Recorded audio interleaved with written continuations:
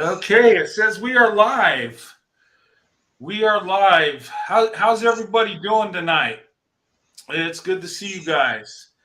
Um, some reason I supposed to have an eight person panel and sent the link out, and I don't know if they thought I was just going to bring them up during the show. So there might be some confusion. I just lost Mark. Okay, well it's just me now. Okay, let me post the link here. And if you guys wanted to be on the panel, it's going to be here. So you can jump on. So we get this show started. Let me go ahead and post it. Okay, Mark, if you see it, it's right there. And anybody else that's supposed to come on the panel, the link's there. There he is. Okay. I lost you for a minute. This StreamYard, I don't know. Sometimes they. But yeah, so the link's up there, guys. If you want to jump on, um, it's free. You can just jump on the links up there. If you want to be part of this panel, what we're going to be talking about tonight is breaking barriers when it comes to interracial relationships, dating, marriage. Some of the stereotypes we hear, some of the propaganda, some of the generalizations, things that people think that don't know about other groups of people. And the fear and the shaming that goes along with it that might hinder somebody that wants to open up their options and date or marry outside their race. And tonight I wanted to get, some guys' perspective of it, and I wanted to get some ladies' perspective of it and kind of talk about that, how we can break those barriers, how we can be successful in our interracial relationships. But anyway, we'll just go with what we got. Maybe they'll come on later, but the panel's open if you want to jump on and talk about it.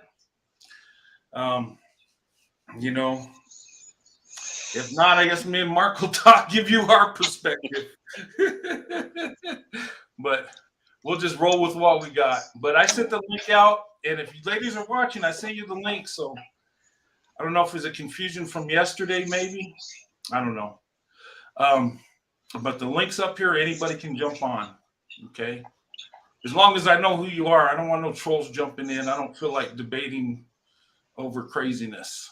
Okay. This is about breaking down the barriers of interracial relationships. That's what the show is about tonight. And anyway, I'll go ahead and get started. I thank you guys for being here tonight on a Sunday night, and I appreciate you. I want to welcome you to the show, Acosta Black, Winnie, Single Vortex, CC, Sparkle of Light, By the Book, Abba J, Dang, good to see you. Lakeisha, Journey, thanks for the $1.99. You can tell the signs of a white man is interested. Can you tell the signs of a white man is interested? I think you're asking me, is there a way to tell if a white man's interested? There's certain ways. How he looks at you, he might stare a little bit. And of course, if he approaches you and asks you out, or but sometimes it ain't that easy. It ain't that cut and dry. Sometimes they're reserved and they might wait to that perfect time or when they feel comfortable. But sometimes you can tell just how somebody looks at you. If you're in the workplace and they always got to talk to you, always got to be around you, that can be a sign. There's just times you just know. Or it just appears that way. You can't know for sure because you can't read their mind. But there's certain things that men will do when they're interested. Okay. And usually when they're looking at you, they might stare a little bit. Um, don't get creeped out. A lot of times it's just they're admiring you, or they think you're beautiful, and a lot of times they're just working up the nerve to approach you. But they also might smile as well. Huh? They also might smile as well. Yeah, he throw a little smile at you. He might blush a little bit. That's another sign, because if he thinks he's beautiful, you look at him, he kind of turns a little bit red. That could be a sign too. Do white men approach by doing things for you? Well, they might. They might. Being nice to you, maybe open up a door for you. Um, if you're friends and he's really interested, he might bring you a gift or a flower. Um, you know, Thanks for the other $1.99 super chat. Thank you very much. Um, but there. But when you're dating interracially, there's a lot of times barriers. Okay, and now the barriers are only as strong as you let them be. The barriers can only stop you if you let them stop you. Okay, and there's so many barriers, and we're going to talk about it. Okay, there's barriers. Stereotypes. You think they're a certain way. Okay, it might not be true. You got to get to know the person. Not every person in a group is exactly the same. We're all different. We're all individuals. And don't get caught up in thinking what somebody tells you that it's total fact. Okay. And I would say, as a white man's perspective, and Mark can help me out with this, from what I've heard, and this is how I believe you approach Black women. I think that you just approach with respect, you be yourself. It's okay to tell her she's beautiful and she looks nice. You don't want to talk about her body parts, or, tell her, hey, your body's fine. You don't want to do that. You just want to keep it simple and respectful. Be aggressive, but be respectful. Definitely. Okay? Also, Brent, sorry, show interest in her, ask her about herself. Yeah, exactly. Show interest. You can give her a compliment, and women like compliments. They really do. I mean, we all do as people, but make sure it's respectful, because guys, when you're approaching Black women, there's things that they think about you. Okay, not all, but some of them have those stereotypes. They think you might be coming after them because you got a desire, a fetish. They might think that's what you're after. So you got to be respectful, and you got to be careful what you say and how you say it. And the bottom line is, guys, be yourself. Wouldn't you agree, Mark? Just be who you are. She knows you're a white guy. Be the white guy. Okay. You don't need to appropriate culture. Now, sometimes people grow up in a certain area. They might be white, and they might have a little slang or whatever. But usually you could pick that out, because usually people that are appropriating, they kind of overdo it, you might say. That's my opinion on that. But Black women have always told me, when I talk to them, thanks for the super chat, Abba. Why are Christian white men super apprehensive to show interest? I don't think it's just Christian white men. I think it's some white men, because obviously they might think that the Black women may not be interested in them. Yeah, I think that's a good point, Mark. I mean, sometimes us as white men, we'll tell you how much we care about you. We might give you extra compliments, you might say. And a lot of that's in our culture. I mean, I grew up seeing my father telling his wife how beautiful, lifting her up. I see my grandfather doing that. And they would, treat their wives like a queen, they had the utmost respect, and they would express their love. And I think that kind of, rolls off. And that's, and a lot of times we'll show affection to let you know we're interested, and just to see your response, see if we have a chance, and a lot of times we love to show our affection when we're dating you, when we're married to you. We're in seventh heaven when it comes to dating black women, marrying black women. I know I am. I speak for myself, and Mark would probably say the same thing. Definitely. I think also with the white men's world, they're probably more scared of being rejected by a black woman, because I don't know if they go and speak to someone, they think, oh, she's not going to be interested in me. So why would I approach her, but what would happen if I approached her? You know what I mean? Yeah, and here's the thing: a lot of times, us as white men, and a lot of times we think, okay, she's probably not going to be interested in me because I'm a white guy.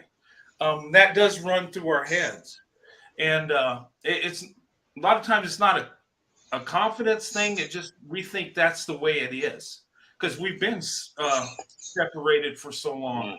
So, and that's a barrier, because it's in your head. You think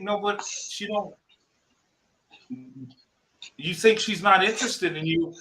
That might stop you from even trying. It's kind of like the pretty woman syndrome, what I call the pretty woman syndrome.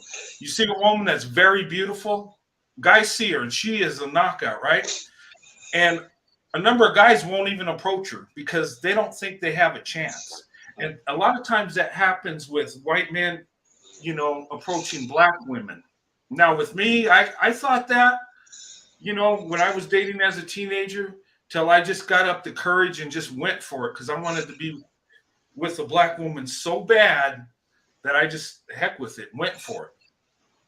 And my attitude was, if there's 1,000 that don't like me, I'm going to find that one that does. And, that's the attitude guys have to have. And as men, you have to approach, because if you don't, it's the same as rejection. You don't get nowhere. At least rejection, you knew you had the courage and you went for it. You're willing to risk the rejection. And but anyway, that's a barrier. And black women, they've told me that they felt white men didn't like them. So that's kind of similar. Oh, Believe, thanks for the $20 super sticker. You guys are so kind. You don't need to do that, but thank you. That's so awesome. Thank you very much. God bless you, Believe. That is so awesome. But that's a barrier. And how do we overcome it? Just confidence. What would you say, Mark, would be a way for a white guy or a non-black man just to, get over that? Good question.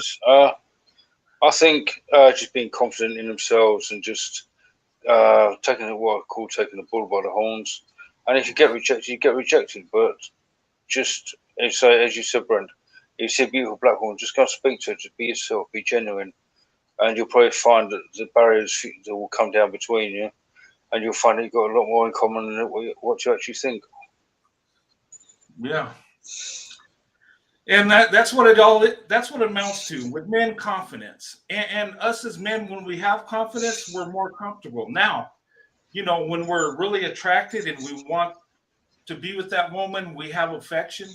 It's going to be, you're going to be nervous. You're going to be, but at least you can approach, and that's the most you can do, and then take it from there. And us as men, we're supposed to, approach. We're supposed to do the chasing.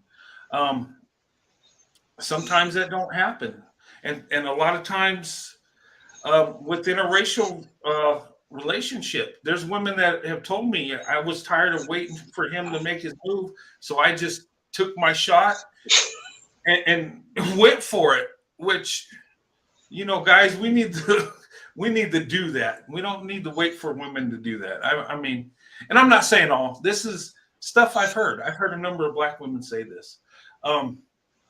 You know, but the barriers, and here's the thing.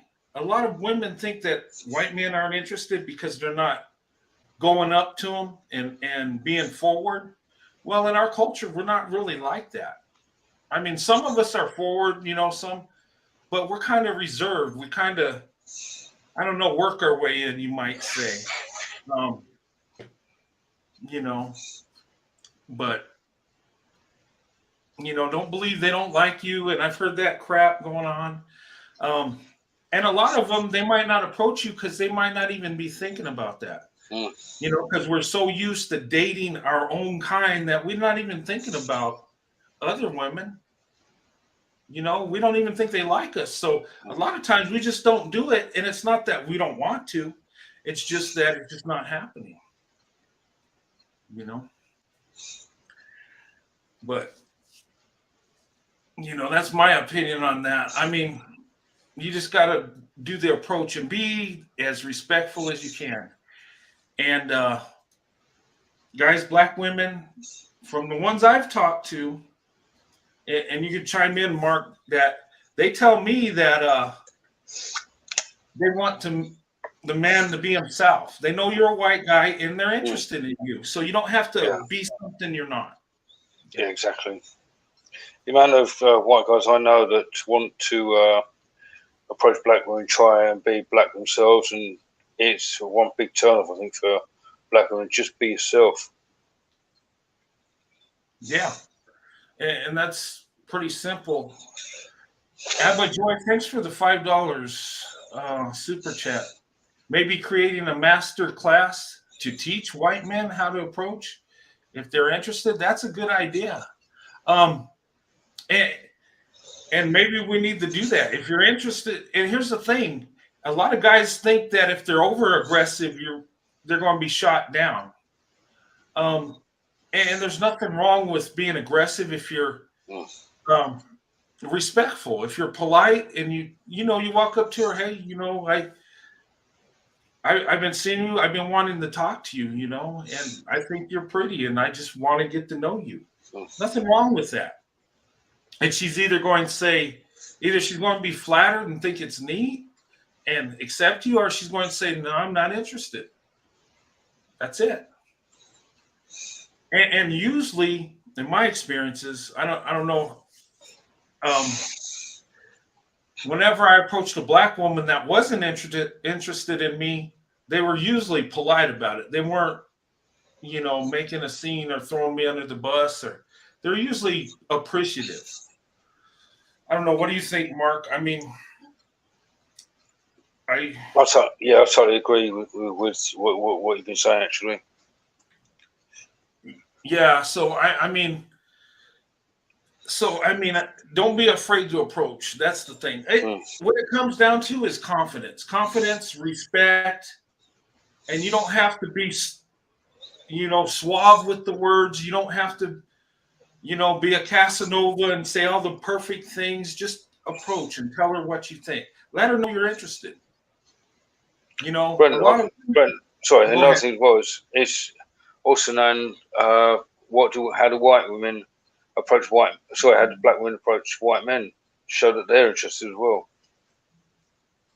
Yeah, and that happens sometimes because the men ain't approaching. So the Black woman just does it if she's interested sometimes. But how do white men know that they're interested as well? Yeah. But the biggest thing is getting away from the stereotypes, the generalizations.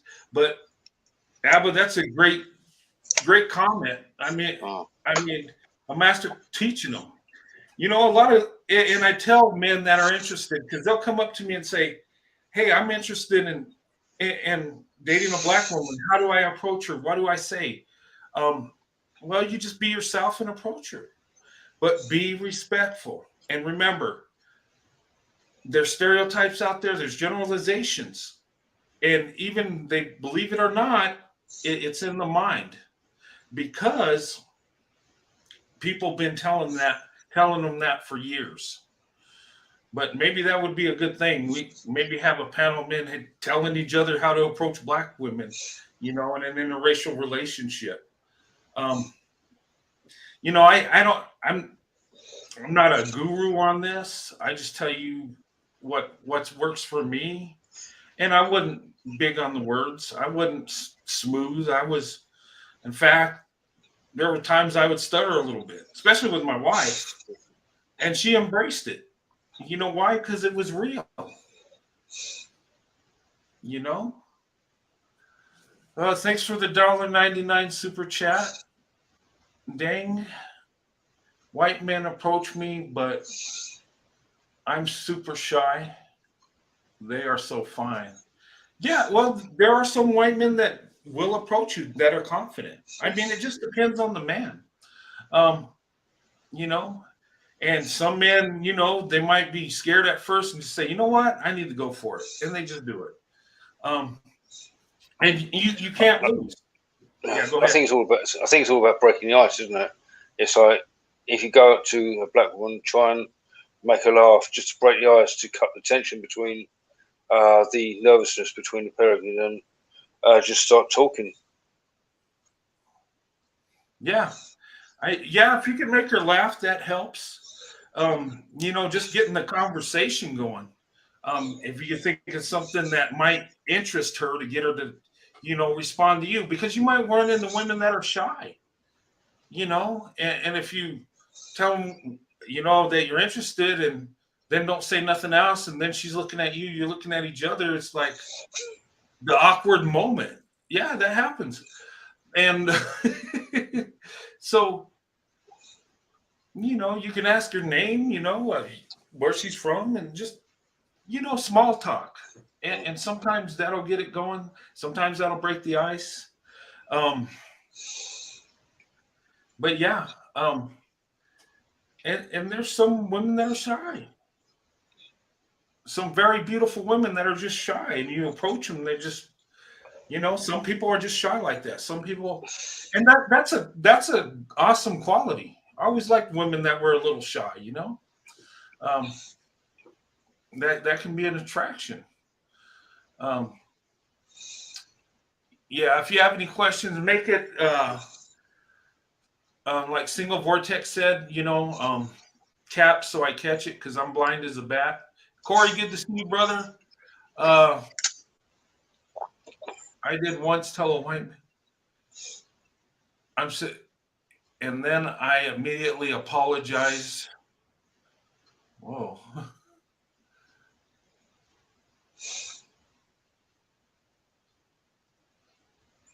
Oh, you once told a white woman? Okay. Is this a black guy saying this? I don't know. I did once tell a white woman I'm sexually attracted to you. Then I immediately apologized and told her, I'm sorry. I know that's off the wall. She forgave me. Okay. I don't know. Maybe that's a black guy or a woman. I don't know. Gentleman. Okay. All right. Let me put the link up here again. I kind of wish the panel would be on here, because I wanted to get ladies' perspective, Oh, there's Single Vortex. Pull her up real quick. Hey, Single Vortex, how you doing?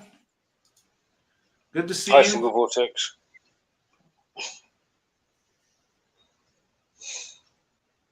Hey, Single Vortex, can you hear us?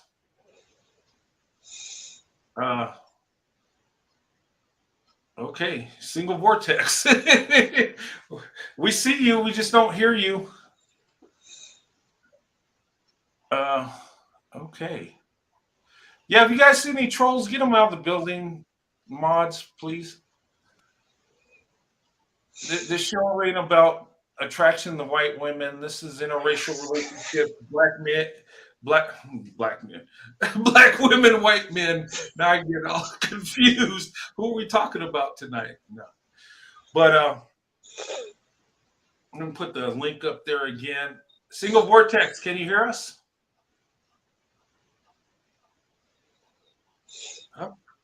Oh, she's muted. Single Vortex. I can't hear you, Single Vortex. Single Vortex? Single Vortex. Okay, well, we'll just carry on. I can't. She's not muted or nothing, so. Okay. Hey, Single Vortex, we can't hear you, but once you get sound, we'll carry on the discussion. But guys, you got to just get past those barriers, and don't let them, hold you back. Don't listen to other people. Find out for yourself. Okay. Vortex, you're muted, and I can't unmute you. You got to do it on your end. So I don't know if something's wrong with her mic. Is your phone okay? Okay, she can come back on.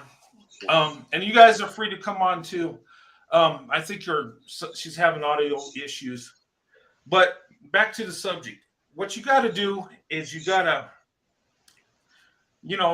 don't let people get in your head. Don't believe things that you've been told, even if you've been told for years.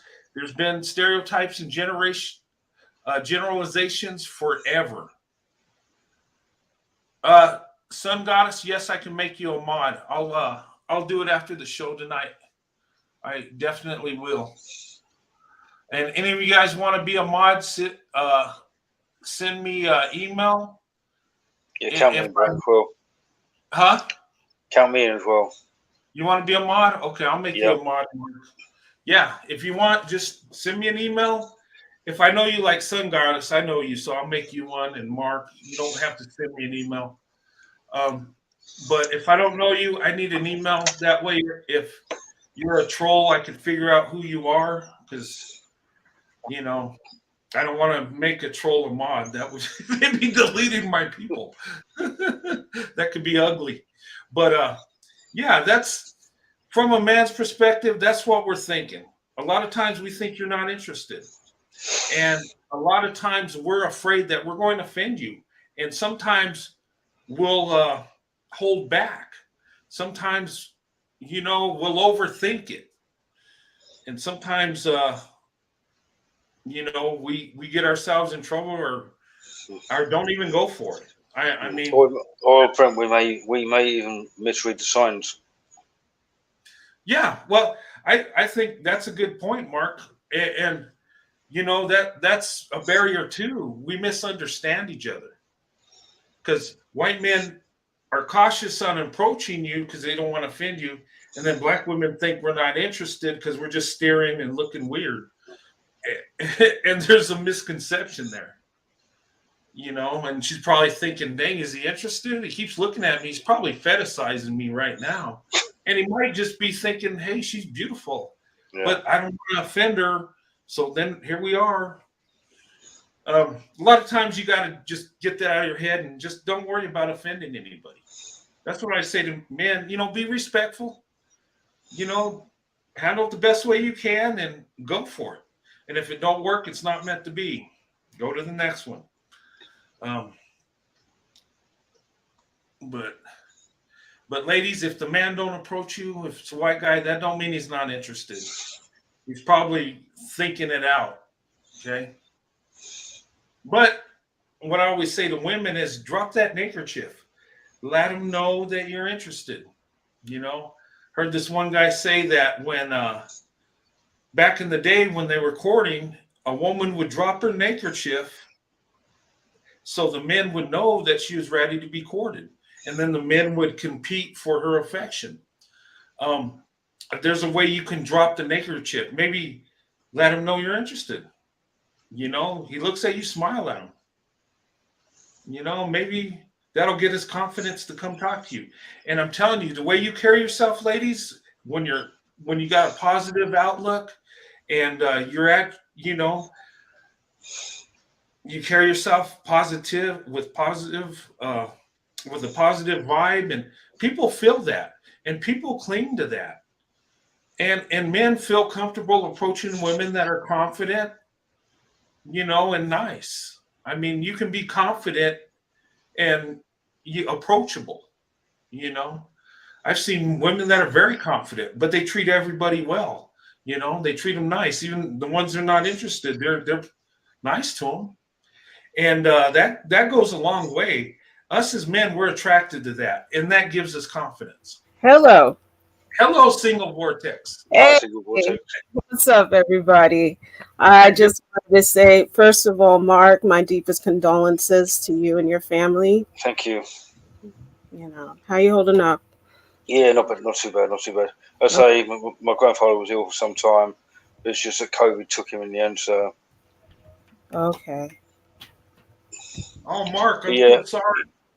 Yeah, that's right. I'm so sorry.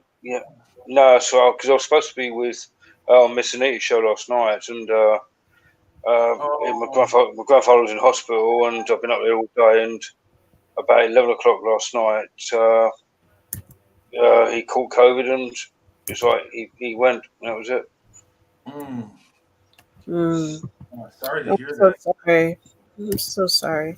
Yeah, I did wanted to give you my input about the whole handkerchief thing. I'm not a handkerchief person. I'm more of a paper towels. I'm sorry. I got it. Like paper towel. Yes.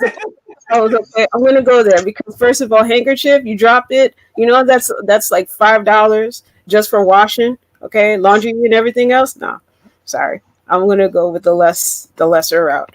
So, but it's kind of very interesting thing when it comes to interactions with the opposite culture and everything. And I feel that like that lovely Abby Joy brought out about certain men, it is the fear of rejection, and also because of the fact that, you know, they might assume that we lovely ladies from the other side are probably the stereotype that they probably watched on TV, like in Martin or, you know, the other TV shows where they're like, oh, they're loud. They're always like girlfriend snapping the fingers, you know. Let me address this super chat. AA, thank you for the $2.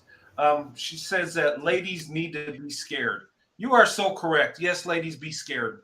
I mean, don't live in fear, but be cautious when you're around any man, regardless of the race or economic background, or even if it's like a preacher's son, be cautious, okay?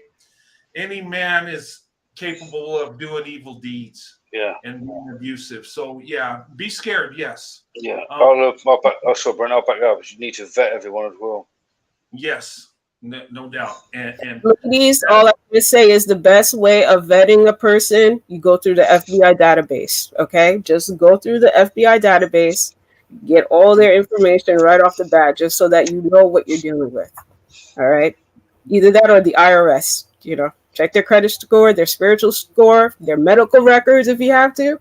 I'm just letting you know, if you want to stay protected and safe, I would even tell a guy on our first date, we're going to the clinic just to get everything out of the way. I must be blind. Okay, I missed one. Yeah, I am super blind. What did I miss? Dang, what did I miss? I don't see it. Is it the super? I must be blind. I missed it. Do you guys see what I missed? Dang said something. I think that's what she's referring to. And I'm sorry if I missed it. I really am. Ladies need to be. I think she's bringing about Cynthia G. Oh, she said something about her? Huh? What's the question again? Yeah, what is it? I'm sorry, I missed it. I am still tired. I saw. Dude, I mean, let me tell you something, Brett. I have to commend you for this long period. You literally kept me even at first I thought I was going to get fired because I was laughing so hard throughout the whole shift that I was having. Because obviously, oh, this is better than Red Bull. So your panel just cracked me up most of the time, and then of course your lovely King Solomon down there, with the earrings, and that's why I had to put it out there with the book. I'm not going to name the book, but he already referred it. Because I was just like, dude, this is why I call you King Solomon, because man, you're so smooth. You're so smooth. I'm just waiting for a invitation to the wedding. That's all. And if I could be a DJ, I would greatly appreciate that. I would rock the house. Okay. All right. Definitely Cupid Shuffle, Memphis Stomp, the whole nine. Yeah. Hey, you're from Memphis? Oh no, I'm from New York, girl. I'm a Yankee. That's all I gotta say. I'm a Yankee. Oh, okay. I'm from Memphis, Tennessee. But no, I was saying that you were blind because the lady said no need to be scared. We were telling people to call in, don't be scared, but it was just a joke. Oh, yeah.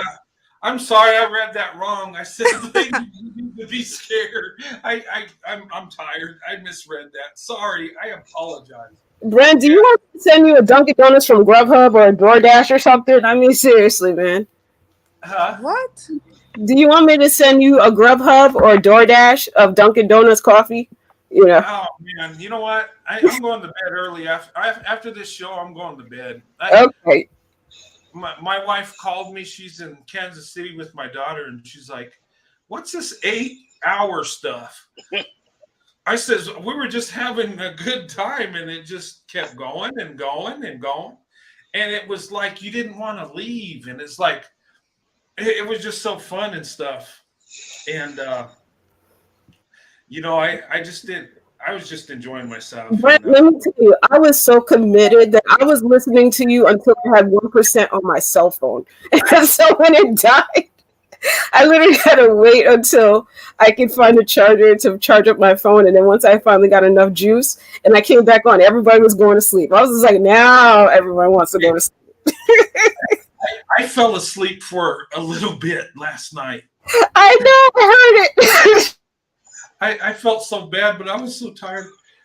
Hey, T, welcome. Good to see you.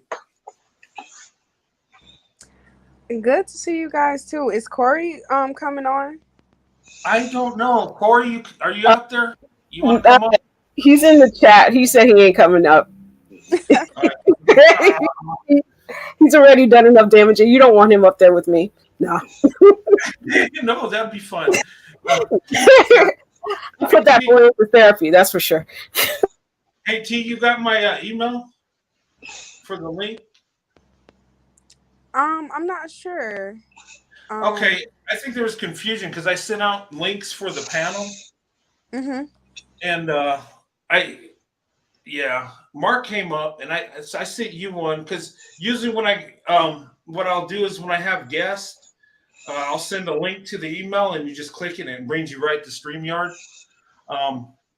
But I could do it this way too. I could bring people up just on the show. Yeah.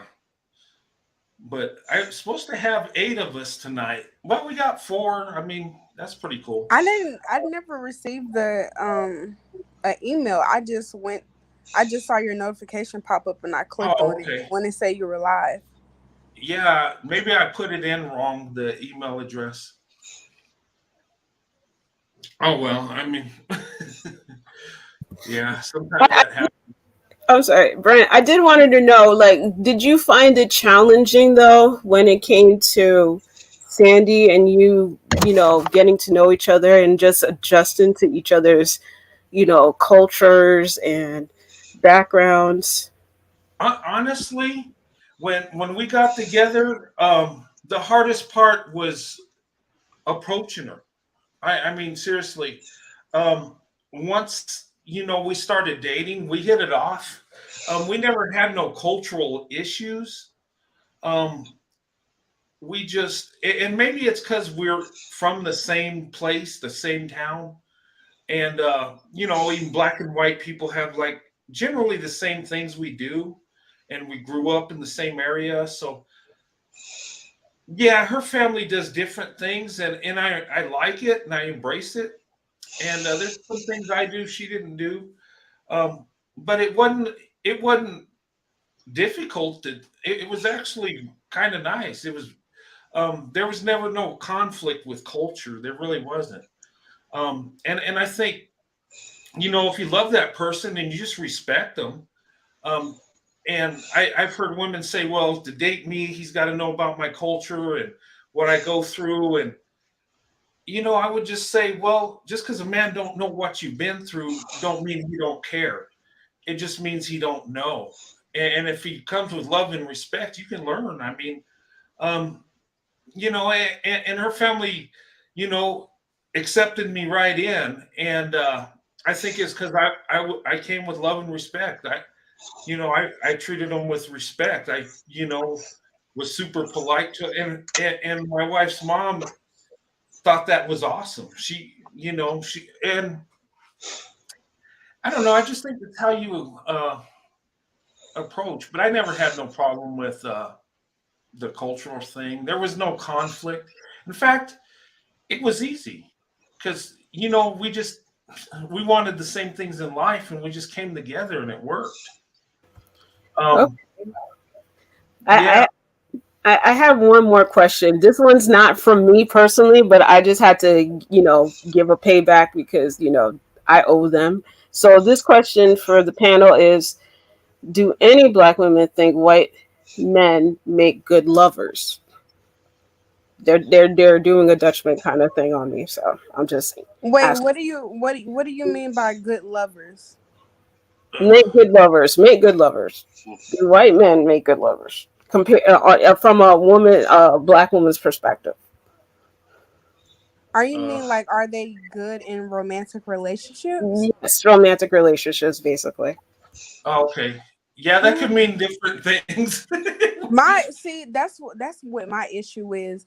I think we all define our relationships differently and we value them differently. I Yeah. know for me that if I'm with a man, if I'm being completely honest, I care about status and I care about reputation in a sense, not necessarily for other people's, but I like to protect my peace, my privacy. I don't want my family just out there. I would like to be with a man who values his image as well and carries himself well. I'm not really concerned about if he's going to like cuddle me at night and give me poems. I'm more concerned about how he's going to raise the children. How is he going to carry himself in public? Is he going to respect the family? What values do he bring? That's what I care about. I I totally agree with that. I totally agree with everything you said. I'm just asking the question, so please don't make a homicide out of the messenger. Okay, this is like UPS. Oh, so people are asking you to ask these Yeah, questions. just to ask that question. Oh, So this was okay. from yesterday, so I'm just trying to. Okay. So that question, a good love, does that mean in bed? Does that mean romantically? Does that Like mean romantically, I'm just looking at the question that was sent to me. I mean, I didn't even, celebrate or anything. I'm just like, okay, I'm doing what I was supposed to do because that's what was said to me, and obviously, I'm going to charge this person. no, no, that's fine. No, So, no, but when you truly love somebody, um,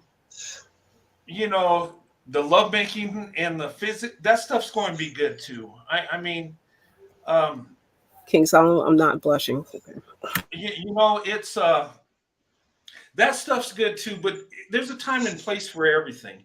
And within a marriage, that's where it blossoms, and it's love. People think of love as the physical part or the sexual part. There's more to it than that, and a lot of people that are young don't get it, or they're just looking so much in the beauty and the physical attraction.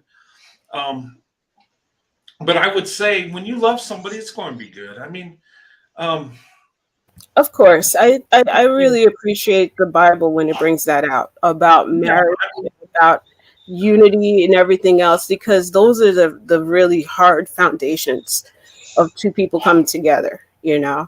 And you really need that first before anything else. You need to always hold yourself before you actually attach yourself to another person. Because if you're half broken and you want to love somebody else, just like how Jesus said, love thy neighbor as yourself. If you haven't loved yourself, how can you love another person? You Yeah. know, how could you genuinely really love another person? As much as you have it in you to love and care for somebody, if you're not completely deeply fixed within yourself, you'll never be able to give the genuine love that you have for another person. And another way that I've learned to really see how a person's going to treat you is if you go out on like at a restaurant, and I would always do groups. I do chaperoning. I believe in the old school 1950s way. I'm sorry. I love that genre, but chaperone all the way. But if you see someone how they treat the waiter or the waitress, you'll definitely know how they'll treat you. Mm-hmm. Yeah. Because that's a servant kind of mentality. They're serving you. If you literally disrespect that person that's doing everything that they can to please you, you're going to see they're going to do the same thing to you. Yeah. Hey, ladies, what would you say would be a good way to break barriers when it comes to interracial relationships? What could men do to approach you to get the best outcome? Of course, you know, the attraction matters, what he brings, you know, what he offers. But let's say you're interested in him. What's the best thing that he could do to win you over? Um, You can go. no, you go. You go. I was about to say, I think it takes both people, but if we're just talking about him, I just think simply stepping out of your comfort zone will just win a woman. You know, you'll win her heart, because at the end of the day, just like men are hunters, women sniff out weakness as well. Like, we can tell when a man is not confident. We can tell when a man is, you know, who he's not himself. So when we see a man who's stepping out his comfort zone, who's pushing and he's trying to go against the social norms, we actually like that. So just Mhm. the effort and even putting in that small effort breaks barriers in itself. You know, and stepping out your comfort zone, it's not just doing things that scare you, but doing things that's different from your everyday life, like shopping at a different grocery store, going traveling. You can meet someone there. You know, it's just stepping out your comfort zone can mean anything. And so that's what I like about men who do things like that, like just do stuff they don't normally do, Mm. if that makes sense. No, it makes perfect sense. Mhm. Yeah, yeah, no doubt. I would literally just have a person be upfront, or like for me, just recently, I totally put myself out there and just started to learn to play chess. I found this beautiful restaurant, and the bartender, who is, I could literally describe it as if it was Braveheart, it would have been Mel Gibson's sidekick, but the son, or the son that was like ginger hair and everything else, but this would be like a younger version of it. But he was constantly helping me to really be relaxed, be actually comfortable in the setting. And that's something that you need. You want someone to make you feel comfortable.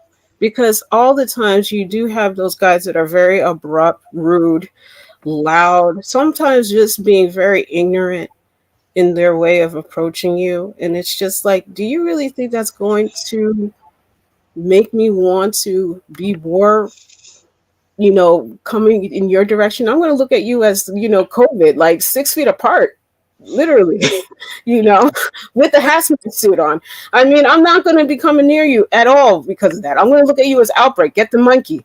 So, I mean, it's just the fact that I would prefer a guy be like the Notebook, do things that you would probably not think about doing, but like I always tell you, Brent, write letters. Okay, the letters a long way. Okay, I'm sorry. I'm really downtown Abbey. Pride and Prejudice, that whole 1800s kind of thing, where you would always be anticipating that letter because that was valuable because you knew that person took their time. Hey, Sun Kiss is in the house. Yes. Hey, girl. All right. Party people, Party hey! now. Hi, Sunkiss. How you doing? You got Hey, your who Red Bull are ready? you? You got your Red Bull ready, girl? You know what? I am Red Bull. Okay. Okay. No, but no. I want to hear what you have to say, Vortex. What were you saying, sweetheart? No, I mean, it's like for me, I mean, it's like the challenges that I have because one thing is I'm also Haitian. So I really have to deal with the fact that my culture is going to be very like, they'll be rude and direct to you. They'll talk about you right in front of your face and make it seem like they're viewing it as a compliment. But I mean, it's something that I always have to always realize that sometimes you do want to give a person that acknowledgement of, oh, they're just trying to get to know you, but they Mm-hmm. don't know how to be tactful about it. You know, some people, you know, when the Bible says season your words with salt, a whole bunch of us be using cayenne pepper, gross chili, whatever, you know, Mm-hmm. the hot sauce in the bag. So it's like, hey, Yeah. Hey, Hillary carries hot sauce in her bag. yeah, I don't know what that You know what? I never knew that was a thing. I doubt that was hot sauce. I'm thinking that was more of the Taco Bell mild kind of. Oh, I, no. someone said that. Someone said they probably told her to say that on her way out to try to gather as many people. That's what I was told. Are I y'all mean, talking I about heard of. Hillary? Yeah. I mean, that's the thing. Some people will do whatever just to be like, I want to be part of the community. You know, it's like come to America. It's like, hello, my people. Yes, yes, good morning, my neighbors. It's like, no. I mean, I don't know. I don't do politics and stuff. I was just told. I I'm the told, but I mean, it worked for a while, I guess. But at any rate, but yeah. But I thought that those are some good points. Vortex, I like that point that you mentioned. In fact, when you were saying that, I thought, I like that. I mean, I'm on to kind of piggyback off what you were saying because that was a good point that you were making. Yeah. But to add to that, you know, one thing I said, I don't want to get up. I'm gonna say this, and I'm gonna jump off and get back into the chat. But I wanted to say this because I had to say this. My throat was burning. I said I have to say this. Okay. To add to that, one thing that will really make a Black woman feel like she could break that barrier with a non-Black man is too, because again, we always have to fight to be heard and to be seen in and outside of our community. Is it drains us. Every day we wake up, we feel anxious about something. Before we, like I said, before we hit our alarm clocks, we're always feeling anxious. So one way we can break that barrier is by being heard and being seen. And going back to that movie on Something New we were discussing last night. Mm-hmm. Last night we talked about how Sanaa Lathan with Simon Baker. One thing that really what made them break up temporarily is when she went to him to talk about something that she was experiencing on her job. She was trying to help him to appreciate that she has to work extra hard to be, to be noticed on her job. Even though she had all these outstanding credentials, she still had to work extra hard. And he didn't get it. And he said, Yeah. can we discuss this later, later on? And she wanted to know why. Why can't we discuss this now? Because she was upset. And he was like swatting at her as if she was this fly that was getting on his nerves. Yeah. And that's what I'm sorry, go on. No. I just wanted to just say something about that. That's a perfect example of a barrier. He don't understand what she's going through. Yeah. And it hurts her that he won't just, see what's going on. Yeah. And I think he was taking it like she's attacking him in some way. And it just, to me, it seemed like confusion. But I would say to men, when Black women open up, whether you believe them or not, whether you understand them or not, let them talk, let them explain. Because when they open up to you, you might find out, wow, I didn't know that. And you'll appreciate it.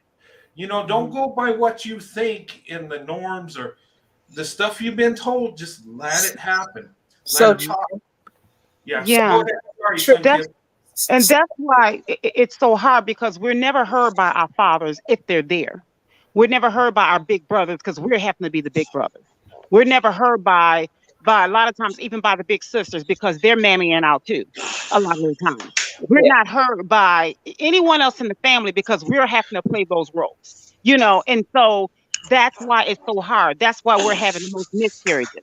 We're even end up having to have all type of surgeries because we're having the fibroid tumors and you name it. Regardless of what our credentials are, it doesn't matter because we're not getting the jobs that or getting paid like we should. So we're always being attacked. And so when we go and we try to talk to the non-Black men, we're being swatted off like these busy flies. And so as you were saying, just hear us. If nothing else, just hear us out. And that will break so many barriers. That regardless of it doesn't matter. A lot of times that's why Black men are like, how did he get that beautiful Black woman?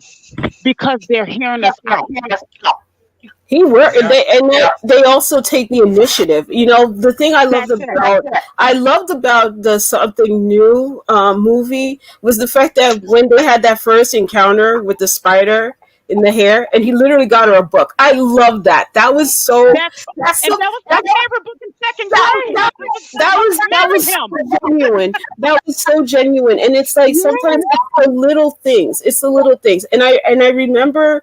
I have a coworker, right? And I just did this just out of the blue because I saw that he had a Charmander in his car. And so I literally looked for a pop-up of that Charmander.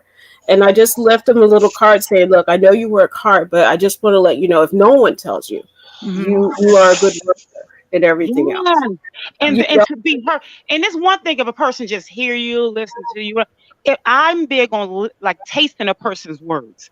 And then someone that comes back around with that Charlotte's Web and to get that really just knocked. And at one point, she really was in her mind. She was pro-Black. I mean, come on, you saw the surroundings. With Blair Underwood and she was like, oh yeah. But each time he did something, she was like, it chiseled so much down. She was just like, okay, this about to be my baby daddy. This about to be my baby daddy. You know the thing that was kind of funny, Sunkist? The funny part was the whole opposite reversal of how I'm sorry, but I'm going to bring it out there. Those of our kind, how they're at the wedding together, and he comes in with this strawberry blonde girl, and she's getting so mad about this. But you know, it's like, hold on, this guy, and then you're all the way in the little hallway with your friends, and you guys are going off talking about. I can't believe he brought her. I was just like, first of all, who are you with? How about that? But but Vortex, get that. Now notice. Did you notice this? Okay, we talking to you all too. Look, Vortex and I we done cued in onto each other. Now, did you notice this? I was like, oh my goodness, my twin. But now you notice this. Vortex, I mean, let me check on Mark. Hey, Mark, you all right? Okay. Yeah, fine. I'm just listening to the conversation. And you guys too. We're talking to you all too. But remember this part. And two, Brent, remember like last night we were saying how with the and Mark too. Notice this because you guys being Caucasian guys. And P, I know you know this. You being a Black woman, I so know you in on this with Vortex and I. When we were talking about how in the Black community, just being a Black man is enough. Now, when Bobby Brown played the buck-tooth bad bang guy with the bad Jerry curl, the fact that Wendy Raquel or whoever she played on there, no one, what's his name, the comedian, he's not funny, but remember when he grilled Simon Baker and said, that's something like my sister, man. You heard her. I'm gonna have to do this, and the other. Now now Simon Baker had his own business. The fact that he was white, he chastised Simon Baker. But Bobby Brown come off the street. He didn't have a dime to his name. He was a bum. He couldn't get his teeth fixed, but Wendy Raquel got his teeth fixed, got his hair cut and everything. Nobody never questioned him. He didn't get chastised or anything. The fact that he was Black was enough. You didn't see him no one said, well, you better watch out for my sister Wendy because she's this, that, and the other. No, Simon Baker got chastised. Simon Baker got threatened and told him he had to walk a fine line.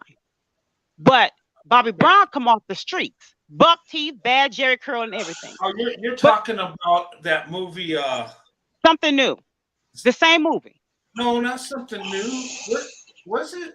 Or was it with? It was something new. Remember when she was Wendy Raquel, the one that played on the game on the show, The Game with the Tia Mowry when she was with the same movie. But you're not going to remember this part because Bobby Brown played a real insignificant role. But he had they had him with a Jerry curl on with these buck teeth.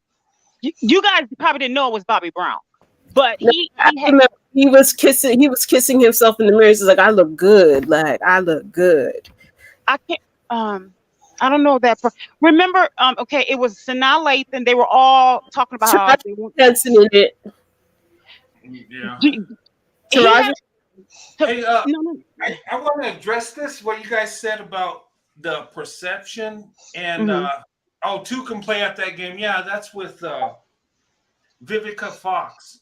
No. Yes, that was it. No, it wasn't. It was with Bobby Brown. Bobby Brown was in this movie Something New. You guys didn't know it was him because he had a long, raggedy Jerry curl and buck teeth. Yeah, remember? I missed it, but he had one and two can play at that game.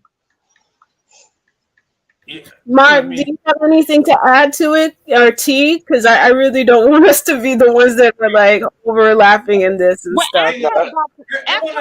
That's Something New movie. What does she appreciate about that? Because I just thought it was interesting how he got beat up, Simon Baker, but because he was white, he got chastised. Bobby Brown being a bum, he didn't. And I just thought it was interesting how the fact that that's how you could break down a barrier for a Black woman. That I just want to bring that out. Oh, okay. Yeah. Hey, that you hear it, guys. You heard it straight from the ladies. I agree with you because I was literally about to say that when I first got on the panel, we started talking about something else. Okay. Gosh. So those are some good ideas with you guys are talking about breaking barriers. I've heard other women say things similar what you're saying. You come with respect, you come with love, and guys, let Black women be heard. You don't understand what they're telling you, just sit down, shut up and listen. And ask questions. Yeah, and consult.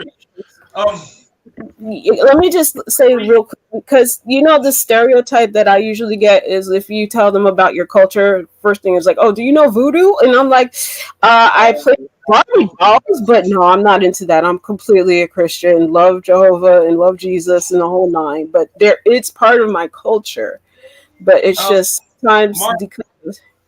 Yeah. Hey, Mark, how did you approach? Because you were married several years to a Black woman, and you have a fiance that's a Black woman. How did you approach and console the ladies you're with to make them feel comfortable?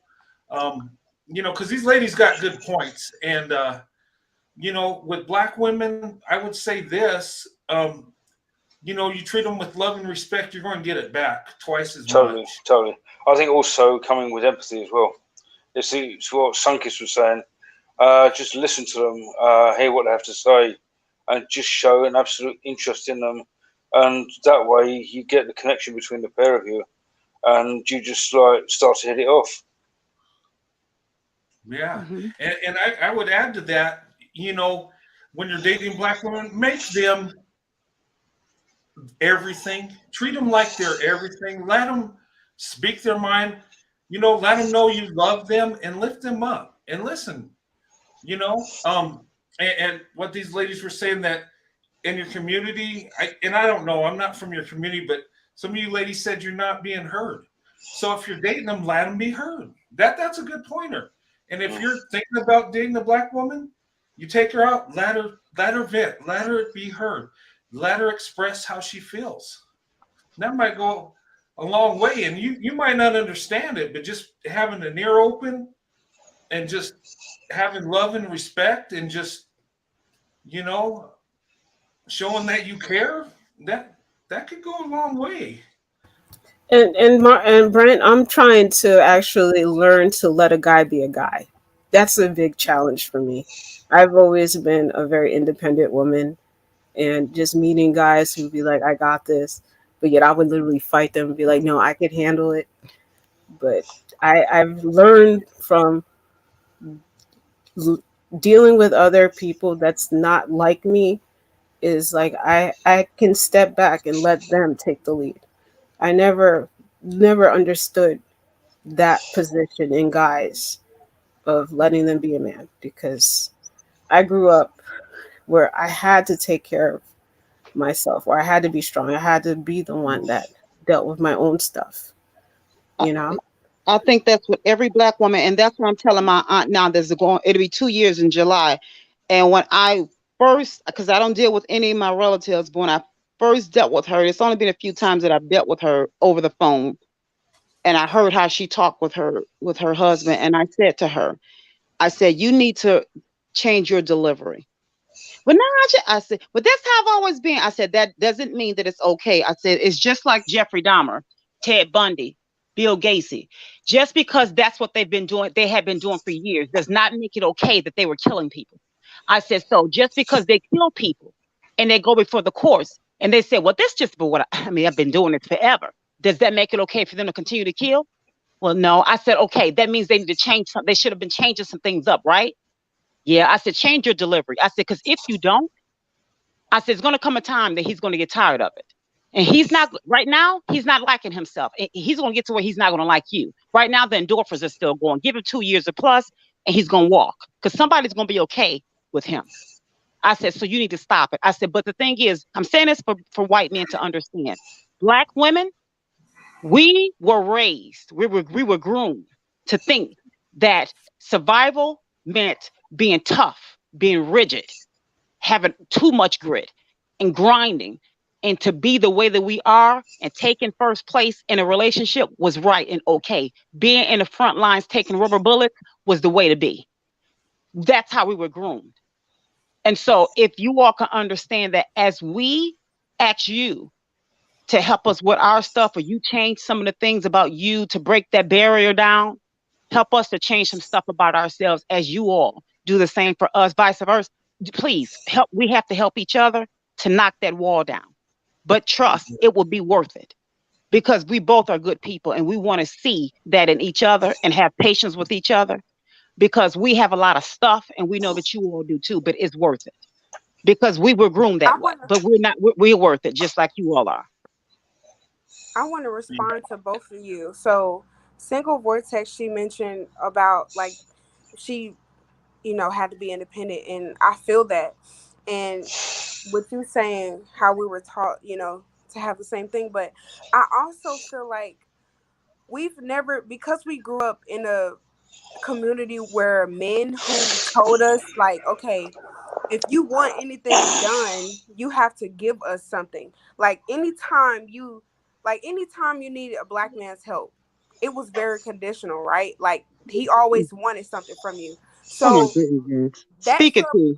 that subconsciously told us like, okay, so if we go outside of our group, we can just imagine what these men would require us to do if black men are requiring us. Like it'd be simple stuff like, hey, can you change my tire? Can you put oil in it? They want sex from you. They want a meal. I mean, I've seen it. Yeah, And that's and, that's and, and it's true. like that forces you to want to be independent because the thing is, I don't necessarily think it has much to do with masculinity and a woman being masculine. It's just protecting herself from selling herself short. Like what Yes. woman Yes, is going yes, to wake up and want to be like, oh well, I'd rather just have sex so this guy could change my tire versus, yes, oh, let me go to work so I can get my tire changed because I don't have to rely on this man to do this because he's going yes, to require X, Y, and Z. You get what yes, I'm saying? yes. T, when is your book coming out? When is your? I got to sign your book too. Yeah. I when I there's books coming out, ladies, I'm gonna buy some books and Oh we're no, that's right. T need to say that louder for the idiots in the back that's in the corner that's looking at their phones. Cause I'm feeling you. You know what? It was a guy that just two. There was two different guys. One young guy gonna say, "I was in a car, my car sewing. White police watching him over me." This black guy gonna say, "Why you ain't?" He spoke because it was two sets of guys. One guy sitting in their car in the with the tent in their cars. First they were walking to and from. Got in, sat in their car for 15 minutes watching me. I'm like, get your little cigarettes, whatever those things they smoke, and leave. I had to let my windows get that fogged up. So and when they fogged up, they left. Well, because the cops weren't there. Then another set of guys came. I was sitting in the store looking down, and he's standing in my car, and I jumped. Oh, you ain't go. I'm thinking it's called hooked on phonics, sir. He was like, you ain't gonna talk or nothing. So I just kept on sewing. Because it was some cops in the store, so I was like, yeah, they'll be out in a minute. And you ain't talk. You ain't even trying to talk. So he came out. You ain't gonna talk or nothing. I said, I don't feel like talking over your car because your car is loud. He was like, what you say? I said, my point exactly. Huh? I just put my car up and left. Waited for I pulled down the street, wait for him to leave, and then I came back. See, it's always something. Then it was another guy. I was going to the library to drop off some things for homeless people. Before I can get back to my car, oh, hey, how you doing? This is steady. I remember when you was up here dropping some stuff off one day. That's a steady other. And I see, I'm fixing great. All right, yeah, I'm fixing ready to go. Oh, yeah, this is what you buy. I'm fixing to go pick get some. Let me buy you something. Same thing what T just said. I already know it's gonna be something that he wants. I said, no, I'm okay. No. I just want to get you something to drink. This is can you take me up here when you're great? Wait, hold on, I'm about to laugh. Can you take me up here with you while I'm about to go? While you go get you something to drink? I said, no, I'm okay. I'm okay. No, I'm gonna get you something to drink. This is you don't even have nothing in your car. No place for me to get in here to sit. I could have a bus and you're not getting in here with me. But see, just like T said, if you go to give them, take anything from them, they're going to want something. So you can't do anything. And that's a good point, T. I didn't think about that, but you're absolutely right. If they go to do anything for you, it is never just because. It is always because they want something. And it was another Black lady said that some time ago. It's always a non-Black man that's going to, when her car stopped on the side of the road. It was a comedian. She said she saw so many Black men go by. It was a non-Black man that stopped to help her. Because she knew if it was a Black man stop, he was going to want her phone number. It was going to want something later on. And she was super funny. She was on Dry Bar, the show Dry Bar. But it was, and she had us crying, laughing. Of course, people we were writing comments, but she was spot on, funny, but spot on. And T is dead right. She's absolutely right. And this is universal. Universal is always something. You know what? What you just said, I think that's a good point. That men, if you want to get further with women, do stuff for them just to do it. Don't expect nothing from it. In fact, you'll get more from giving than worrying about what she's going to give you. I think that the 50-50 thing ain't working with me. Okay, that's all I gotta tell you. Or coupons. 50-50 thing. Yeah, guys, just be the man and take care of it all. Okay. No coupons. Okay. And, coupons. No Groupon or anything. Thank you. I got to put that out. Thanks for reminding me. Don't try to buy a steak dinner with pocket change and a Burger King coupon. Hey, You'll Brent. get a Happy Meal, but it only lasts so long. You want Brent? Do you remember the comedian Lonnie Love? She was saying, "I'm so happy that when I get off the plane, that my boyfriend, he's white. He's there to pick me up. I don't have to worry about if I have a ride from the airport." She was naming me. I mean, things that I said, that is so, it broke my heart, but I said, that is so sad because that's what the average Black woman complains about. Small thing. And I'm like, you're Lonnie Love. Wow. She don't have to worry about having a ride from the airport because her ex, no doubt was slipping in those areas. It was small things that she was happy about. I was like, wow. Yeah. Wow. That's interesting. I've heard this talked about, and you know what? And here's the thing: how I was raised, my father said, "You know what? You want a good wife, you better work. You better do this." And he would take Bible scripture. He says, "If your family's messed up, if your wife's messed up, it's your fault. It's not their fault. It's not your wife's fault. It's not your kid's fault. It's your fault." Mm-hmm. And I thought about that. That's leadership. You know, when you're in the military, right, you have leadership. Who takes the blame when it goes bad? when you're Oh not yeah. successful. If you lose the battle, whose fault is it? Mm-hmm. The The president. one that's in command, right? They're going. Mm-hmm. What's he going to say? Oh well, my soldiers didn't fight hard enough, so it's not my fault. Mm-hmm. And he didn't do Mm-hmm. this.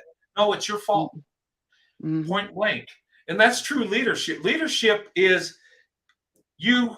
Uh, you sacrifice for everybody else. You put their needs above your own. And that's what the family, the man being the head of the household, the provider, you sacrifice so your wife and kids are taken care of. And you will do without.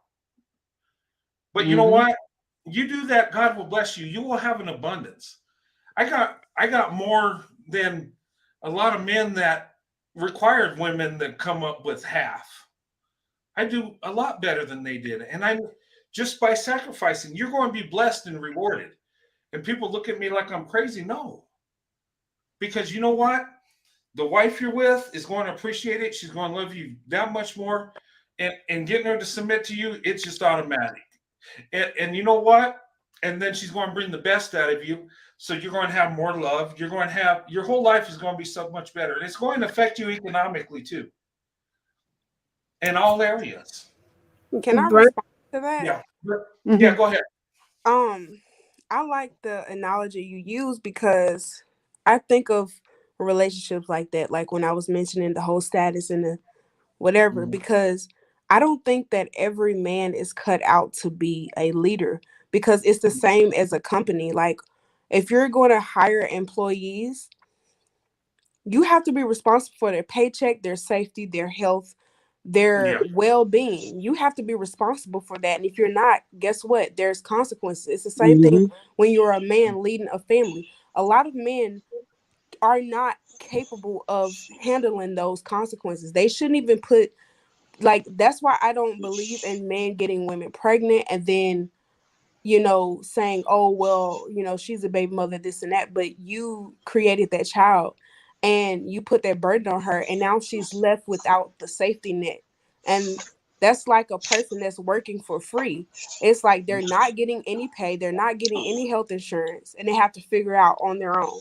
And I it's a agree. lot, and it's just messed up how men come out here and say that they're cut out. And we're taught as women that all men are able to lead. We're literally taught that at very young ages. So we come with the idea thinking, oh, well, I'm a woman and he's a man, he's able to lead me.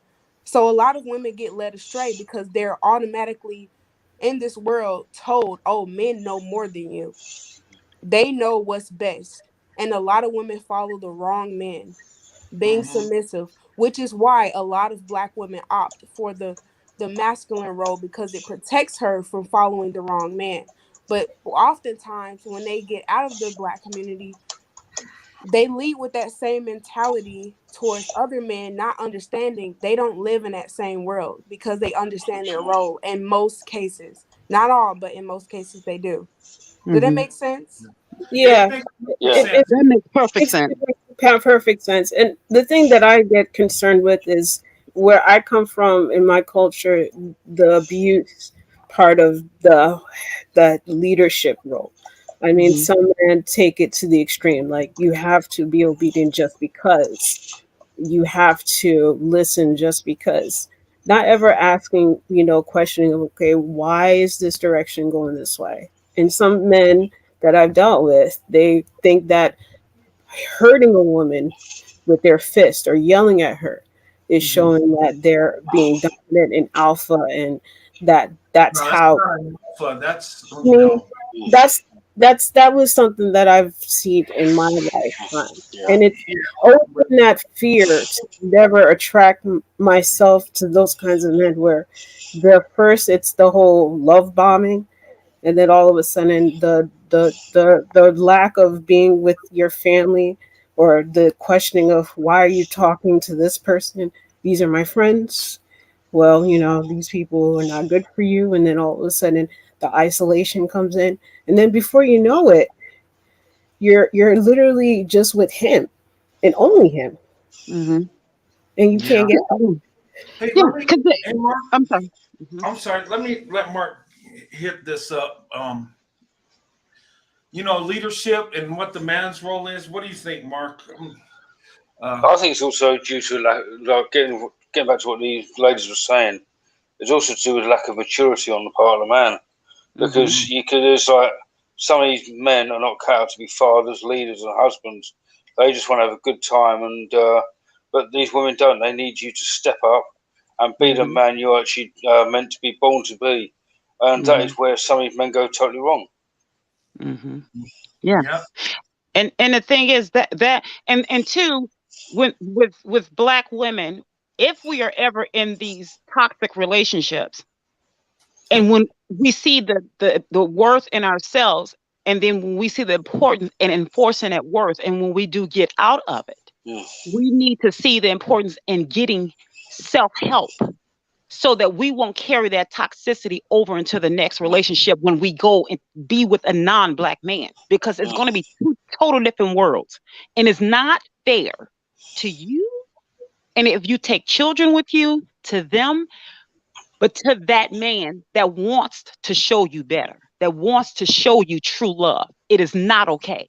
Because not only are you going to continue to ruin you and your children, but you're going to ruin him too. And if he won't continue to accept it, you're going to ruin it for the next Black woman. And it is not okay. It is not fair, regardless of how you try to slice it. So it's best to fix you before you go on to the next man, regardless of who and what it is. It's not okay. So it's best to fix you so that you can be prepared for it. So that's why I always say, fix you so that when you do see him, see whoever it is that is supposed to be your life partner, it's best to get your eyes clear, so that when you see him, you'll say, okay, here he is. And then you all will be able to, write it out together. But you got so many Black women that will leave these toxic relationships, and they'll go and find a non-Black man that acts like a Black man. And they think that that's enough. Yeah, that's something I don't understand. That's something that just is so they think because his skin is another color, and he still acts like a Tyrone, and they're like, oh yeah, but I've divested. No, you haven't. No, you just got someone else, that just looks differently. That's it. And no, that's not it. It's like you went from Ike Turner to Al Bundy in all in one shot. Exactly. I love that. Exactly. That's it. That's exactly it. I know when I was in my 20s. Hey, you know what? I gotta say this. I thought of something just now. I've seen white men act like they're Black, so-called stereotype. And I've seen Black men act kind of whitish, And I got a name for that. A white guy that's acting Black, would we call him, he's a Brad, but he's trying to be a Tyrone? Would we call him a Byron? And then the Black guy trying to be white, a Tyrad. So you do know that's about to be a thing now, right? Yeah, Tyrad. That's about to be a thing. Oh man, I love it. That's like a mashup between Vanilla Ice and Jerome from Martin. I said Jerome's in the house. I said and then like the Ice Baby. You be like, what? A Byron, yeah, and a Tyrad. Yeah, Tyrad. Places. It's true, and they think that that's enough, and it's like, no, you might as well just stay with a Black man. It's the same difference. I mean, no. I was gonna say when I was in my 20s, I remember I never would allow a guy. I just never believed in taking care of men, like my egg donor and all that. She took care of a man in jail, in prison, and all that. He got out, didn't even come visit her. But I was unlike that, But I remember loaning a guy that I was seeing. I loaned, I said, I'll loan you some money because he needs some money. He had 2 jobs, but he fell behind on something. I said, I'll loan it to you. And he thought he didn't have to pay me back because some time had went by. I think maybe close to a month. I said about 2 or 3 weeks went by. And he let the deadline pass up. Good thing. It's a good thing that social media, there was not a such thing. It would have gone viral It will be still back early 2000. It will be still going on right now. When let's just say the police was involved. Let's just say that. Yeah. By He wrong. was he was paying me in pennies and change just to keep my mouth closed. Okay. When I tell you he never tried that again. In fact, I never loaned him any. You don't play with me.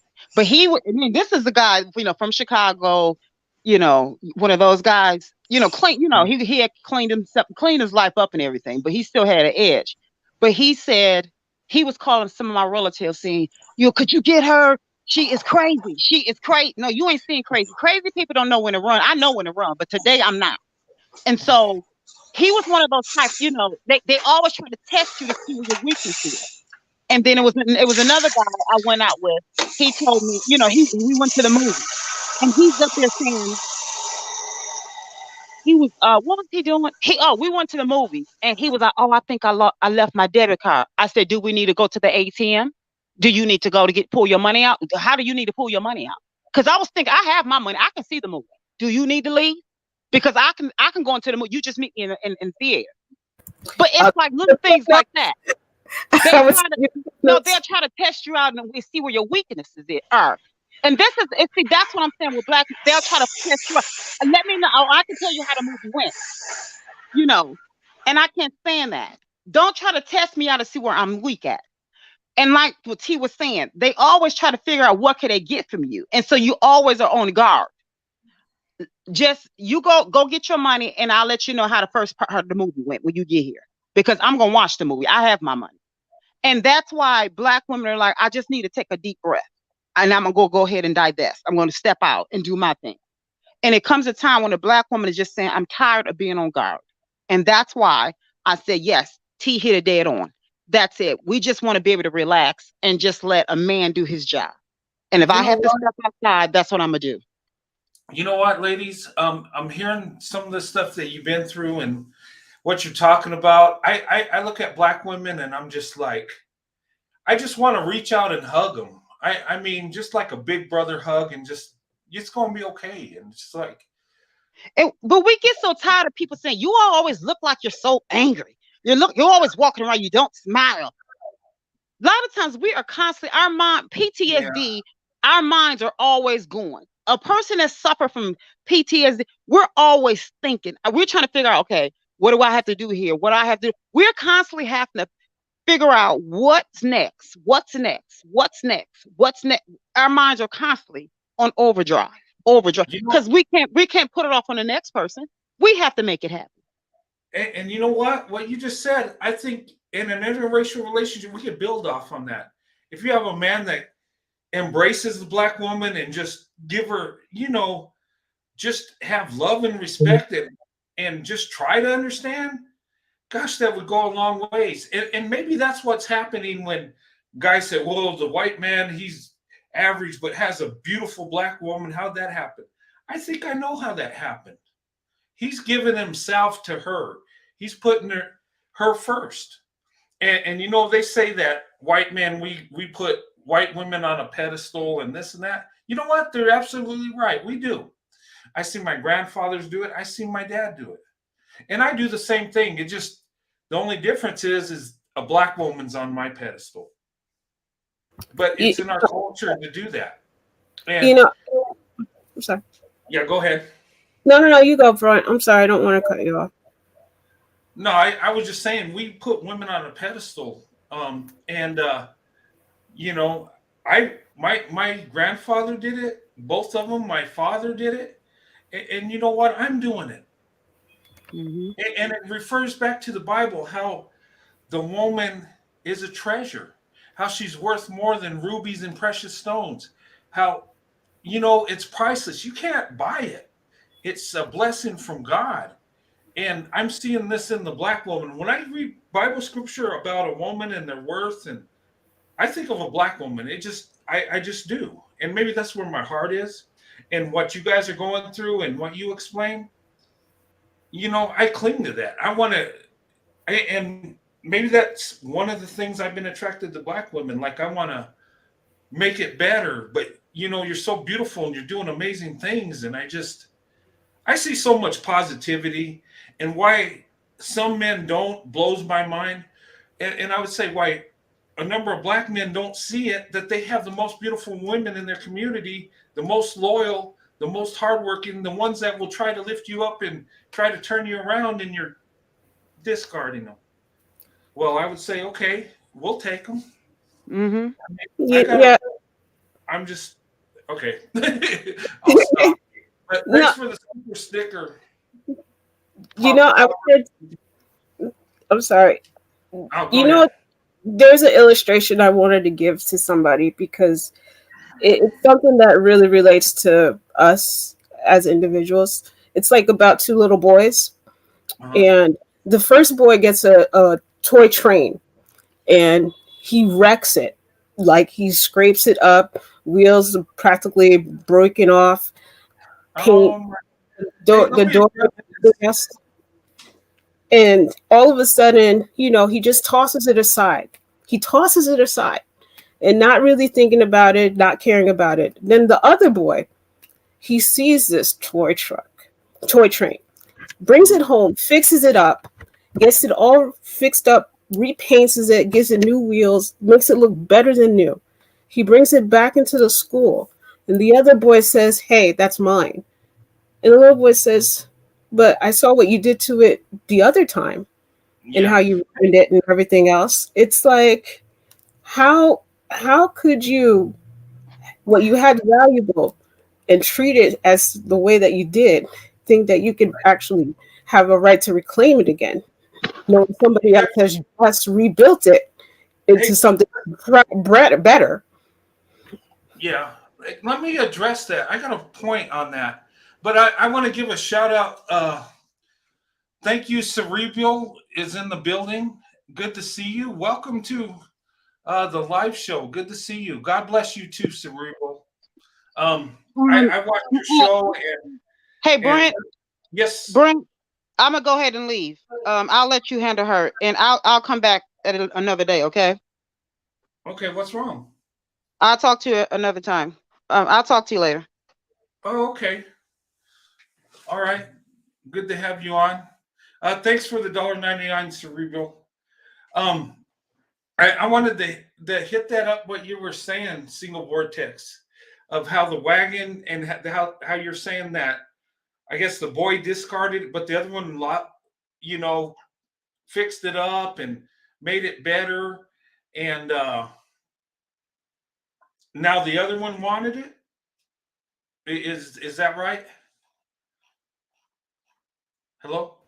Yeah, it was just something that I started to think about because it was like I wanted to like think of it as how when we're having those challenges of like why is it that when you're interracially dating somebody but yet the former are now wanting to say, well, you belong to us, you shouldn't be with somebody that's not part of who you are. But yet it's like when you think about, well, look how you treated us before, and someone's just come around and just took in the parts that were broken and they're rebuilding us to be better people.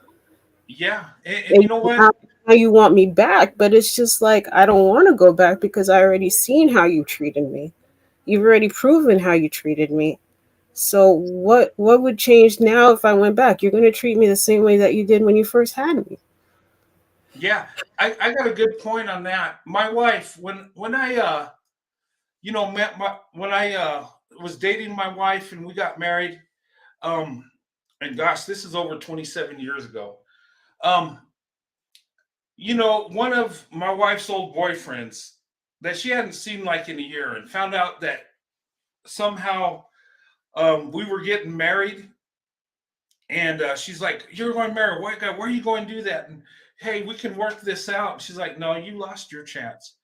And I guess because I don't know, maybe it's psychological. I came along and I wanted to marry my wife. I love my wife, and I proposed to her and we got married. But it's like sometimes people psychologically don't want something, but when they see somebody else have it, they want it. And I think that goes along with Black women that are dating out, opening up their options. Maybe men didn't want them, but now they see white men, having relationships, and they want to stop it because they want them further south, even though the numbers are a huge imbalance when it comes to black women and black men. I mean, there's approximately 2 million more black women than black men. And black men date and marry out 2 to 3 times more than black women. So looking at it logically, why would somebody be mad if a black woman opens up her options? But maybe it's because they see another man that have something that they missed out on. Now they want it back. But that goes along with what you were talking about, the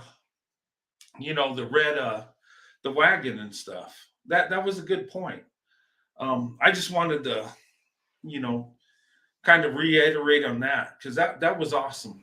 That's no problem. It's just the way I was looking at things in the whole interracial dating, about why things are so challenging nowadays. But I'm gonna leave, and it was nice being with you guys. I hope we don't do an 8-hour, 10-hour kind of channel. Sunkissed. All right. Thanks for being on, Sunkissed. And thanks, Vortex. Good to have you on the panel. Yeah. But that was a good illustration. I like that, because that is so true. It's like, okay, we don't want you, but we don't want you to be happy with someone else. That's to me, that's demonic. That's just so wrong. But anyway, what do you think about that, Mark? I mean, you ever dealt with that? You date a black woman and have a relationship, and maybe your old boyfriend wants her back because you've stepped in and you're, treating her like a lady, and I don't know. I've dealt with that situation. Hello? I've not had that issue before. Sorry. And it's just I can't imagine how it can be, to be honest with you. So I've not been there, and I haven't got a t-shirt, so I can't really comment at the moment. Okay. Yeah, that was such a good illustration. Yeah, I mean, that hit the nail on the head when I was thinking about back when I married my wife, and but that was way back in ancient history. I mean, I got married in 1994. That's crazy, but it's been a blessing the whole way. Wow. Oh, okay. I'll put the link up there if you guys want to jump on. It's still open. T, how you doing? Okay. Sorry, Ben, I'm going to have to leave because it's now nearly 3:45 in the morning. I'm getting a bit tired. All right. Thanks for coming on, Mark. It's good to see you. Glad you have you on the panel. Really good to see you, sir. And my condolences to you, sir. And God bless you and your family. And thanks for coming on. Yeah, so I've not been in the right frame of mind at the time as well. I thought I could be there, but obviously, with the death in the family, it's just hit me a lot harder than I thought. So sorry, I've not been that much being interactive, but hopefully next time we'll get to chat. Yeah. Okay. It was nice meeting you, Mark. It's good talking to you, Mark. Yeah. Thank you. Thank you. Cheers, guys. Thanks. Bye. Bye. All right. Welcome back, Sunkiss. I felt bad. Did I? No, You're like party, Sunkiss. No, you don't have to feel bad. I left certain channels because of different ones trying to bully me in the past. This can't be bullied, for one. But I don't do drama. I don't do. That's why I stay to myself, because of certain females. I won't call them women, but certain females. I don't do drama, doing clicks, and you can't sit with us mean girls. I don't do that. And I stopped years ago from following certain channels. Did I miss something? Yeah. Oh. No, it's okay. I don't want to go into details, but yeah. I missed it, but I I'm glad you're back. I want to welcome spiritual mentor. Good to see you. Lisa, you can call me Lisa. Okay, Lisa. Okay. Good to see you, Lisa. Welcome to Hey. the panel. Yeah, I was excited about this. I thought it was pretty cool. So my background is I'm from the West Coast, and it's a lot more integrated out there. So dating racially is very common. All of my friends have dated everyone, Asian, Black, Hispanic, you know what I mean?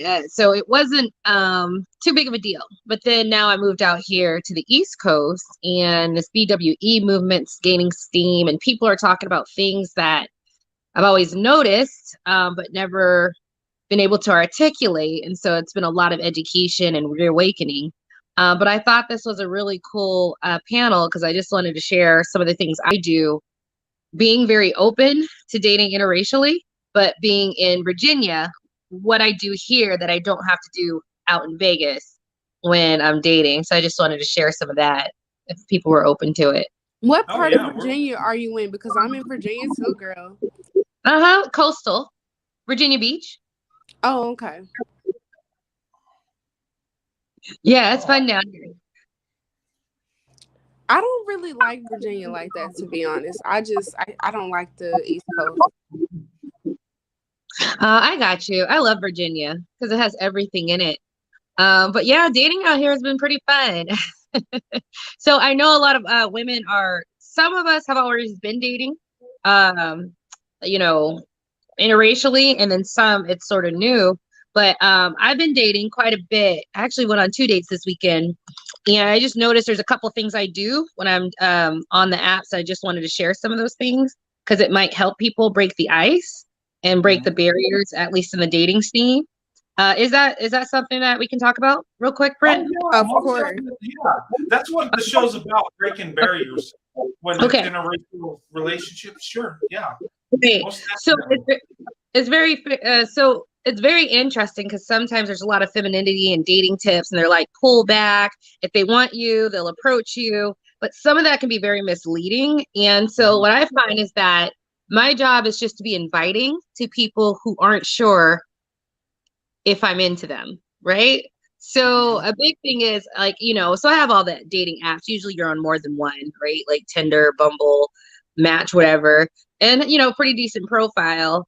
But I do something out here that I wouldn't do back home on the West Coast, which is out there, they generally approach you because they're so used to dating the rainbow of people. But out here, I definitely make sure I do like a hi and a smiley face to all the men, especially if they're white, when I am interested. And pretty much from that, about half of them, if we match, we'll respond back and then take the lead. So I just think it's important to mention that it's okay to be like, hi, and let them know that no, I saw your profile, I saw you, and I wanted to talk to you. And I think from that, you start getting a lot of responses.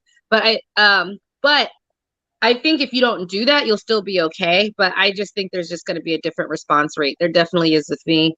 And another thing I noticed was a lot of them, at least out here in Virginia, they don't do this out back home on the West Coast where I'm from. They're like, so you date white guys?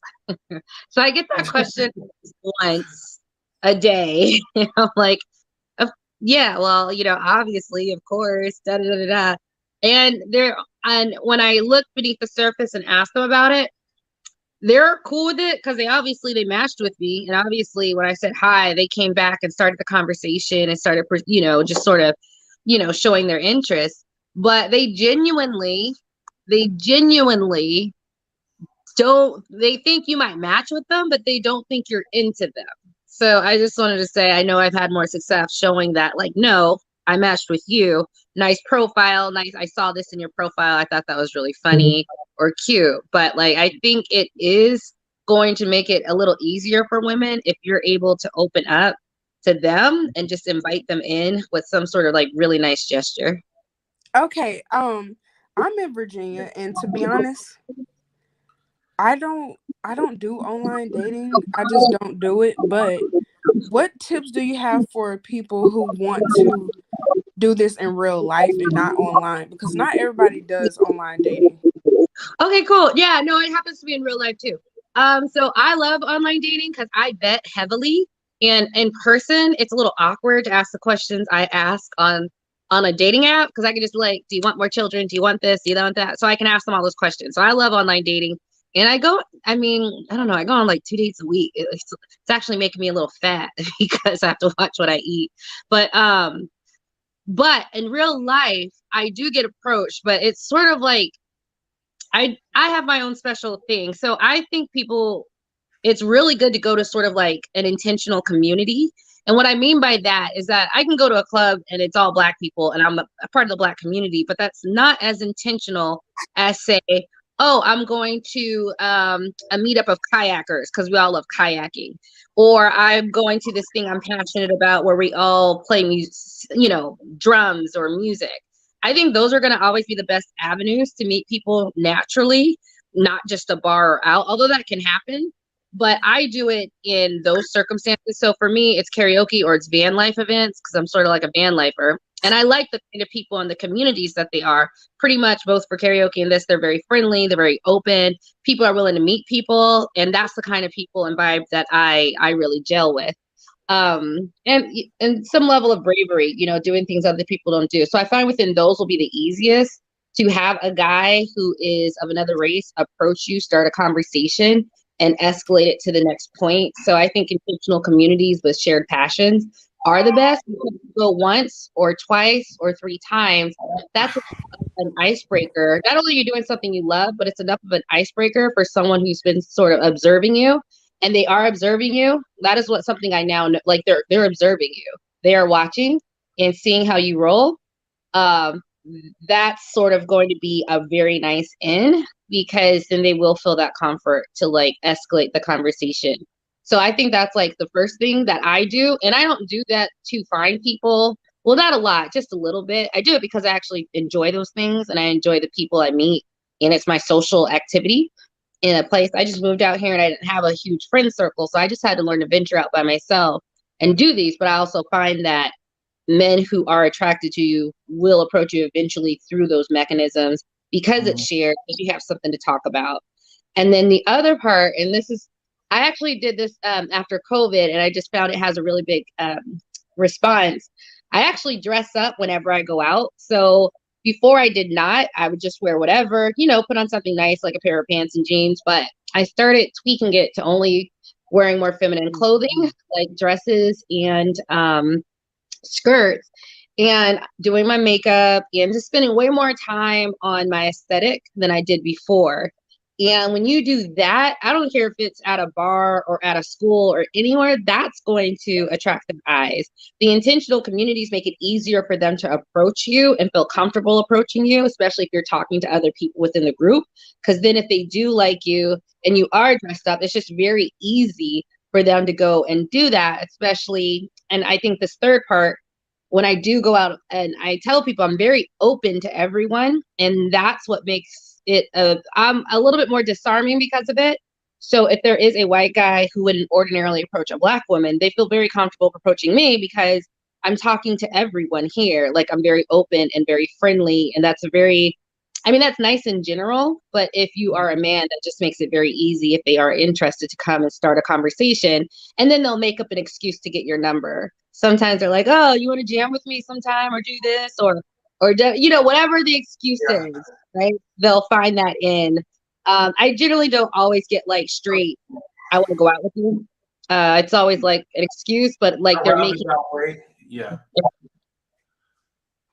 So that's been my advice. Intentional communities, dressing up and being really open, and they can see that. That'll all break the ice. And if you go to like, maybe the same places a couple times, if they like you, they'll definitely do it at that point. You seem to be really genuine and mature. So it's real authentic in your approach. I could see you in a group setting and why guys would want to approach you. Yeah, and let me say this too. You got a good point, and I will say from my experience, women that are positive and carry themselves that way, that are friendly with everybody, it's much easier for us to approach. It is. We feel like we got a better chance, and we might not, but it just gives us that. I don't know, but I know what you're saying, and I felt it. And I've been more to approach when I've been around confident women, you know, and they seem like they're approachable. They're confident, or approachable. And that is so attractive. Yeah, those were really good points. You know, And just to mention the last part, the being open to everyone, I find when I talk to my friends about it, that's the hard part. Just being able to feel comfortable, being that free and open and friendly with everyone, especially if you haven't healed a lot. Like, I don't know. It just depends on how much healing you've done to be able to be open to accept everyone like that. I find that's the hardest part. Yeah. Yeah. Hey, I want to welcome Cerebral. Welcome to the panel. Hey, hello. Hi, Cerebral. Hi, everybody. Thank you. Hey, Roadrunner. Hey, good to see you. Hey, and everybody here. And Lisa, I couldn't believe when I saw you on my channel because years ago, I watched your video about real estate. I never forgot you. And when I saw you, I said, oh my God, I can't believe it. She knows me. That's awesome. We watch each other. You know, so I am late to this live. I don't know everything that's being discussed, but I just wanted to pop up on here. And what Lisa was saying, I mean, I have white men that approach me, and sometimes you can tell when they're nervous. I believe in meeting men, you know, in my real life, everyday life, if I go out, but I've also done the online dating thing, and I would say damn near 70% of the men that's trying to talk to me are white from all different walks of life. Some are, you know, cute and everything like that. And one thing I do, I like diverse music, and sometimes there are some white people that might think, oh, she wouldn't be into this. She probably doesn't listen to this. So I'll put on my profile the type of music I like Shania Twain, Billy Idol, and I think that sort of breaks the ice too. Like, oh, I'm not saying that every white person listens to that, but I think it might surprise some of them when they say, oh, okay, she doesn't just listen to R&B. She listens to soft rock. She listens to country.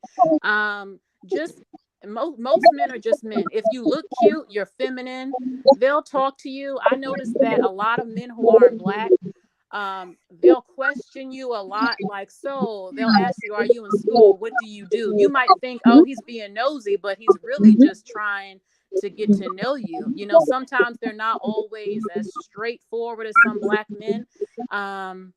Sometimes you can just pick up on the energy that he's looking at you. He might be nervous. A lot of white men, they need to stop believing that some of us Black girls don't like you, because my first crush in school was white, and I was nervous at the time to tell him. You know, I would just look at him thinking, oh my God, he's so cute. But a lot of Black girls like white guys. It's not because of the whole the Black man thing. Men are men. A good looking man is a good looking man, and believe me, we look at you too. So that's what I wanted to let you know. Hey, Brent. Yes. Is that noise that's in the background? Is that coming from my end? No, it's not. I think it's coming from Lisa. I'll mute. It's gone. Oh, okay. Yeah, it's coming from Lisa. And you know what else? I'm Go happy ahead. to see the Roadrunner say something, because a lot of white men, when I was in high school, I dated guys not Black. That, you know, I wanted to tell Lisa, I was in the Virginia area. Black men can't say a damn thing about us dating white guys. So many Black men date white women in Virginia. It's like a whole lot.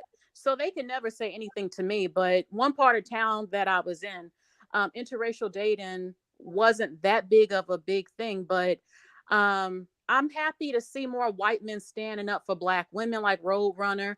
You know, don't be shy about it. Represent your relationship, represent for Black women. Stop letting Black men speak for you about what you like, what you don't like. I'm happy to see the Roadrunner standing up. I like a white man that stands up, that's not ashamed to bring me home, not ashamed to claim me, not ashamed to represent for me. And Roadrunner, you're doing your thing, and I support you. Thank you so much. Thank you so much. That's awesome. I appreciate that, and I'm humbled by it. You know, my heart has always been with Black women. I've dated Black women when I first started dating. Um, I mean, from 16 to now I'm married. Well, I've been married over 27 years. I married my wife back in May 19th, 1994. And we have 3 kids. We have 2 grandkids. And, we're in our 50s now. But I mean, I love Black women. And why wouldn't I say it? I mean, Black women have so many awesome qualities. And I say it over and over. And some people say, okay, we get it. You like Black women. Why do you got to keep saying it? Well, because I want to. And I embrace that. I'm blessed to, have my wife. And the qualities my wife has, many Black women have. And I think it's overlooked. And I've been saying this, that Black women are the hidden treasure. They're in our communities. Black women are in every community, every economic level. They're all around us, but we don't see the treasure for some reason. I do. And there's men like me that see it, and we embrace that. And, we date and marry Black women because that's what we want. And, we're not just there for the desire. We're there for the marriage. We're there for the life experience. We're there for eternity. And I wanted to, talk about that, because so many times interracial relationships gets a negative rap. People say so many negative things, but they don't even see the positives. Black women, white men, our marriages are lasting longer. It don't surprise me because I know how Black women are. And if you treat them with love and respect, you get it back more than you give. You do. Now, is Yes. that to say they're all that way? No, but from my experience, I mean, Black women are very amazing. And, I just have the utmost love and respect for Black women. You know You know? what? A lot of Black women have the reputation for being super loyal, sometimes, many times to the wrong men. But to all the white men listening, don't believe the stereotypes. We cook, we clean, we give affection. Okay, we're just like any other woman. I don't like when I see books about or articles how to approach a Black woman. We are women. We want to be treated just like any other woman you would approach. If, introduce yourself, say hello, flirt if you want to lightly. We're the same as every other woman. We cry, we feel everything. We're just women. And we have sometimes a bad reputation, which I can't stand, stereotypes. But when white men get with us, they find out, the truth, that we're not all those stereotypes. And we're good women. And don't be afraid to approach, because I've been around some white men where I could tell they're looking at me and I'm thinking, well, is he going to say something? Because I'm still a woman. I'm not chasing you. Yeah. I give the smile back, and he keeps looking, but he doesn't make the move. Sometimes this has happened. I'm thinking he should have said something, because I would have gave him my number. Don't be intimidated or thinking, oh, she wouldn't like me, because I'm telling you, there are a lot of us out here that actually do like white guys. So, Brent, if you were to get the word out, it'd be nice if, I don't know, do you know of any other white male content creators that are not as vocal as you, that you could probably, or some that would like to create more YouTube channels? Because here's the thing, it's good because you have a lot of Black women that are doing it, but it would be nice if it were more white men. And here's why I say this, because Black men it's easier for Black men to come after a Black woman, because again, you have a lot of beta dust out there. And they'll join together and they'll come after another woman because that's what they do. It's easier for them to do that. But they will come after a man, but they're quicker to come after a woman, especially if she's a Black woman. And then you have a lot of Black women that will actually try to bully other Black women, or they'll send their goons after Black women, especially if they have this, you can't sit with us. Or if you can't, because I just said this to another Black woman content creator, that if they think one thing rather than be mature enough to go to the other woman, they'll have these they'll have their flying monkeys go and do work for them rather than just be mature. So that'll make one Black content creator just dismantle, go underground, or dismantle and just leave altogether. So you start having this clique. And I told one content creator, you have a lot of Black content creator women that are kind of like the Kevin Samuels in skirts. Or they'll say, well, these be Christianity, or just like they brainwash, or they this the other. And I said, well, they're kind of like these preachers or these bishops too, in these pulpits. They brainwash too, and they have all, they kind of like have they're like what do you call that, what do you call the people that just follows them without vetting? And I said, they have their little cliques too. They have it's like you can't, the Bloods versus the Crips. They have, and I don't do that. I think for myself. And like I said before, this can't be bullied. So to keep all this mammy, these are kind of like mammies as well in their own way. So if you could get more white men to speak, because one man is going to respect the other. Instead of these girls going on these Tommy Sotomayor shows, if more of you all could speak up, that would be great. Yeah, I agree with you. There is one content creator. His name is Cup of Joe, and he's a white guy. He was married to a Black woman for a while. He's got a fiance that's a Black woman, and he dates and marries Black women exclusively. He's like me. I mean, we just, Black women is our preference, our choice. That's what we love. That's who we want to be with. He's just like me. And if you check him out, he's a cowboy guy, but he loves Black women, and it's amazing. And if you look him up, he's a white guy that's a content creator that loves Black women. You say his name is called what now? Cup of Joe. Cup of Joe. Yeah. He's got his channel. I think he's got like 22,000 followers. He's up there, and he loves Black women. He's got a biracial daughter, and he embraces Black women, and I think that's awesome. And that's the kind of image I'm trying to get with white men that love Black women. Not that we're talking about their bodies and their shapes and what turns them that way, but the everything, how beautiful they are, just not just how they look, but the inside, how they treat you, the love they show for you. I try to express it so much, and and I look at my wife and I look at other Black women, I'm saying, man, they got the same qualities. It's not, and I don't think it's an accident. I think Black women are amazing. They're doing wonderful things, and my eyes are open. I'm just going to say that, and I'm not tearing no other woman down, because all women are beautiful, but Black women, there's just something about you that you have my heart. You always have and always will. So sweet. But I wish, I wish there were more white men creators, or even Asian men or Hispanic, that they're out there. They love Black women, but they don't go out and say it. Maybe, but I'm proud to say it. I mean, I'm proud of my wife. I love my wife. I'm blessed, and I will say this. How do I know there's a God? Because of my wife. My wife is proof that there's a God and he loves me. That's so, you are so sweet. Very beautiful. She has a good husband. I have to say, she has a good husband. She's blessed. She really is. Well, I think I got more of the blessing than she did. I'm just going to say, she's more than I deserve by far.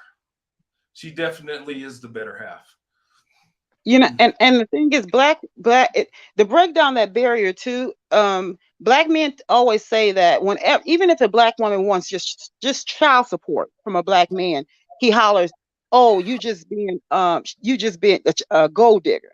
But if you have these, Kim Kardashians or these Chloes or whatever, Chloe wants child support.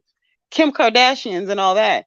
If a non-Black woman wants whatever she wants for a Black man, she's not considered to be a gold digger. But if we just want something, just the bare minimum. Even if a one black woman wants half and half, you be a gold digger. That again, to tear down that barrier, black men would feed that to non-black men, and that's not so. That is so not true.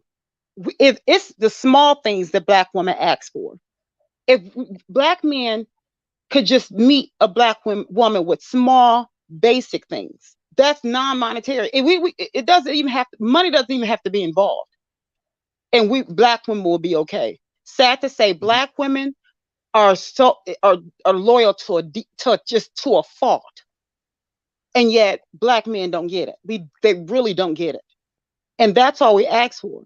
And here's the thing: I put something in our book that I'm about to get published. Now that I'm getting to a big part of my therapy. I wrote and said it's called Ways I Long to Love. It says, but these are basic things. I long to make love from afar. When I look into his eyes from across a crowded room, I feel his touch. When he helped me with my coat and pull out my chair, we make love. I long to lay in his strong but gentle hold and smell his cologne. It's so sweet. It's so good. It's so right. When I long for our best conversation, to be lying in each other's arms and listening to each other breathe. I want for him to love my body and my soul. I love for him to touch my skin, smell my soul, see my love, taste my breath, and feel intoxicated. I want my body to become a central maze as he follows his way through me until he feels my destination of warmth and serenity. I can't wait until I can't, I can't wait until I can't help but to moan and to whisper, this is love. I long for him to feel my love as he lay his head upon my bosom and shoot us both into ecstasy. I long for him to make love to my body as if it is a foreign object destined to be figured out and treated as though it is the only female form on earth. I long to make love to him in a way as if it is his first time making love. I long to sway my back, move my hips in a way as if it is his first time making love. I want for him to massage my inner navel and caress my female form organs and to make love. And I won't read this other part, but this other part, it says, I want for him to, so badly for him to thoroughly permeate my body so thorough, so complete, until the aftertaste of his love serenades my body all through the night. I want for the combination of the essence of both of our love to shout loud and clear, this is love. It's little things. And a man don't realize, and I'm saying this, a man don't realize that a woman makes love before she enters the bedroom. It's the small things that black women want, all women, but we're talking about black women. It's small things that black men overlook. We're not asking for money. We're asking for things that are priceless. And it's things before we enter into the bedroom. It's things before we get to the bank. And if they would just hear us out. And that's what made Sanaa Lathan take Simon Baker back. When he came back and say, I get it. I should have heard you out and I'm sorry. I get it. That is what made her take him back and to break up with whatever the black guy's name is. It doesn't matter. But him, when she broke up with the lawyer that matched her in every aspect of her life. She broke up with him. He was a lawyer. He was black. He was everything that her mother wanted. She left him alone because he didn't fit the bill. He matched everything, but he didn't fit it. And that's what made her, because he understood her. He said, I get it. I didn't hear you, but I understand you now. And see, that's what it is. It's the little things. You help me with my coat, pull out my chair, hear me out, see me, make love to me before we get to the bedroom. And that breaks down all the barriers for a black woman. Wow. That Beautiful.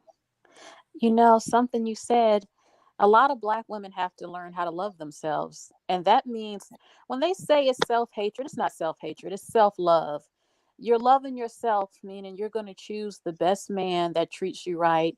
It doesn't matter what his race is. That's what true self love is. You're looking out for yourself and your happiness. Point blank, period. Black yeah. women need to learn self-awareness. We Black women don't know. We only know what has been instilled in us. Go to therapy. Stop listening to Uncle Joe that has a wig with a rope on it and calling it his puppy. Because in the Black community, that is normal. Oh, that's just crazy Uncle Joe. Yeah, he crazy. Just leave him alone. Leave him in the bedroom. And it's everybody laugh. That's normal. But when we go to therapy, we're called crazy. Oh, she crazy. She got to go to see the quack.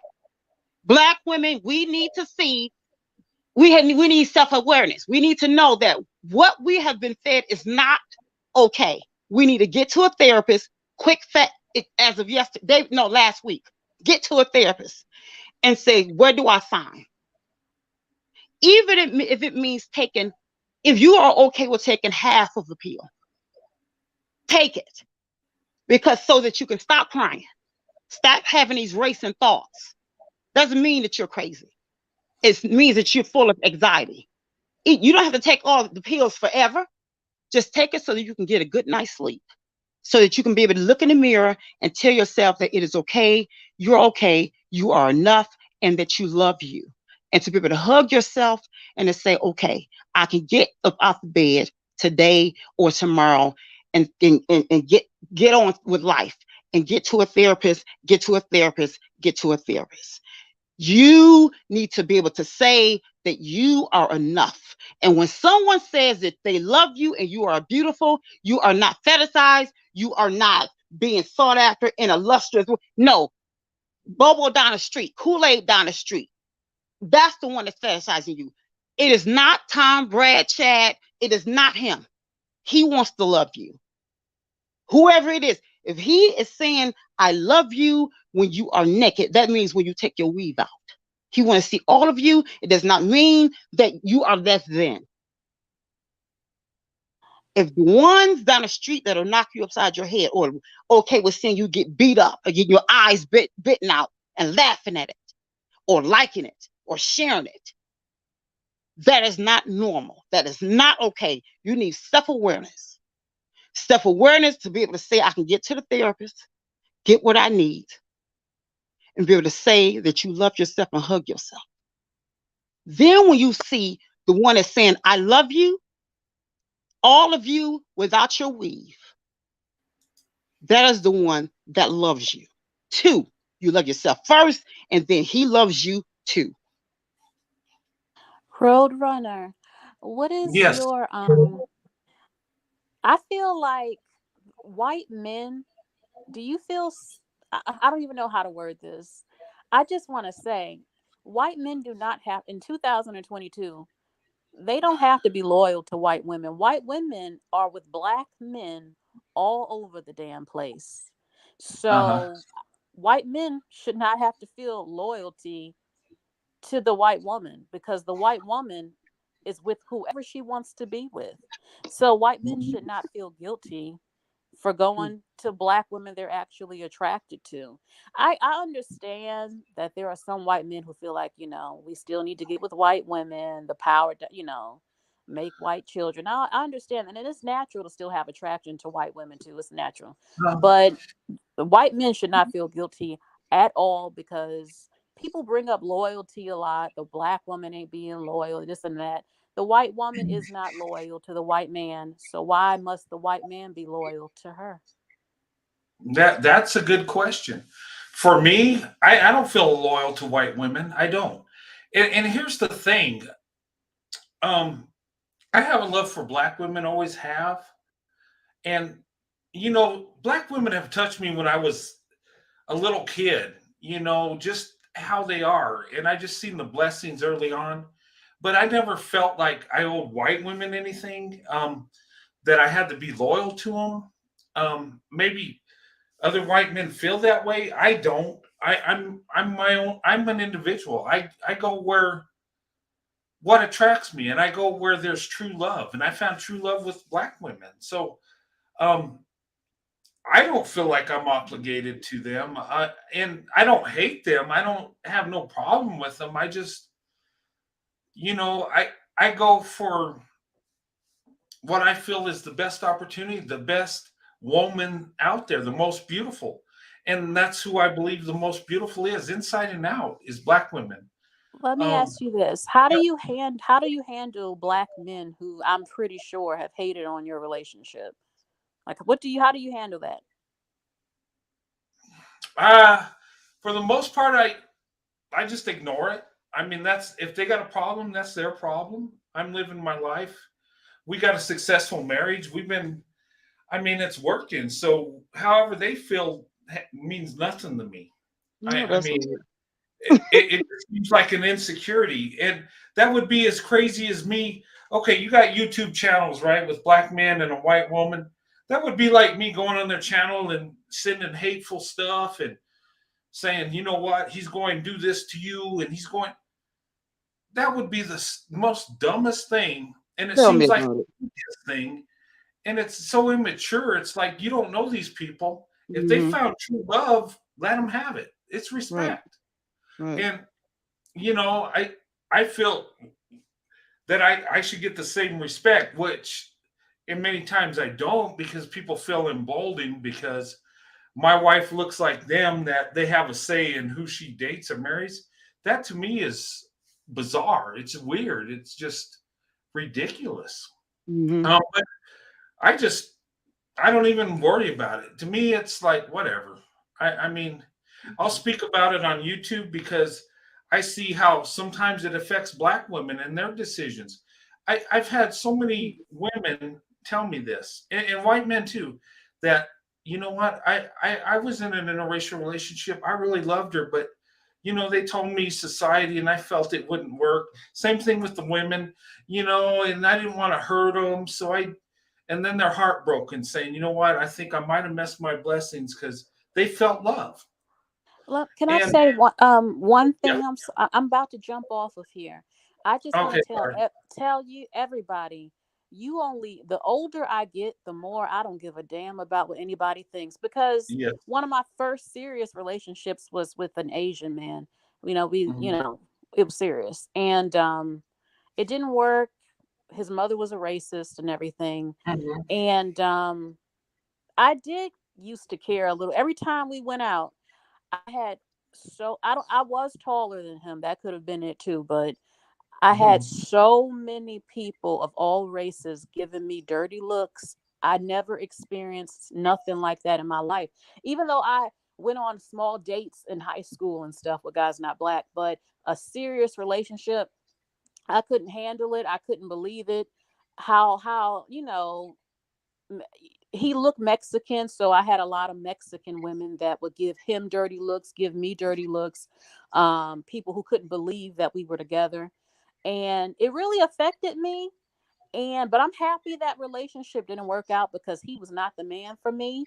But Mhm. not every interracial relationship that happens to everybody. That was just one experience. I think it's because of the height difference and him looking Mexican or Asian.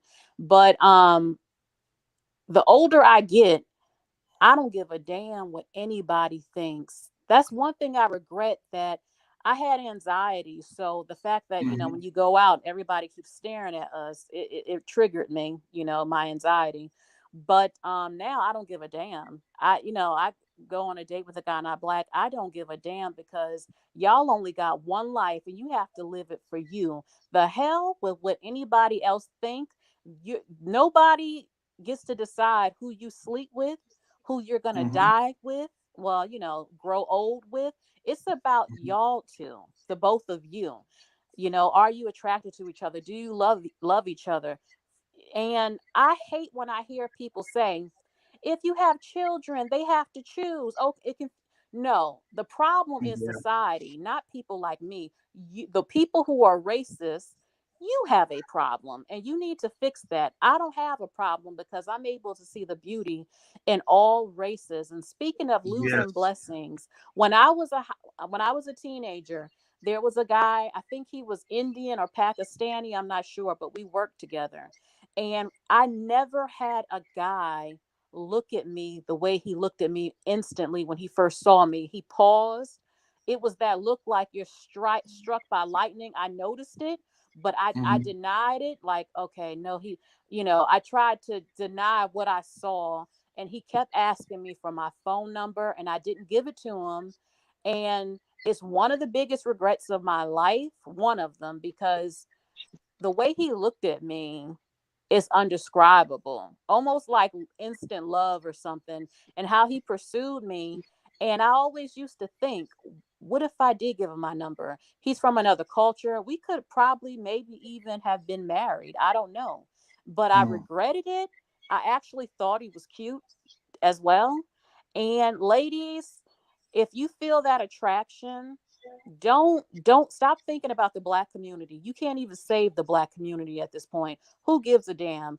People, black men are dating who they want. You don't owe anybody an excuse. Mhm. They don't do nothing for you. They don't buy your clothes. They don't buy your groceries. They don't pay your bills. They're just black. They don't do nothing for you. Live Mm. your life, date who you want, and don't miss out on love because it's your life, no one else's.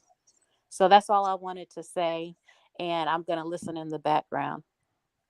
Okay. Thanks, Cerebral. That was All good right. point. I mean, man, that hit home. Yeah. Live your life. Life is too short. And I'm a date. I don't care. My and when they always say, how did white men get hurt? I don't care if my white man has 3 eyes, 6 tongues, and 4 ears. It doesn't matter how he got me. If you look at him and say, dang, how did he get hurt? Shame on you. That means you are so lacking in so many areas. mm, That means you're really lacking then. Don't worry about how he got me. Clearly, he was a man. By looking at him, that means he was way more man than you because he has way too many body parts. So don't worry about how he got me. Clearly, he's doing what he needs to do. Because I'm at a point in my life that it doesn't matter. When you're super super young, of course, looks makes a big deal because you're immature. You don't know any better. But when you hit a certain age, looks does not. Looks shouldn't matter anymore. It's all about his qualities. It's all about what he is made of. What comes from within. So as long as he's doing his part, that it's all about him, all of his ingredients from the inside. And so that should matter. That it should his insides, what the color of his skin should not matter when it comes to worried about the black community. Because clearly they're not worried about you as a black woman. They're not. In fact, you're a third class citizen. So black women needs to get past that whole, oh because he's not black. Oh please. When a black man brings home any race of woman, he doesn't have to worry about it. Still to this day, black women are still afraid to bring home a non-black man to this day, 2022. that's crazy because I remember back in the day when I was dating, uh, some of the ladies that I went on a date with were very scared to bring me home. And that was like my vetting process. I'm like, if you can't bring me home, you really don't care about me. And I would Mm-mm. force the issue. And there were a couple times I was like, well, maybe I shouldn't have forced it. Mm-hmm. I dealt with a couple dads that said, hey, we don't want you here. Mm-hmm. you know, um, but I didn't understand. My family was open to it. They knew I was. It's funny because my parents knew I was going to marry a black woman when I was young. It just, I guess your parents know you better than you know yourself, and Mm-hmm. they're right. But Mm-hmm. I didn't have that problem in my house. And I guess I didn't understand, but I seen it. I was like, oh my goodness. No wonder she wanted me to wait to go meet her family. Okay. Mm-hmm. But yeah.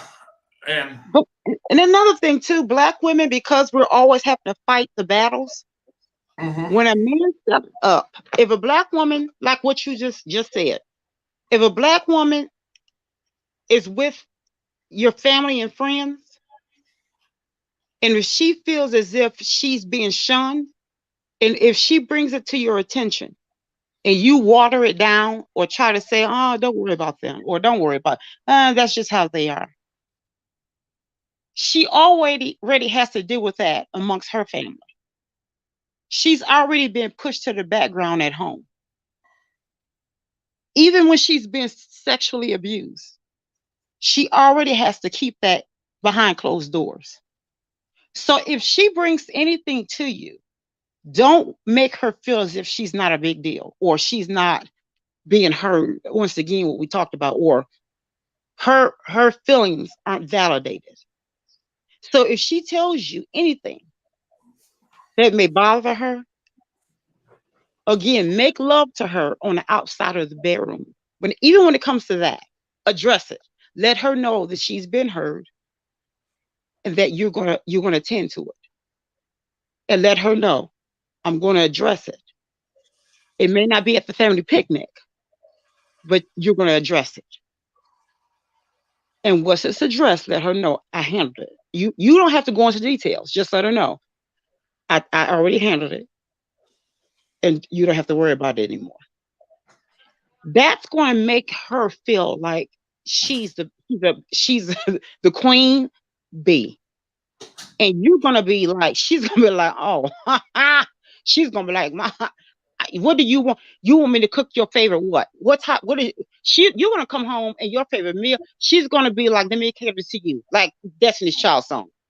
Let me cater to you, and that is gonna make her want to take care of you that much more. It's the small things.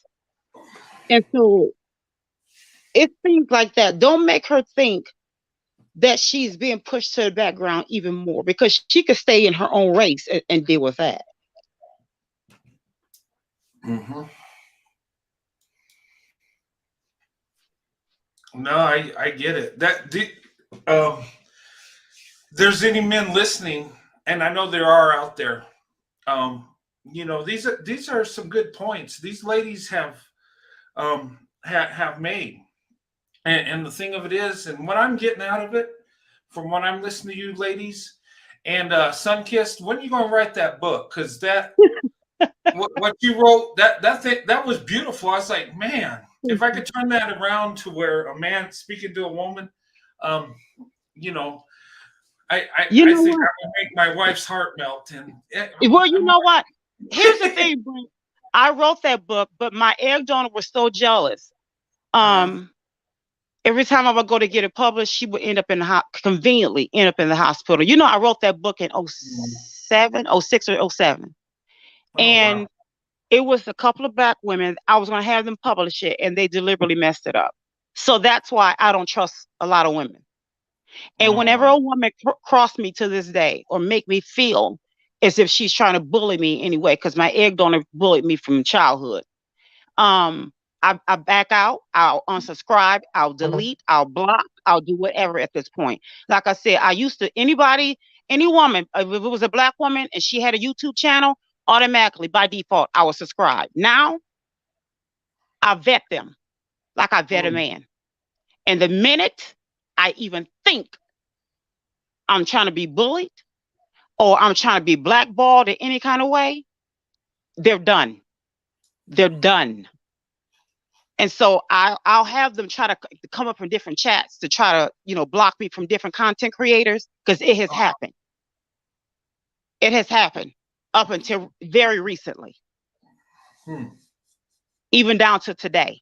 So my thing is this: if I even think it, I'm done. So this book is done. So I had to get in some therapy, and I had to learn I always knew my worth, but I never enforced it. So I'm enforcing it these days. So this book is done. I'm getting it revised. So, and now I'm about to get it published. In fact, I'm down to my last little bits. So up until getting ready to get it published. So I am it's a lot of endeavors that I have my hand in. So when it comes to this book, you'll be one of the first ones I'll reach out to. I actually talked to Corey about some publishing Oh companies yeah, too. yeah, most definitely. And you know what? Yeah. You know, I'll support you, and I'll buy a book, and Thank you so much. I'll put it on the channel if people are interested too. I'll help you that Okay. way, of Thank you course. so much. I will Oh, definitely reach out to you, and I value that. Yes, I will definitely. As soon as I get everything lined up, you'll be one of my first ones that I'll reach out to. Thank you so much. And if you ever hear anything negative about me, which I know you'll have my back, but if you do, oh yeah, I got your back. you thank you, and let me know, and I can dispel because there'll be lies, of course.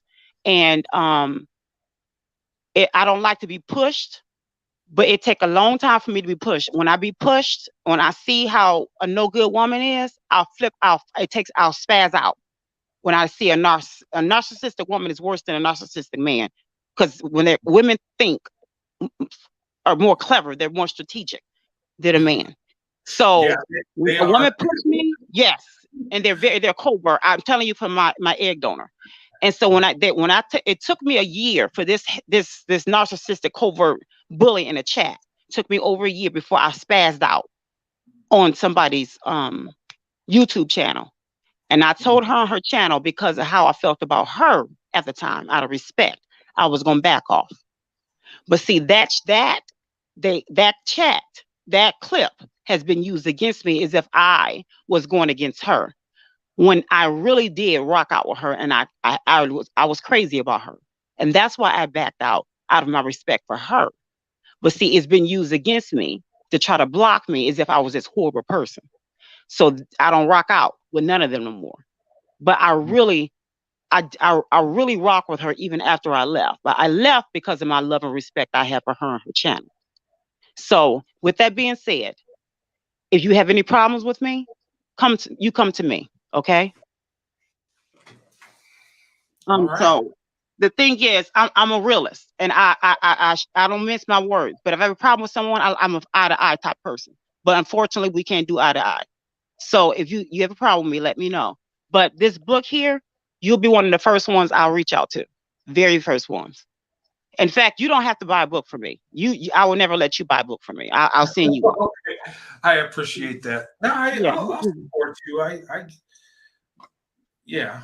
No, yeah, I don't want you to buy a book. No, I don't. Seriously, I don't. In fact, you'll be able to use it to just read it because of what your channel stands for. You could just review it over your channel because of your channel.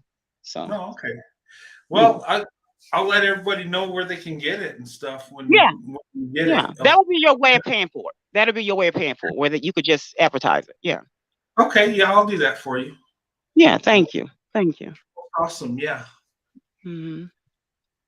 But I hope we answered your questions. I didn't even mean to get up here when it was a certain point, and my throat was just burning. I said I got to say this point about this movie. So, but yeah, no, that movie was a good movie, and you ladies bring up some good points, and I hope the guys are listening, because you know, with Black women, I think when you come with love and respect and trying to understand, I think that goes so far. And the points you made, and I see what you're saying, because you know, my wife has said stuff similar to you. Sunkiss, similar to Dang, similar to other Black women I see on YouTube, and I'm like, they got something a lot in common, and you know, they got a lot of strengths that are in common. A lot of things are amazing, and you know, I think, you know, in my opinion, Black women deserve to be treated as the best, and they're not. You guys are leading the way in so many areas, and there's people that don't want to give you credit, and there's Black men that don't want to give you credit for being the most educated, for being the most successful when it comes to women opening businesses. They don't want to give you that, and I'm thinking, why? Why wouldn't you lift up women? You know, if you're doing it with the less resources, ladies, you're amazing. And like I said, Black women are amazing from every level. I mean, any neighborhood they're in, every economic level, Black women are strategic, whether it comes from the inner city or Beverly Hills, are billionaire Black women. And there's a lot of wealthy Black women out there. Don't kid yourself. I see them all the time. Mhm. Ladies are making it happen. And, Mhm. I embrace your character. I embrace what the love you have, your passion, and when you're talking about making love before you hit the bedroom, that's deep because once you get to that point, everything else falls in place. Mhm. Then you got Mhm. the perfect wife. There Mhm. you go. Yeah. But This Yeah. is so many men don't see that. Mhm. Yeah. Yeah. this is They- off topic, but I'm Okay. about to get off here. But I just Oh, wanted to sorry. ask, would you ever think about doing reaction videos? Reaction videos? Yeah. Yeah, to like the topics. Like there's a lot of TikTok videos that are controversial and everybody it's like interracial. Like it's popular on TikTok. But I don't really be on TikTok, so a lot of people, especially like older people, like to see people's reactions to TikToks because they're not on TikTok. Yeah, Yeah. because I don't do TikTok. I get that. That will be interesting. Yeah. I gotta look into that. I don't know. I haven't done TikToks. I gotta look into that because they got some neat stuff I'd like to react to. Yeah, I Mhm. look I think into it's a the good conversation starter because yeah. um I just think that's a way to get big on YouTube. Also, a lot of people see the content so they want to see what someone has to say. And Yeah. there's not a lot of white men talking about it. Like they are just quiet. Yeah. And I don't think that should be. I think us as white men, and maybe it's psychological, maybe it's white guilt out there that white men don't speak up. And I think we need to just let that go. And you know what? Call it like it is. It don't matter what you are. If Black women, you love them, tell the world. Why not? And a lot of white men they do, but they live their life privately. They don't want to say nothing, rock the boat. No, rock the boat. You know what? Heck with it. You know what? We're in the here and now. And tell the truth. Tell what you Mhm. feel. I mean, people know whether you're hateful or not. They know whether you're racist or not. Just speak the truth. Mhm. And I wish more white men would do that. Because you know what? When it's all said and done, we're all in this together and we all want to be loved and we all want to find someone that we can build a life with. And you know what? That person might look different than us. They might have a different skin tone. But you know what? If you find true love, you're blessed. So embrace it. Mhm. You know. Mhm. Um, and I and I always found it crazy. And maybe it's how I brought up that I say I'm attracted to Black women, or when I was a teenager, Black girls, and people would look at me like I'm crazy. Like what? Yeah. And like, and now it's turning around. They understand. Black women now, yeah, they got that stereotype of loud and crazy, but actually, people don't believe that. That Mhm. Really? people They look don't? black. They don't. Not where I live. They look at Black women as being intelligent, educated, and hardworking. Yeah, that's how it is here. Like, I'm not going to lie, that can get annoying a little bit because I'm a traveling nurse right now, and every time I go somewhere, people assume that I have like a lot of money because I'm a Black woman. That's kind of Mhm. weird to say, Yes, but that is true. it's very true, and they automatically assume that we're stronger. Like I had a white girl, literally the same age as me. She's 22, and she was like, "Oh, you just seem so much like older." And I'm like, "What do you mean?" She was like, "I don't know, like you're just stronger." Like I don't like stuff like that because it makes us seem like we're just built to like I don't know, they try to make it sound masculine or something.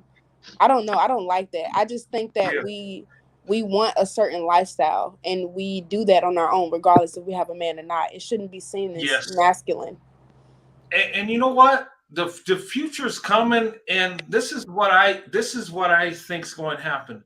Black women in the future are going to be black women are first class anyway, but society's going to start viewing black women as the best, even though they're the minority. And you know why? Because you guys are doing amazing things, and the stereotype is changing. You know, people, respect my wife a lot more now than when we first got married. They look at her as professional, smart, educated. And of course, she carries herself that way, but people are seeing the truth, and you can't suppress the truth. Let me tell you about the truth. You can't suppress it. You can't hold it down. You can't hide it. It's going to surface. No matter what you try to do, no matter what propaganda you put out there, you can't hide it. And black women are excelling. They're moving up. I mean, in my neighborhood, my daughter said, you know what, Dad? I see more black women with white guys than the other way around. I said, no, that can't be true. We did a test. Me and my daughter, I took her out to eat lunch, right? My youngest daughter. And we observed it. We went to the mall. We went to different shopping centers where there's crowds of people, and we counted. And you know what? We found more black women with white men or Hispanic men than black men with white women. Mm-hmm. And we're in a predominantly upper class neighborhood. We are. And we're seeing more black women. And I live in the same neighborhood my wife did. She was the only black girl on her basketball team in high school. Wow. Yeah. I'm serious. It's kind of funny because, all the girls here around were like white girls or maybe and Hispanic girls. She was the only black girl. And, and the population shifted. But what I'm saying is black women are rising up. They're moving up economically at a fast rate. And you know what? Men are seeing that. They're like, okay, well, this black woman is so successful. And when it comes to traditional women, black women are the most spiritual. They really are. You go to church and you see black women, and maybe that's another reason why I was attracted to black women is because I seen that when I was in church. Black women, how loving they were, how awesome. And you guys are making it happen. It just, for some reason, society don't want to tell the truth. But the truth is surfacing. So you're knocking down walls, you're knocking down barriers, just being your successful self. Now, if you get with a man that loves you with all his heart, you're going to be in the power couple, and you're just going to be blessed among all women. You really are. And black women, you deserve it. You really do. And I pray for black women, ones I don't know, ones that I do know, the friends I have. I pray for you guys because you guys are special. You're a blessing. In the words of Jim Carrey on Dumb and Dumber, we landed on the moon. It's about time. Yeah, right. We're finally figuring it out later on. Yeah. It's about time. I back in the 90s, I went out of town with my then childhood best friend and someone else we had met. We went out of town on a girls' trip. And I had them crying tears laughing every time. It was just a few. Every time I would see a black woman with a white man, I would high five her and I said, "Get yourself some." And the lady and the guy, the couple, they would just fall out laughing. I said, "Spread the word." And back in the 90s, I would say it's about time. It's about time. Just saw a few, but whenever I would say it, I would high five the lady. I said, "Go, sis, get yourself some." And I would just shake the guy's hand. I said, "You know what? You will never go back." And of course, I will always be acting silly, just laughing it off. And I thought, yeah, okay, maybe, maybe we'll see more. I never thought in a trillion years that it would be this. And I promise you, I never thought it would be this. Because again, high schoolers, I go, oh my goodness. Look at these young girls are getting it. And I was at Walmart one time and I saw it was a black lady. Oh, yeah, it was a black. She might have been in her 20s. and she was with the white guy, and he was just, she was just standing there playing with her phone, and he was just shopping, going all over, getting things put in the basket, and she was just flipping through her phone, just in her own world, and he was going, getting everything, bringing it to the basket, and I thought, look at this. I said, if it was the other way around, she would be in here shopping, and he would probably be in his car or off somewhere else doing his thing. And she was just in her own little world doing her, and he was doing it, and he was like, asking her something. She would just nod her head, and he would go off and get it. And I said, excuse me. And she said, yeah. I said, is that your significant other? And she looked at me like, yeah, like, and like, because she was kind of on guard. I said, no, honey, I'm looking for a Brad or a Chad. I said, get yourself some. And she just fell laughing like, oh, that's what you've been. I said, yeah, honey. I said, get it. I said, he's taking good care of you. She said, he really is good to me. He really is a good man. I said, I can tell, honey. I said, because he over here shopping his heart off. She said, he is good. I high-fived her. I said, I'm so proud of you. I said, keep it up. You guys are a cute couple. She said, thank you.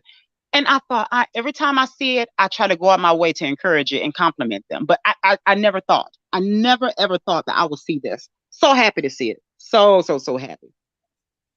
Wow. We lost T. I don't know if she dropped out or StreamYards dropped her out. I don't know. StreamYards is weird. They'll kick off people off the panel, but I just keep posting links so they can come back up. I have this one too, Brent. It's real short. It says here, is she the one? And this is just one other spoiler. I won't say anything else. I don't want to read too much, but it says here, how do you know if she's the one? You sit and ask yourself questions such as, can I make her happy? Can I fully support her? And you immediately ball up into a bundle of nerves and become autonomous, distant, aloof, thinking this is the safest way to be, and all along not knowing if she's the one. So you go on with your daily life thinking you can get by just fine, and suddenly a grunt from the pit of your soul and sigh, loneliness, and again, you wonder if she's the one. Some time has passed, and you're laughing and joking, just full of glee, and once again, suddenly you feel a sharp pain of longing. Longing for who? Longing for the one that makes you smile, cry, low, high, big, small, tiny, tall, and you quietly ask yourself once more, is she the one? Is she the one that makes you whole and complete? Is she the one that makes your heart skip a beat? So again, might I repeat, is she the one? If she's the one, then tell her so and never let her go as your heart continues to fill itself and constantly overflow. So this is what I'm telling you, Toms and Brads and Chads. If you're thinking about that Black woman, and if she's the one, go ahead and step to that sister. Step to her, because she's waiting. If you think she's beautiful, if you think she's everything that Sandy is to Brent, step to her. I promise you, she's waiting. She's waiting. Drop that hanky. Sis, drop that hanky. And I promise you, he's going to pick it up. Nice. Man, you know what? I'm going to rewatch this video, and I'm going to reword it to where it applies to my wife. Yeah. No, that's good stuff. No, you need to publish that book, Sunkiss. Do it, because oh man. And another thing too, I'm gonna be like dreadfully honest. When I read this to my egg donor, and I was so excited, and these poems here are so old, from 06, 07, and I have written poems, and my poetry has gotten like 1,000 times better.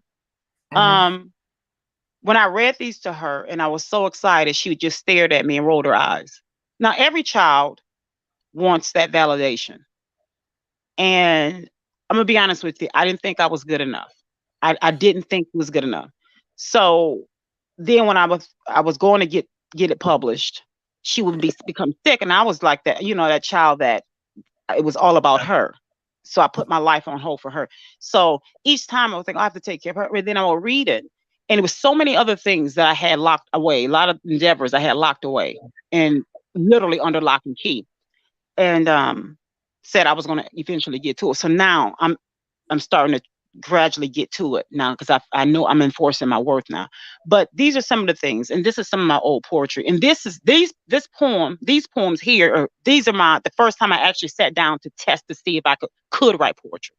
I will recite it in my head. And there's so many things about Maya Angelou that I thought, oh my goodness, I did that. I was super, super quiet when I was little. I would barely talk. Not like her, I wasn't a mute, but I would barely talk because I was bashful and shy. Because I would get shot down by her. But this is when I sat down and the first time said, I'm gonna see if I can write poetry. And this is my first timers. And so she would look at me and roll her eyes, and I thought, maybe I'm not that good. Maybe I'm not. And so I did this. You know what? Hmm? Hey, when you start selling your books and you get your big deal, send me an email. Let me know where you're at. I'll fly out there. Me and Sandy will be there, and we'll buy one of your first signed books. And yeah, no, that's really good. Gosh, you're talented. I'm serious. You're so sweet. You know, it was a guy. So many people told me that, and I thought people were just being kind. I truly did, and I gave away. No, I'm not. I'm kind to you because I care about you, but no, it's really good. And that goes beyond kindness. It's really good. It really is. If I didn't know you and I heard this, I'd be like, you know what? That's pretty nice. That's beautiful. You know, and if I read that to my wife and, you know, maybe reworded it to where it's from me to her, yeah, you know, my wife would be ecstatic. She would get emotional. It just, you know what? It's really good. No, you're gonna make me cry. I'm trying my best not to cry. I don't want to be. I'm trying to be a thug here. Okay, I'm really good. Okay. You'll make me cry. Thank you. So everybody has told me, and when I got the book printed and I gave her the first copy, I'm still waiting for her to tell me, "Atta girl." You know, I'm still waiting for that validation. Thank you. You're beautiful. You're awesome. And you know what? God bless you, and blessings, you know, be poured upon you.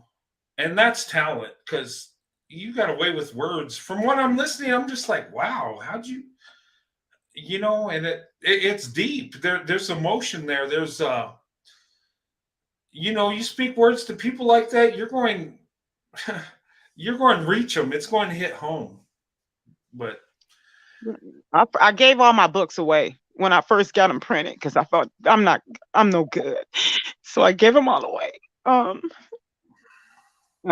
sorry. I really did not mean to cry. I'm sorry. You're making me cry.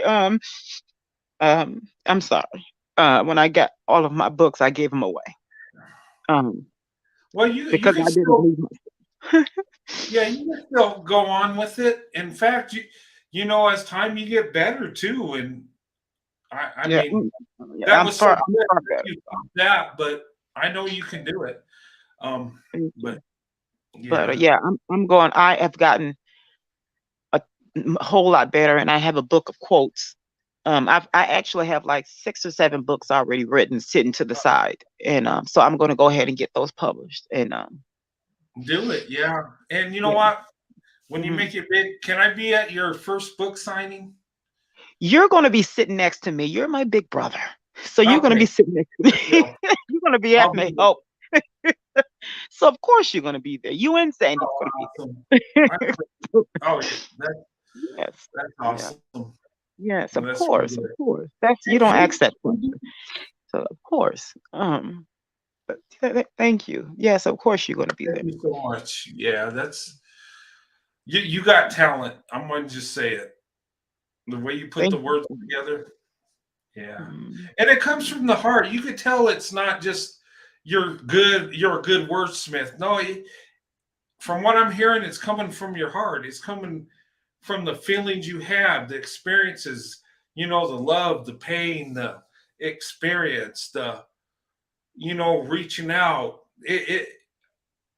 I think you got all those emotions, like you're reaching out to a higher power, and you're giving it your all, and all your love, your heart is all in it. And it just, that's how I feel. When you were saying those words, I'm like, gosh, it's deep. It ain't just some stuff like, yeah, you rhyme some good words and it sounds, no. To me, it sounds deep. And people in the comment section are saying how beautiful it is. They're feeling it too. Thank And you. that's what makes the talent. That's what gives you the talent, not just putting words, but it's deep. It comes within. It comes within your heart, your soul. You're putting your feelings into it, your life experiences, the love you have for yourself and, others that you value. And that's what I see. That's what I'm feeling. But you guys, anyway, thank you it's so really much. good. Thanks. But You all are so sweet. Thank you so much. I get when I didn't get it from her, I just thought, to hear this this is very encouraging. But to hear this, I always want to stay grounded, but I always want to elevate myself. But to you don't get it from the person that birthed you. You think, okay, so I'm not as good as that. So I truly gave away when I printed the books, and this is in 06 or 07. I truly gave them away. For one, I thought the person that was supposed to help me and all that, they didn't do a good job on purpose, and I gave away way too much money. But that so then but I turned around and people were willing to even buy them then because they were like, "This is still good." And I thought, no, just have them, just here, and I just gave them away because then I had my egg donor in the back of my head, and the look or the lack of a gaze that she gave me, I just said, here, just take them because I was still waiting for her.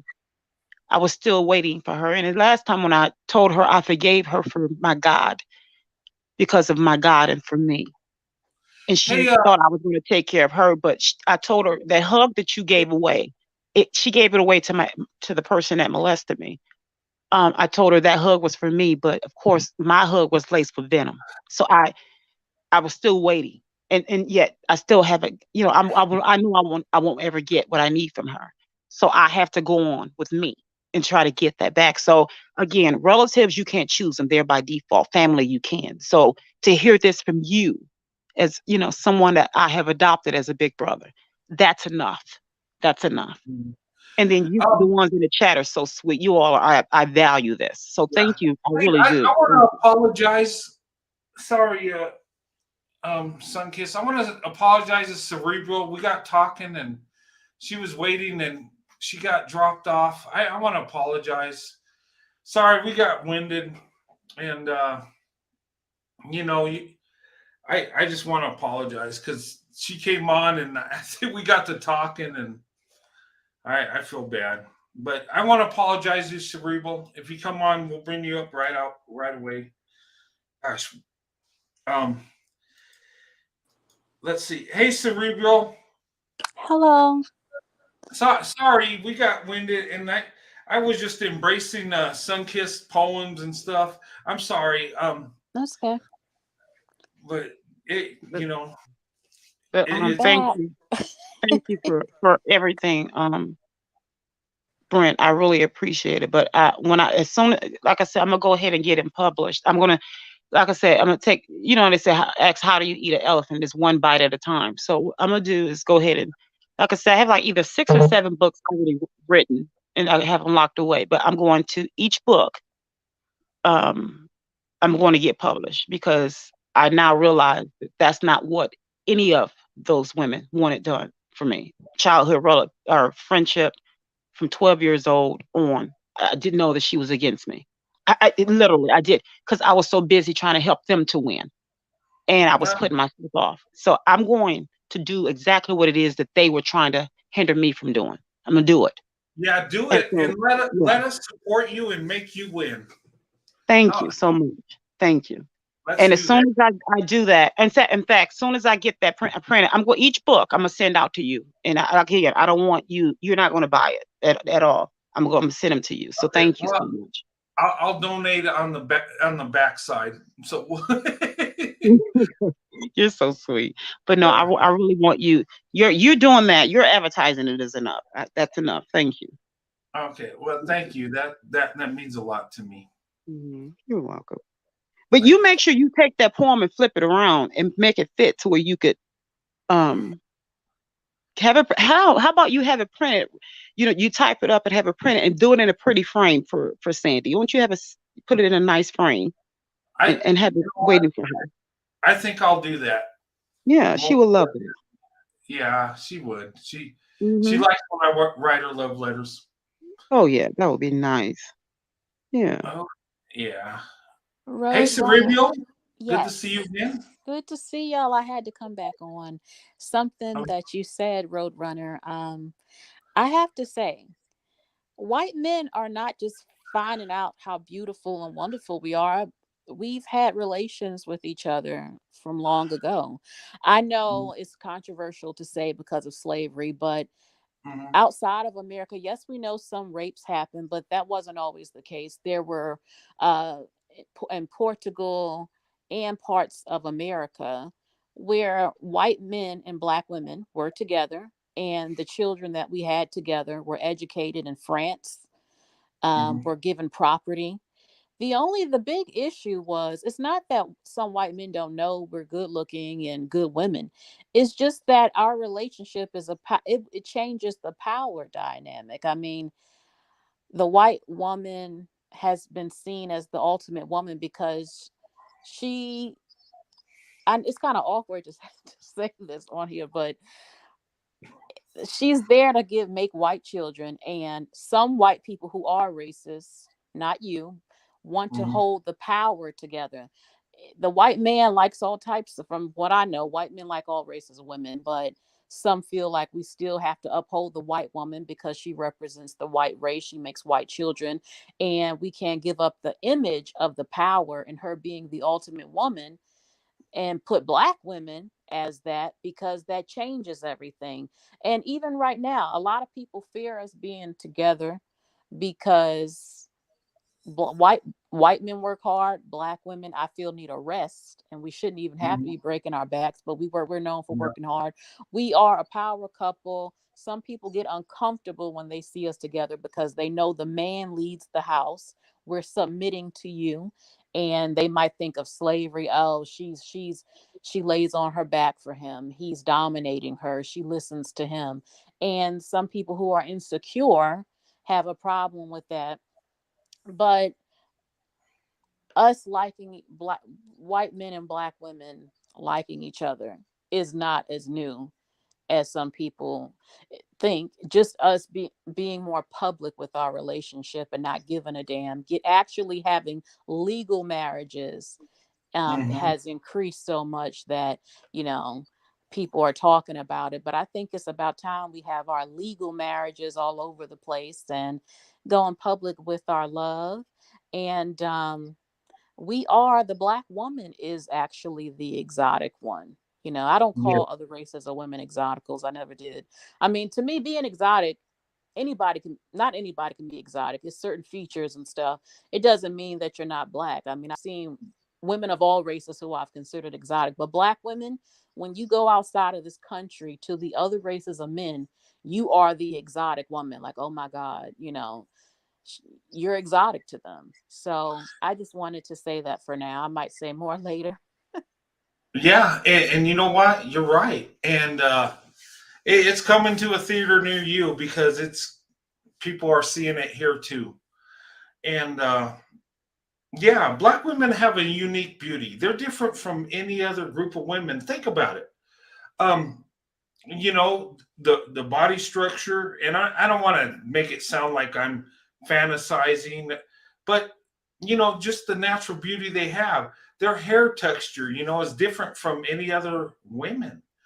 um and I've heard men go in black men go in on black women's hairstyles and the weave and stuff, but black women could do so many different hairstyles that look so beautiful. And me, I love braids. I always thought black women with braids is awesome. And there are other races of women that can throw in braids and look good, but they don't do it like black women do. And black women's hair texture, whether it's wearing an afro, or back in the day, when my wife had a jerry curl, I thought that was beautiful. Black women have an amazing look, and it's unique. It's different. And that's what catches the eye a lot of times. You ladies are beautiful. And we're And very diverse. We have different hair textures. We have different yes, skin complexions, different features. yeah, And a lot of women are paying to have, features that we have. And we might, they are. every woman does something that someone else is doing. Mhm. Yeah, and that catches the eye. But once you get to know Black women, and if a Black woman loves you, you know it, and you're blessed, and you don't want no Mm-hmm. other love. And I've said this. I know a lot of men that prefer Black women. I know some men that their marriages didn't go so well with Black women, and guess what? They're looking for another Black woman, another Mm-hmm. Black woman. Why? Because you guys are special. The love you give, it's just something about Black women. You ladies are a blessing. Oh, you know what, Brent? You remember yesterday when you were saying the celebrities that marry white men? Yes. You know the R&B singer Neo. She's got her own thing. I'm like, yeah, okay, loser. Yeah, she has to bring something to the table. But anyways, his ex fiance or ex wife or whoever, I think ex fiance, she married a white man. Just here, I don't know. At any rate, she's so happy, and their wedding was, and it was, oh my goodness, I can't eat impeccable, explicit, you name it. That is an understatement. Yeah. He is, oh my goodness, man is fine, not fine, fine. And he she's so happy. She is so, at first they said that she was so angry, and she was, I don't know how she was responding on social media, but it wasn't pleasant. But now that she's with the white man, her tune is totally different. Now she's able to embrace Neo's wife outside of him, so that they can make plans with their kids. Now he's bragging and saying how he doesn't even have to be in the plans with the current wife and the ex-wife or fiance, what have you. He's bragging about how well they get along and how well they can co-parent and all that, to where he's out of the equation at a lot of times when it comes to them. That's because she's with a real man. Now, You know what? I'm sorry. Mm-hmm. Yeah, another woman that's with a white guy, and this woman's beautiful, and she's like in her 50s, Tamron Hall. And yes, that woman is so beautiful, and mm-hmm. I think she's 52. I think she's my age, and I mean, Black women age so awesome. I don't know how you ladies do it, but that's a blessing you have. I mean, I've said it, and I'll say it again. I've seen Black women that are in their 50s, 60s that look like 10, 20 years younger. She's beautiful. Angela Bassett, she still looks beautiful, and she's 70. What is Something going on? like that. I can't. I know she's 60 plus. Yeah. She's She's beautiful. well, yeah, she is still. Her body is amazing. Yeah, she's amazing. She's beautiful. Yeah, and she probably eats good and takes care of herself. But I mean, Black women age very nicely. They really do. And I know that there's women that I know that men approach them that are years younger than they are, and thinking that they're their age because they age well. It's like a fine wine. It just gets better with time, and Black women look beautiful as they age, and that's what's the one young lady named Gabrielle Sudabe or something like that, the Prolate on Precious. She wanted to date a Black man so bad. Oh my goodness, she wanted a Black man, and she was even saying how when she would go on these dating sites, that she would specifically say she wanted somebody Black. No one was attracted to her, and she went on and on about that. Well, at any rate, she was, even what's his name, Kanye, not Kanye, Kanye. He even made a song trying to diss her, saying something along the lines, talking about Kim Kardashian, how his girl makes the other guy's girl look like Precious or something like that. I don't listen to a lot of rap, so I couldn't tell you, but I do remember them saying something along those lines. But now look at what Kim is doing to him. look at, first of all, look where he got her from. And then now look at all this. But my point is this. Now that she's with the white guy, and I was told now, a content creator did some research, and they said that this guy, he is worth so much money, right? Yes. But in the beginning, they were saying, oh, look, she's taking care of him. He's worth nothing. He was her trainer and all that. He's loaded with money. You know what? And I watched that. They had, I'm not going to say a content creator's name, real famous and got phones out the window. Yeah, I know who this is. Yeah. KS. he made a video about our live show. He's talking, well, see, sometimes you gotta, date down, marry down, and look, they're happy. She's worth more than him. Made it sound like, he was a bum off the street. No. Oh, no, I don't watch that bum. Okay, I heard about what he said. I see what you're saying. I don't watch him, but I did hear somebody saying. I get it, but that was trying to fit the narrative, like date down, marry down, and I'm totally against that. Women should not lower their standards. Men, you should, because you're the providers, because you should be the one lifting up yourself and your wife and kids. Women, you need to go for the best option. I believe that. And women should practice hypergamy, and women that do, that's perfectly right. You're supposed to. You want the best man for the job. You want the best provider. Why is that a bad thing? It's not. Go for the best. And men, find an awesome lady that loves you and respects you and is there for you, and she can be from the inner city or at your level, and you can find true love, and then you can be the man and provide, and you feel good about yourself.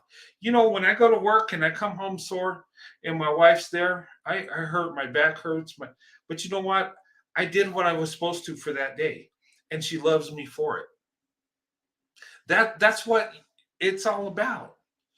And then, but we've got it so twisted that we have men looking for women to take care of them, to provide for them, and all these dating coaches telling these women, oh, well, you need to date down or marry down.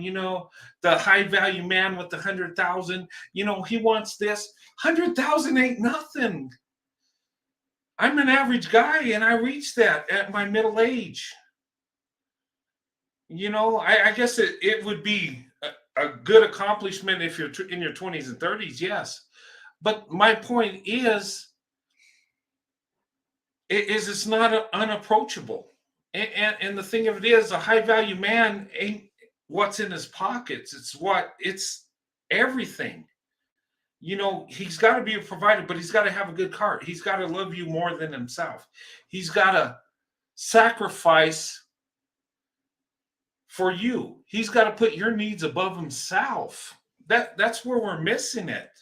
No, women, don't date down. Don't lower yourself. You know what? And if you're in your community and the men ain't doing it, go to another community. It might be a white guy, and if the white guys ain't doing it, go to the Asian guys, and just go for the best option. Because I just think women, and Black women especially, you deserve the best because you are the best. Hey, you're so, it drives me crazy. Brent, you're so right. And I wish so many Black women would get that. My sister, she's been with a guy for, like I said, going on about 13 years. Now he got out of prison. He did 20 years in prison. He was married when he came to live with her. He came with the false promises of marrying her. Mm-hmm. And everything was set. So she was his Adam and he was her Eve. Everything was, prepared. So when he came, he could just move right in. And she was so proud. And so here it is 13 years later, nothing. So he had been here for probably a couple to a few months, and he had been drinking. And like they always say, the old proverbial saying, a drunk man tells no lies. Well, he come to find, he's a alcoholic, and I was at her house briefly, and she said, beautiful place and everything that she had. And I said to her, I said, I'm proud of who you've become. I really am. At that time, she was doing really well for herself. And she said, well, these were her words. She said, I'm the way that I am. I'm the woman I am because of you. And prior to that, she was married. She was doing well. Left her husband, got divorced. And I thought because she wanted for whatever, she told me all these fictitious things. Couldn't find us because she wanted this bum. Well, back to this. Now that she's with this loser, I was at her house briefly. I come out the bath. I was leaving the bathroom. I was looking for paper towels to dry my hands. As I was looking for the paper towels, he was drinking, listening to some music, and he said, I don't know what made him say this to me. He said, I don't feel I need to marry her to prove my love for her. I said, do you, boo? Dried my hands and kept it moving. That's between you and her. She's a grown woman. And so when I left, he waited for some time later and said it again. I didn't say anything to her because I didn't want to embarrass her. Now he said it again, and I said, let me ask you this.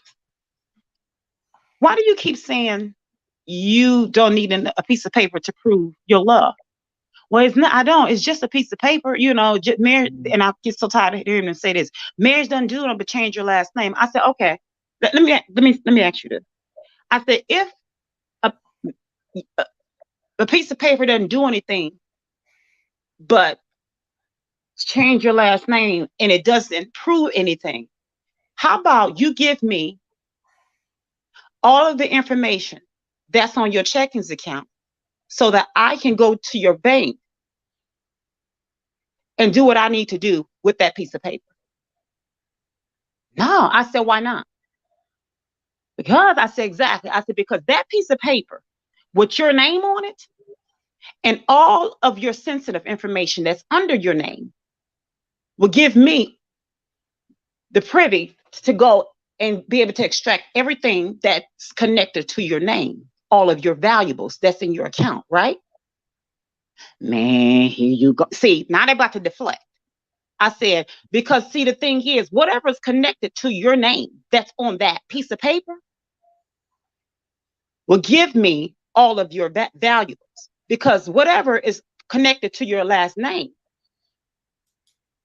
will let me and anyone know what your worth is, whether I'm with you or away from you. So it's the reason why you won't give me your last name and what's connected to your last name that's connected to your checkings or your savings account. See, so your last name carries some measure of weight, right? That's on that piece of paper. So see, it's a reason why you don't want to give her your last name. See, whatever your last name carries will connect to her. So your last name matters. Because see, whatever you feel your last name is worth, you will give to the person that you really love.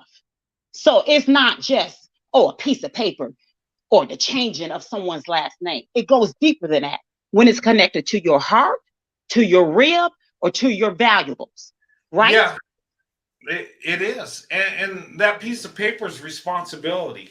How about, and that's what they don't want. Yeah, and you know what? A marriage is a promise between you, your wife, and God. Exactly. And but you know what? God's going to hold them accountable. You might, manipulate it and not have to pay so much because you're not married and you have children. They just take a portion of your income. And child support, let me tell you, what they get from child support, that's not enough to take care of a child. I have 3 kids, and let me tell you, children are very expensive. Mm-hmm. And here's the thing: when you're married, you're given all you have all that you're worth, all that you have, all that's in your heart, everything to your wife.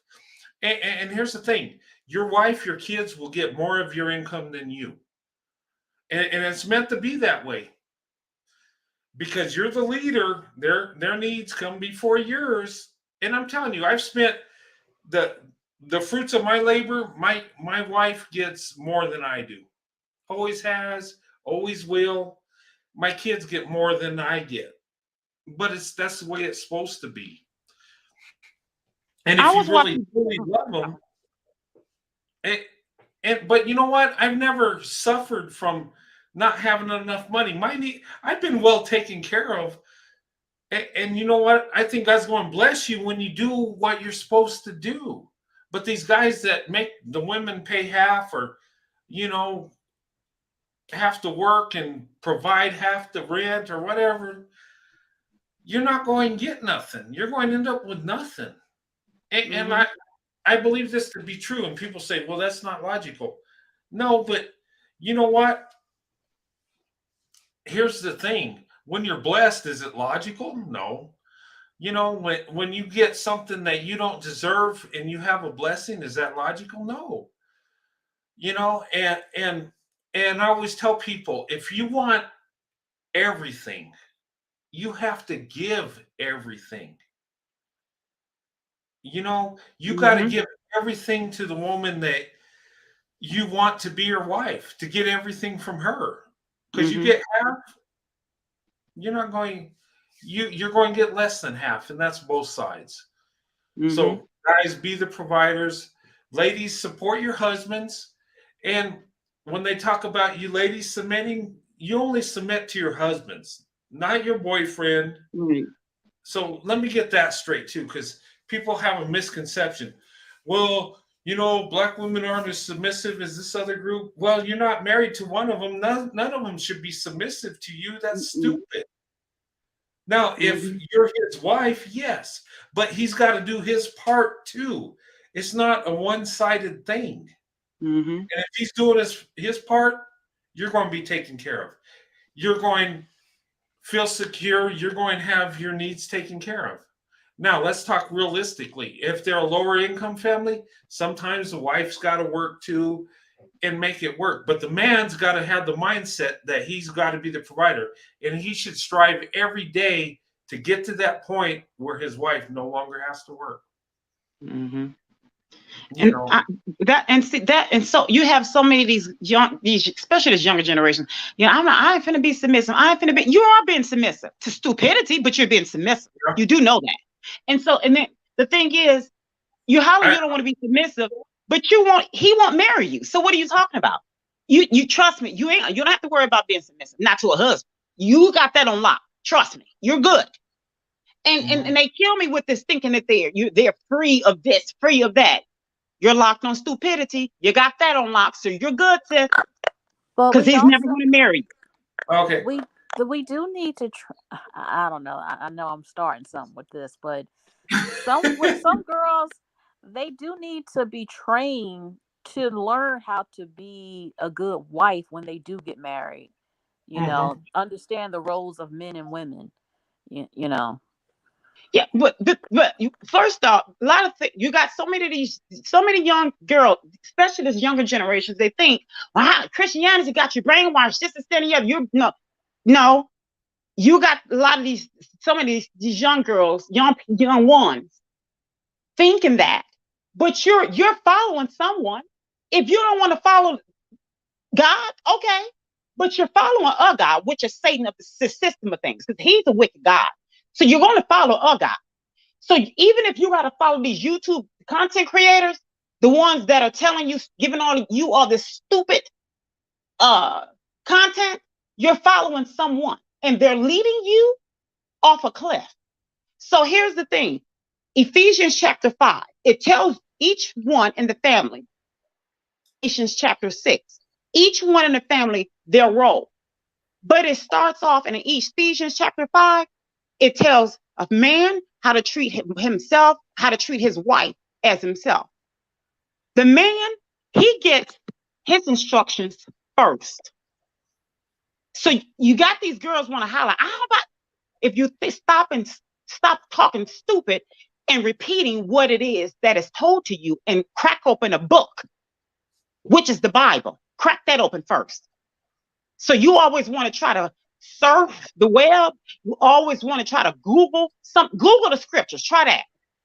Ephesians chapter 6. The first one that gets his instructions is the husband. So he's on the chopping block first, if you want to call it that. He's the first one that's held responsible. So if he don't do his role right, where you have reasons to respect him so that you can and want to be submissive to him, he's going to get it first. No one is saying that he's not responsible if he don't treat you right. Because if he don't treat you right, his prayers going to hit the ceiling. His prayers won't even be heard. So he's going to be in trouble first. Then you're next. So he has to give you reasons to want to be submissive. Okay? So you don't even have to be all up in arms. And then you come next. And then the children come next. And then in Galatians chapter 6, when it says the children are supposed to honor their parents, yeah. But then when you say, you go on, it says, parents, stop irritating your children. Here's the thing. People always say, honor your mother and your father. But it also says, if you keep reading, parents get it too. You got to give your kids reasons to want to honor you.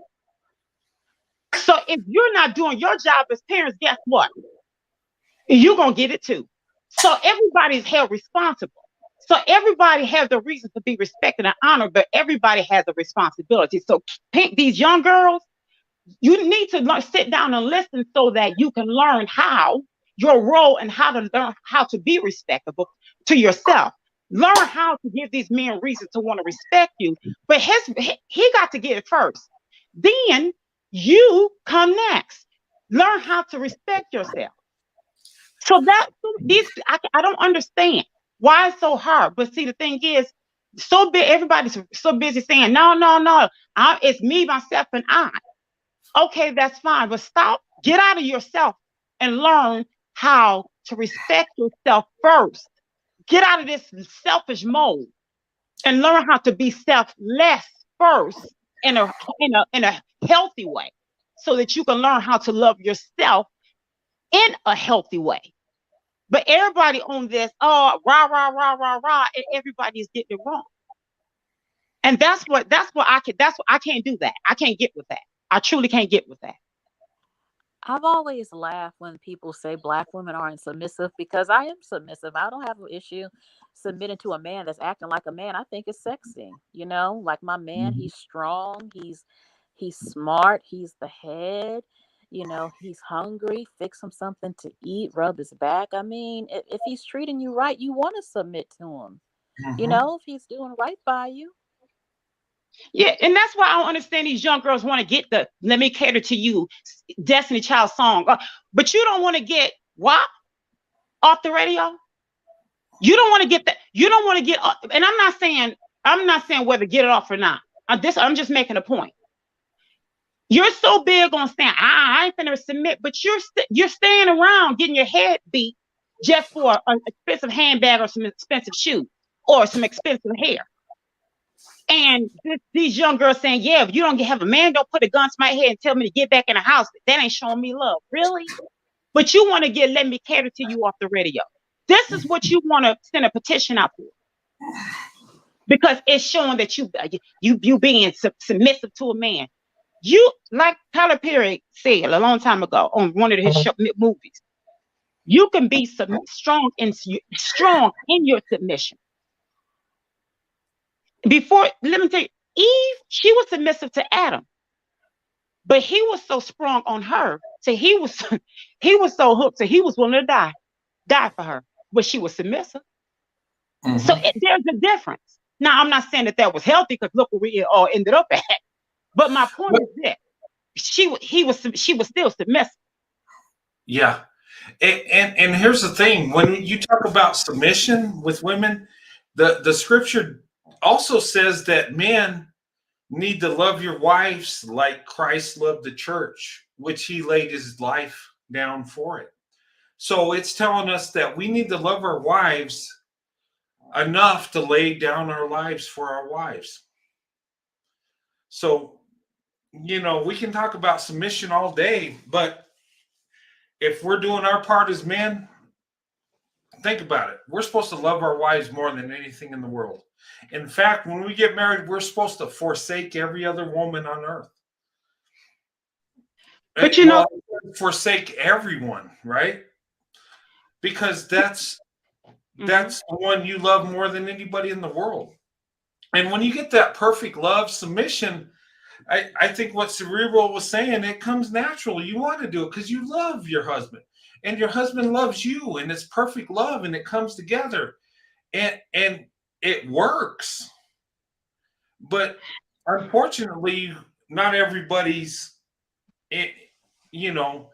sees it that way, or it's people are so selfish. They want so much for themselves, but they miss out because they are selfish.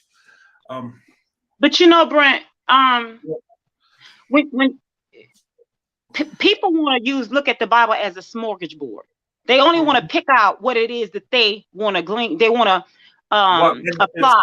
Yes. They only want to pick out what it is that they can use as a weapon.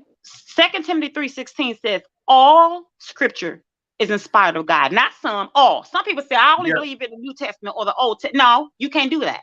The Bible is like a beautiful song. It is it's in harmony. It's a beautiful song throughout. Either you're going to listen to all of it, or you're going to have to take the whole song out and just dismiss it. You can't, it's not your book.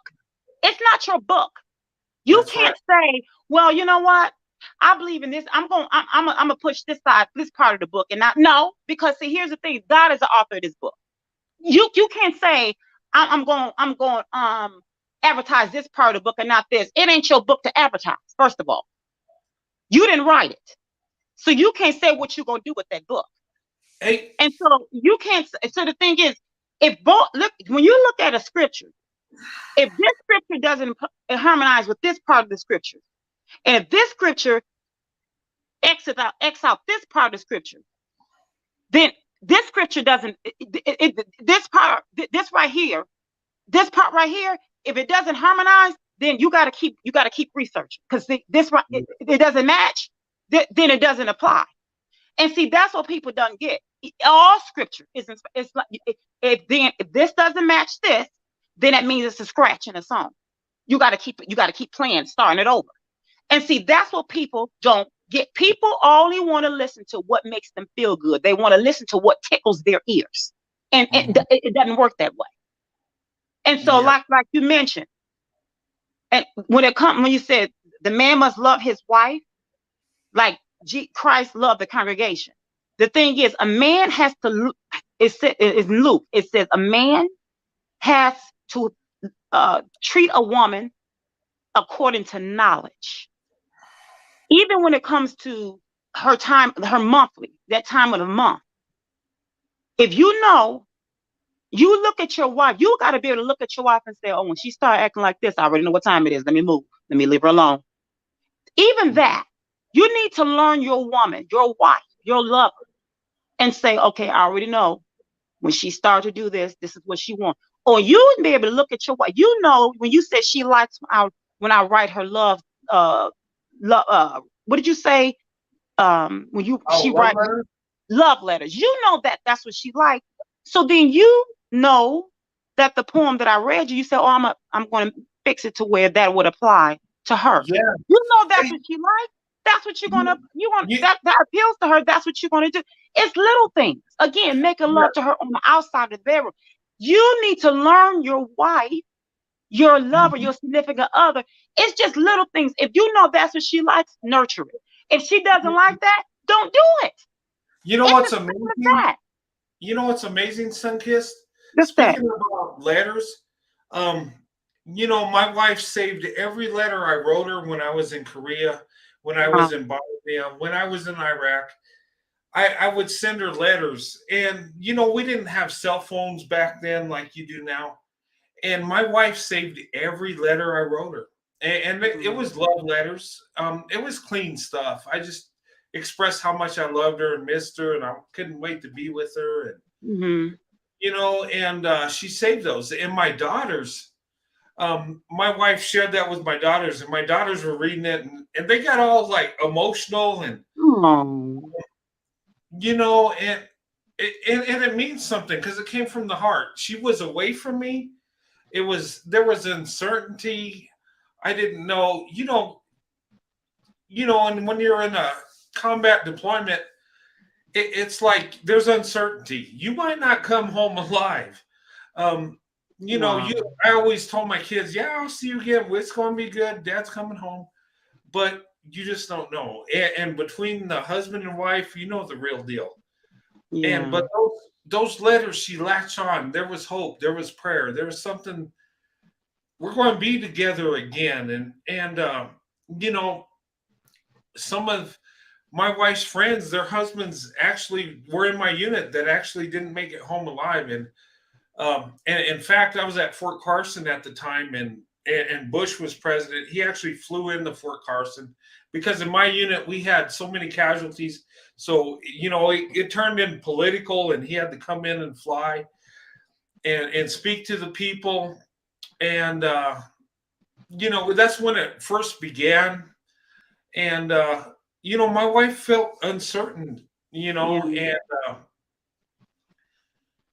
That's there so was always sweet. that faith. There was always, it's going to be okay, and Yeah. and we held on to that. That is so And sweet. You know but that you are such wow. I know. I'm sitting here just fighting back. and, You guys are just, have you ever watched The Notebook? Oh Have you my ever seen, God, I you cried. guys are the modern day Notebook. I tell I haven't seen it. I'm gonna have to watch it. you, you have got to watch that movie. You guys are the Yeah. modern day Notebook. You I will kid you not. cry. You guys are just amazing. Um, wow. But That's I used my sperm donor. He was in the military. He was with the Marines.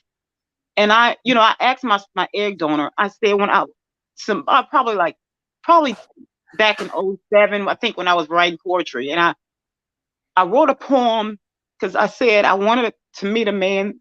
And one of my poems, so you got me choked up. I'm sorry.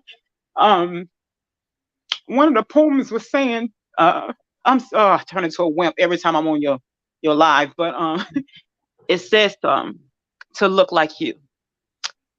And you know how a couple is together for so long they start to look alike. mm, And I said I want to meet someone that I'm with for so long till we start to look alike. And I wrote a poem that was entitled "To Look Like You." And so I was kind of vetting, and I asked my egg donor. I said, tell me some good things about you and him. At the time, I was calling him my dad. And I have never heard anything positive about him. So everything that I have ever heard, it was poison. I've never heard anything good about him ever to this day. And I always one of my poems, it has, it had some words in there, and one thing is said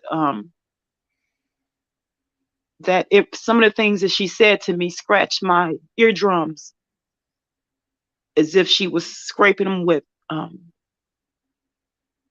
scraping them with razor blades, and they were bleeding out words that I never wanted to hear. So when I hear you talk about Sandy and the things that you say, just when you just said that your daughters heard when they read the letters and how they responded, that resonated with me. So your daughters are blessed in ways that they would never know. So thank you so much. I'm you, sorry, but yeah. So I say that I'm sorry. you know what's You know, missing today with these young kids is romance. These young kids today, they don't have no movies, love movies and romance, and they Yeah. don't even see love. It's horrible. It's horrible. When was the last time you can think of a real romantic movie? I know the virus is out, but even before that, they don't know nothing about love. They have the shade room and making fun of women and picking on women and just coldness, a lot of that. And that's what's missing with a lot of them. We need to bring back movies that showed romance and love. Yeah. Hey, I want to share Roadrunner. something. Oh, I'm I sorry. want to share some. Oh, sorry. I want to share something with you guys. Back in the day, when I was dating my wife, this was back in 1993, and I proposed to my wife 2 months after I knew her. People said I was crazy. No, I knew what I wanted. Um, I married my wife 5 months after I met her. Okay. Um, but when we decided to get married, right? Mm-hmm. Um, this is a reaction I got from family members, right? My mom and dad know that I was coming home with a black woman.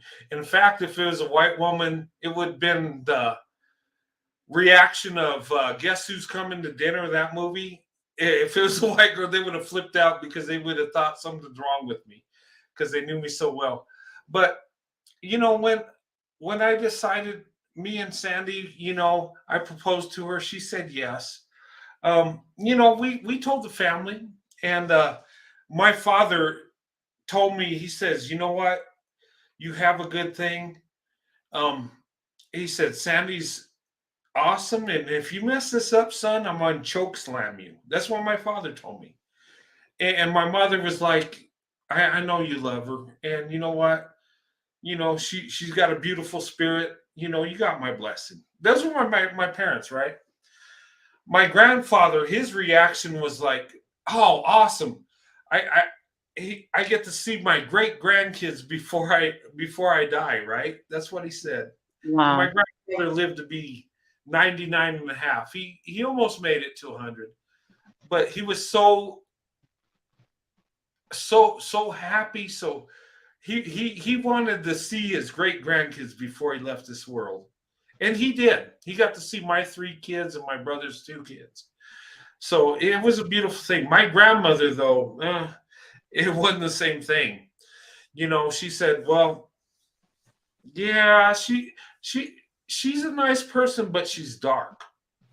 Okay, and this was my experience with colorism.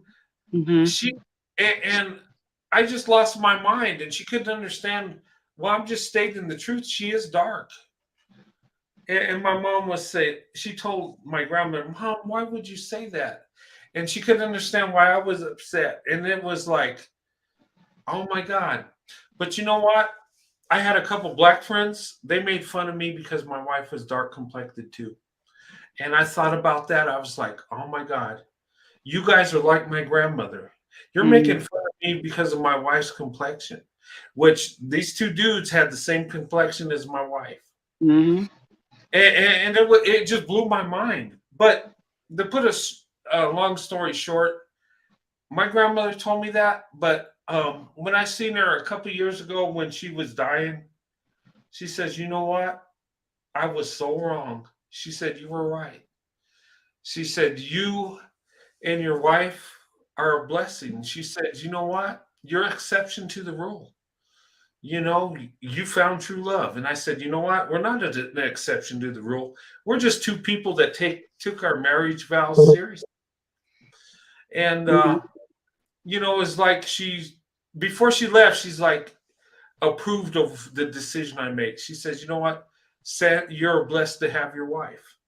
And that was touching because she was against it from the beginning. She would even tell my dad, "Why is he, you know, why is he into black women? There's other, girls. There's so many white girls out there. Why is he doing this? What's going on?" She was like so concerned, and my dad's like, "Well, that's him. That's what he wants. That's his life."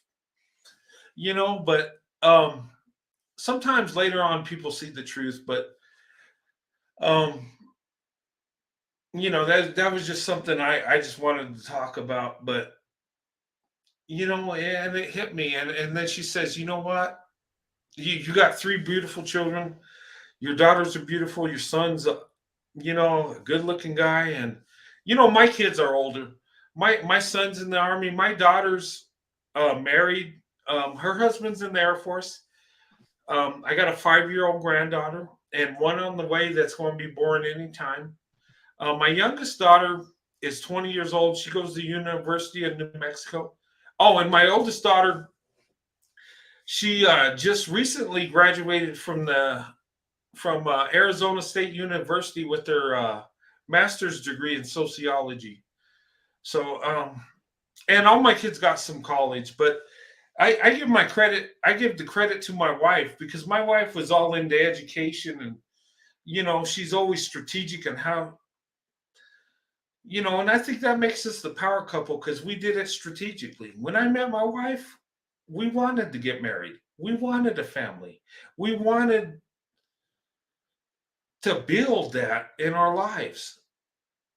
And it didn't take me several years to decide if I wanted to marry my wife. It took me 2 months, and I'm all in. And you know what? People thought I was crazy and off my rocker. Okay, she's black, and you propose to her so soon, it ain't gonna work. Guess what? It's over 27 years.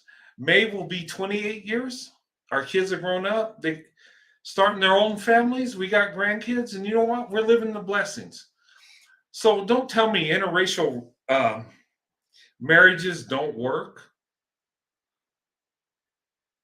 because here's the deal. It depends on the people's character, But anyway, go ahead, ladies. Sorry. I think it's the stereotypes too. And when I hear darker skinned women, and they always say, well, the darker skinned women are less attractive. Now they got the darkies, no darkies or something like that Chris Brown and them are pushing. I'm sorry. Here's the thing on that. When I was dating black women, and I've always loved black women, but I never even thought about their complexion. Here's the thing. I didn't even know it was a thing.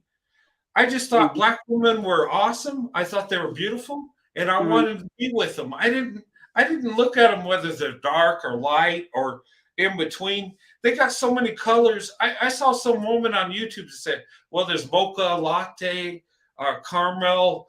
I'm like, where do you get this stuff? I never thought about that. I just thought a black woman's a black woman. She's beautiful. I'm attracted. I never measured her skin tone.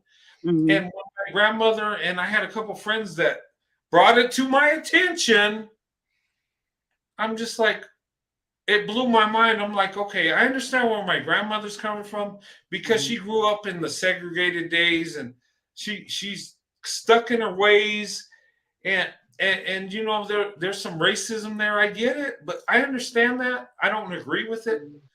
But it's the whole thing saying the same thing, I'm like, what the heck is going on?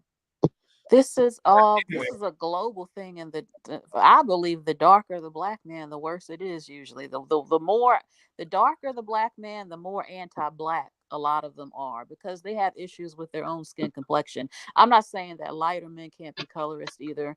It exists. It exists. Not everyone's like that, but it is a problem. That has been talked about a lot in the Black American community, especially a lot. But it exists in Latin America, Hispanic, everybody. Yes. And I think it's horrible. But, thank God a lot of Black women, especially who are darker, who are beautiful, are going to men who appreciate them. And a lot of, I told someone, because when we talk about colorism, I said, shit, to a white man, I said that whether we're considered lighter in the Black community, you're seen as a Black woman. When you're around him, you are Black. Okay, you're the darker person to him. Even though in the Black community they might feel differently, but a lot of white men are not hung up on the skin complexion or having a big butt. I notice a lot of white guys are not obsessed if our ass is humongous, which I love. Yeah, well, you look at hey, Cerebral, look at Whitney Houston, right? she didn't have a big butt or a big chest, but that woman was beautiful, right? She was amazing. You look at different black women that don't have those extreme features. They're very beautiful, right? You look at Destiny Child. You look at Kelly Rowland. Does she have a big butt, big chest? No, but she's beautiful. She's, and I would say Anita Baker back in the day, she's a beautiful woman. She didn't have those extreme features. They're just being themselves. And I think that's more of a fetishization, focusing on a butt or boobs. Sorry, but really?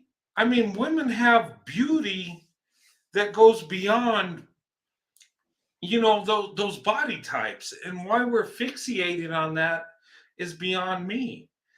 Now, I think women that have curves, that's beautiful. But here's the thing, beauty is in the eyes of the beholder. And I've seen so many beautiful women that don't have these extreme features.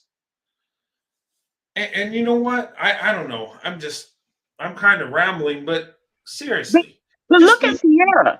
Sierra doesn't have all that, but yet when she was with Future, it was perfectly fine that she was with that loser. But when she decided to level up and get with another black man, but she really did level up.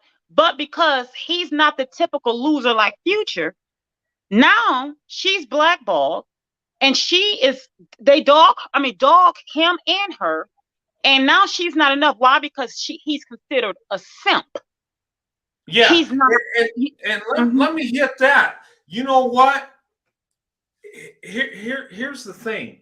And the man she's with, that guy is the ultimate man. He really is. I look up to that guy. And Russell Wilson, that's a true man. That's a black man, but he is the true man. He married her. He took her as his wife. He accepted her son, and he did it the right way. I look up to him. I got all praises for him. But see how you can't win? If you're not a bag of dust, then you're not a man in the black community. Do you see what we're talking about? And he's a black man. But do you see it in a black community? If you're decent, you're a simp. Because they said, I wouldn't be taking care of nobody else's son. You won't take care of your own son. What are you talking? We know you won't take care of nobody else's son. Hey, I will say this, Sunkissed. Anybody that calls Russell Wilson a simp is a loser. It is an idiot. Well, that is the most masculine man that I see, because he took the woman he loves, he married her, and he accepted her son, and he's doing it the right way. And women would fall over backwards for a man like that, because that is a real man. And you know what?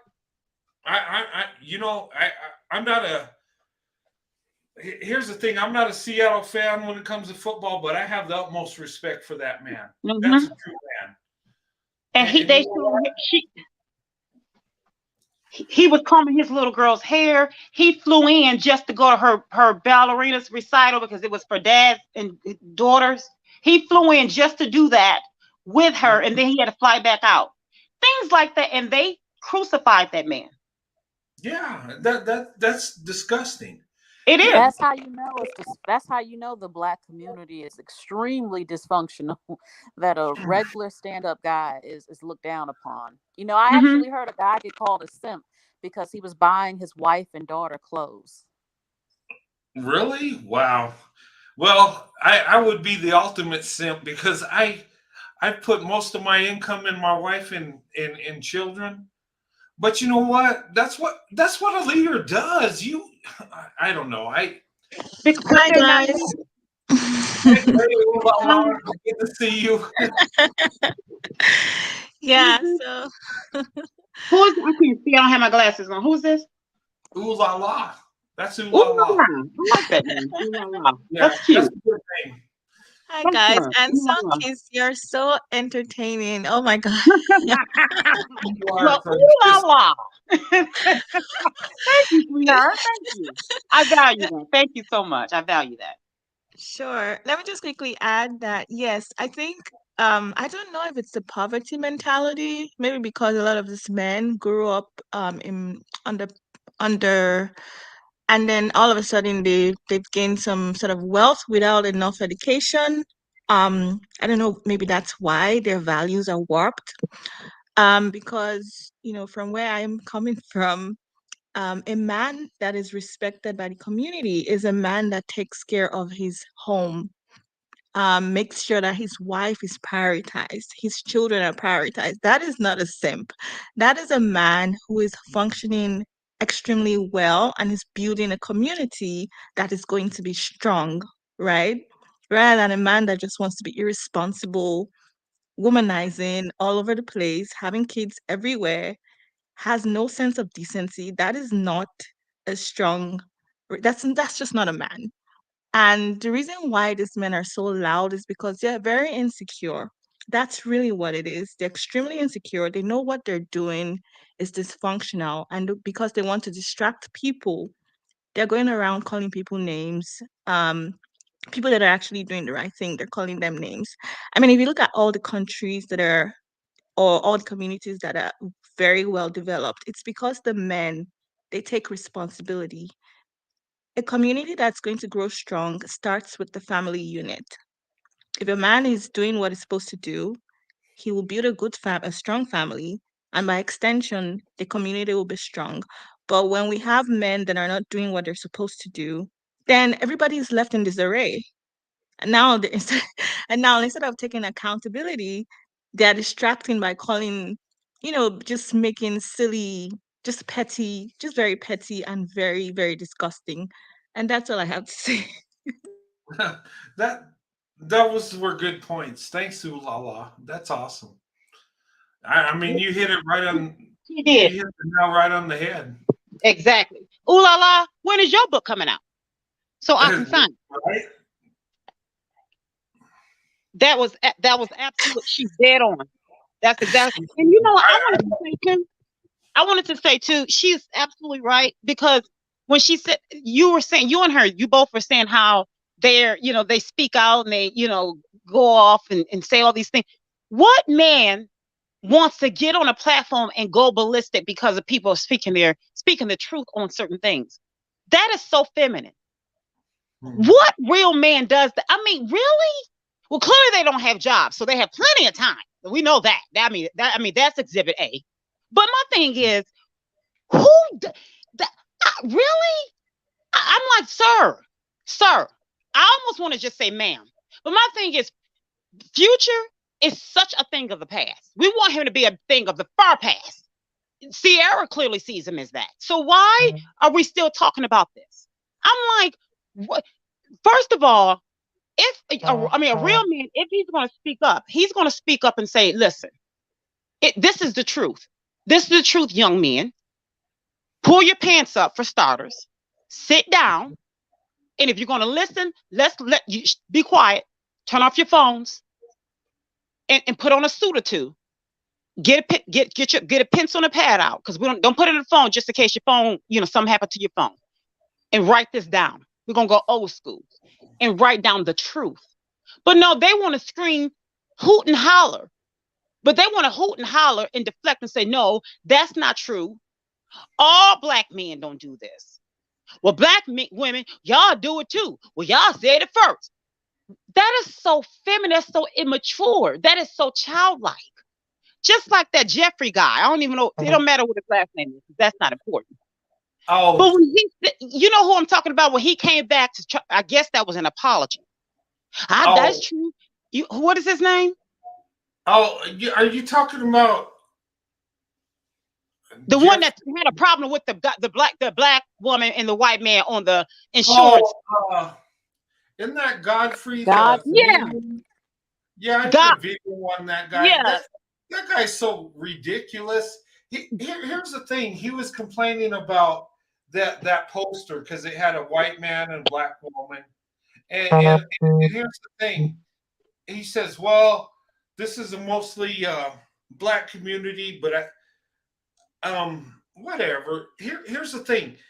Corporations are focusing on Black women and white men, because black women and white men have a lot of capital. They have a lot of wealth. They really do. And they're trying to, uh, they're trying to connect with that community because it's a trend. Interracial relationship is a trend right now. It's an exciting thing.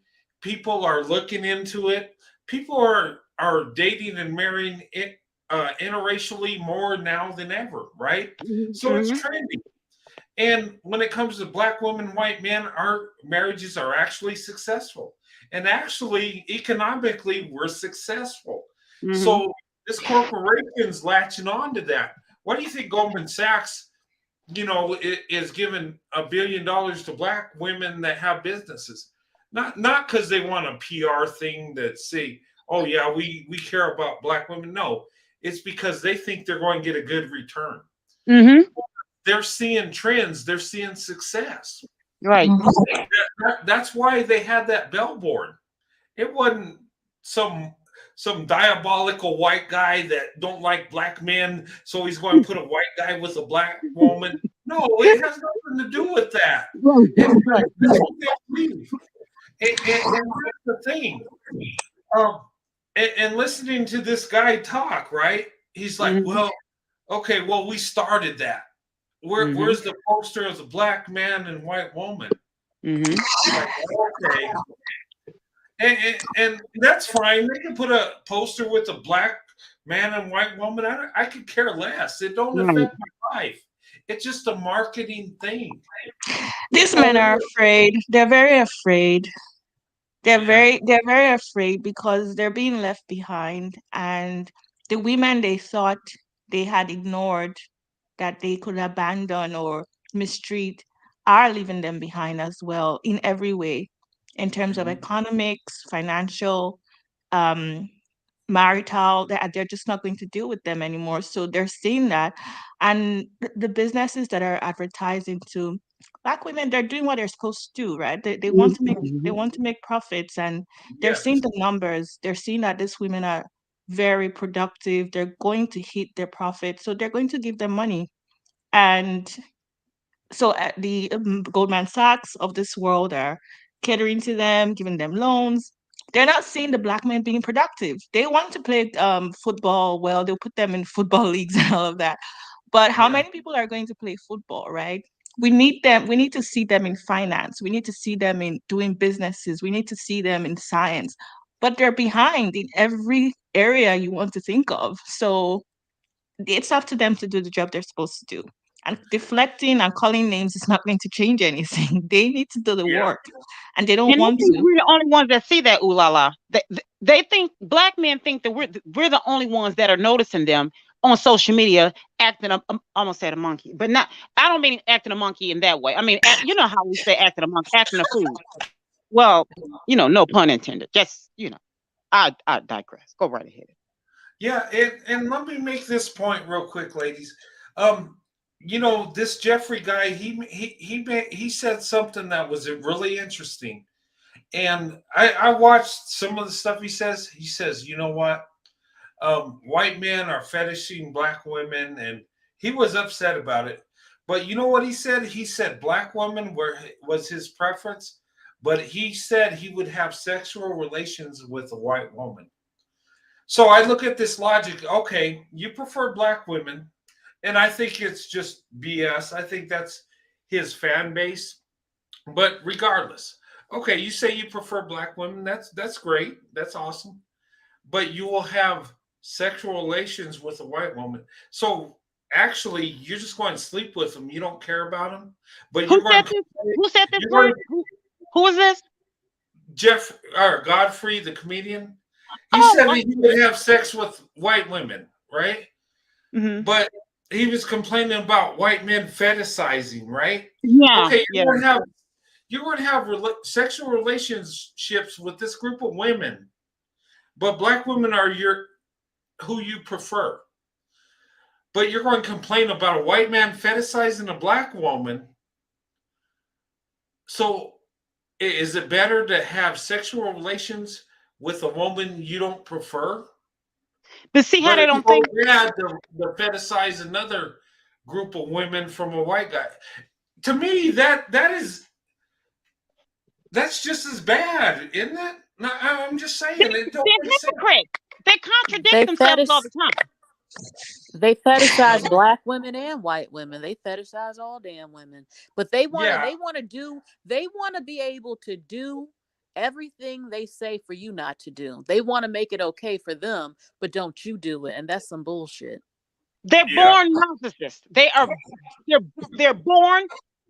No, I can't take the wheel. I can't. That's PTSD.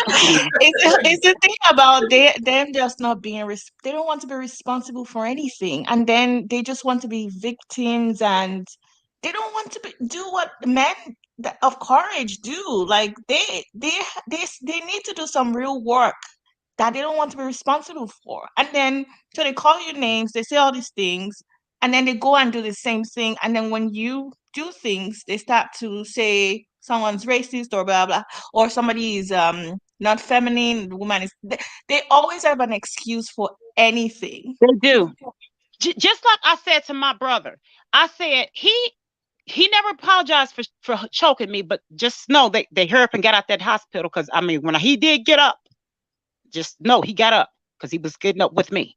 But I was like, when he cried, like I said, he was a drug kingpin. He never cussed in front of me, smoked, but he always respected me. But he did it because what my egg donor was feeding him out of jealousy. But he wanted to talk to me, and I went 3 years later, but he still never apologized.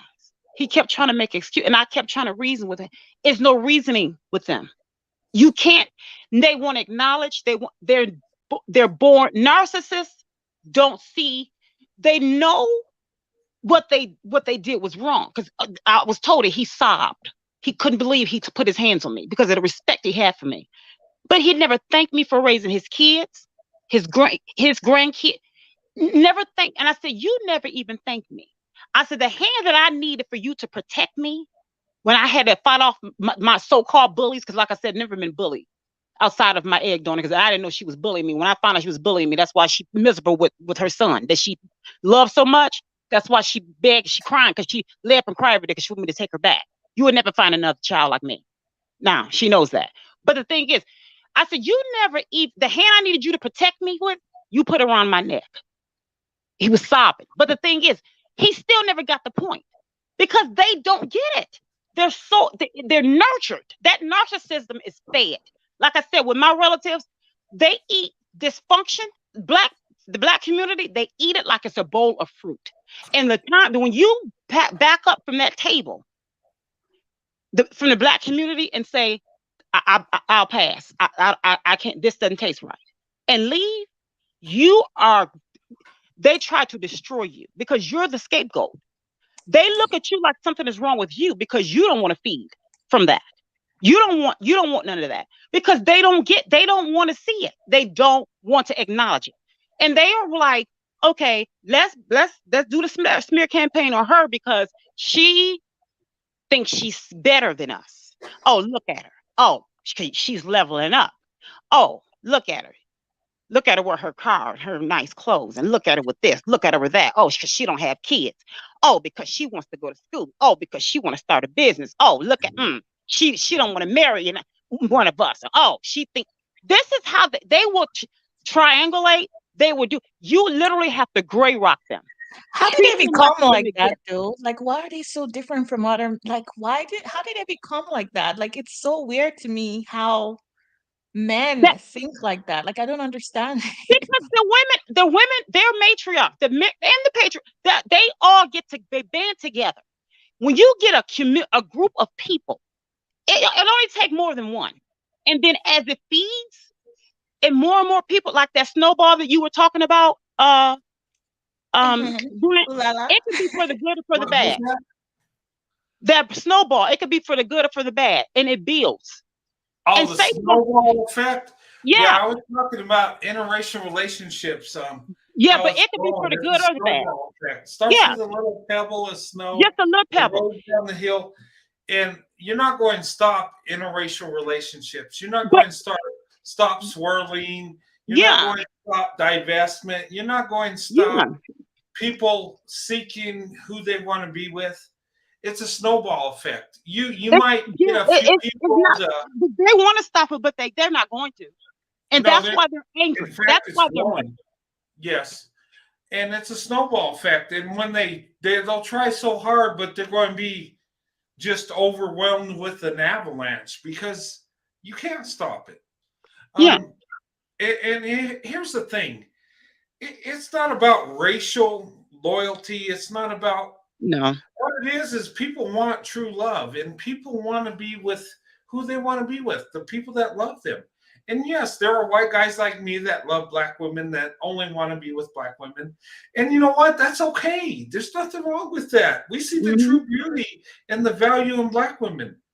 And you know what?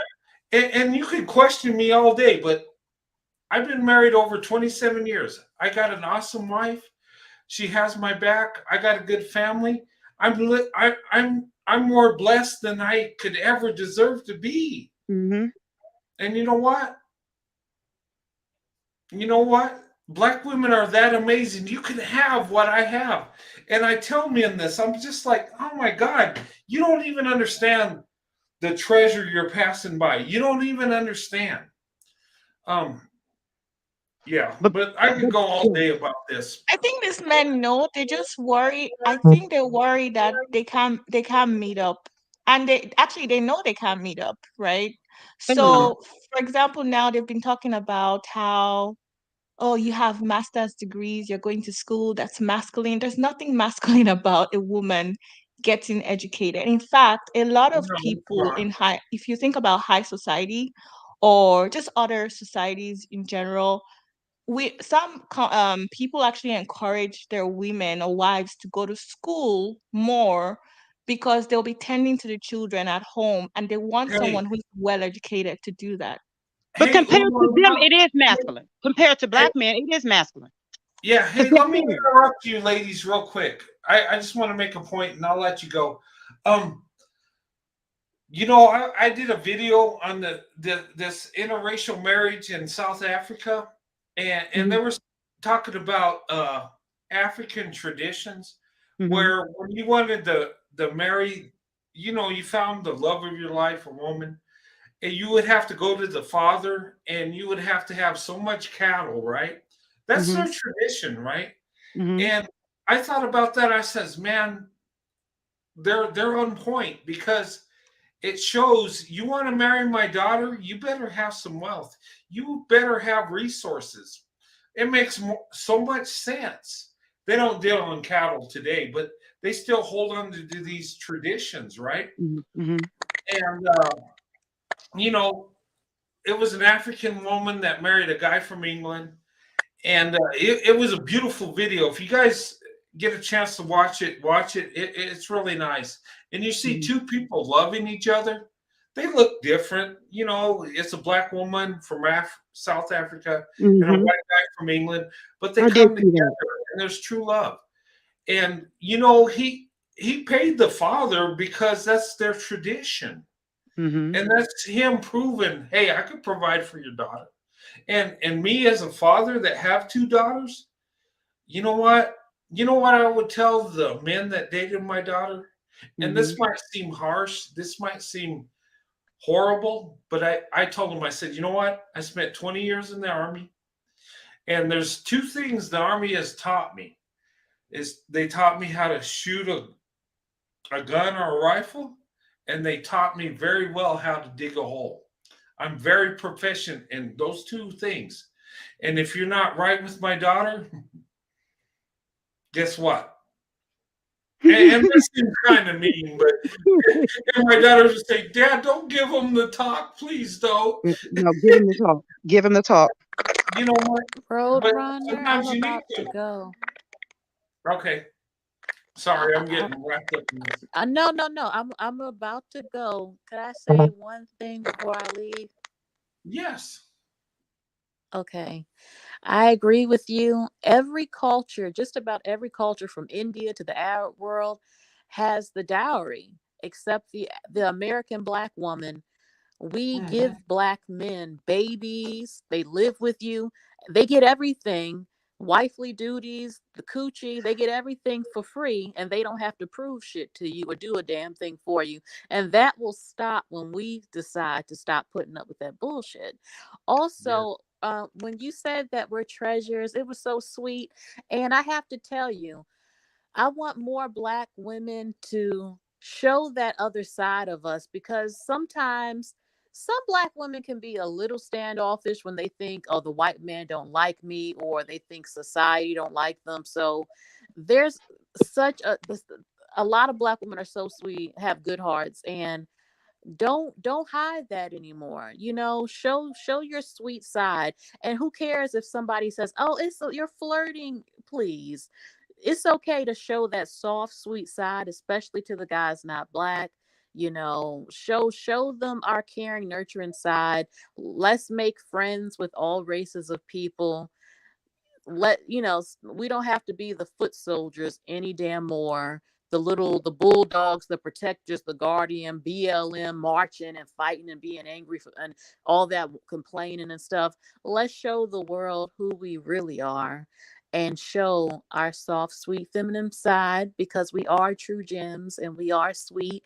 And some of us show that, but I know for a fact that some Black women don't always show that side to everybody. You show it to your man in the house, but the stereotypes that we have, only we're going to be able to break these stereotypes. It's that bad. We have to fix our image. And I just want to leave with that. So Thank you, sir, thank you. Paul. That was nice. Thank you. Yes, Rubio, thank you so much, and Thank God you. bless you. You hit the nail on the head, and Thank Black you. women, I would just say Bye, to y'all. you, yeah, thank you for coming on. Thank And I you. would just say you hit the nail on the head. And I want to iterate what she said. And Black women, you are a treasure. You're so much valuable. And don't let a man from any group determine your value. Your value comes from God. Your value is more precious than you know. And you know what? You took, and I would say, Black women, let me tell you this. You took a young white kid from a white neighborhood in a white community with white people, and you turned my heart around. You won my heart when I was 5, and you never lost it. And the only woman that could break my heart is the Black woman. Mm-hmm. I'm speaking truth, because you're the only one that has access to my heart. And that's how beautiful and wonderful you are. So, just understand, you're beautiful. You're the most beautiful woman on earth. You're the most successful woman on earth. Don't let nobody tell you different. And you know what? As we move on in time, Black women, you're going to reap the benefits. There's going to come a day where the Black woman is the most sought after, the most beautiful. She already is the most beautiful, but every eye will be open. Every man will seek the Black woman. You mark my words. I don't know how long it's going to take, but it's going to happen. And I just got an early preview. God opened my eyes to Black women. And you know what, ladies? Hold yourself up high. Love yourself. Understand the treasure you are. Understand that a man that has access to you, it is not only privileged, but is blessed. And you hold the keys. And you know what? Don't settle for nothing less.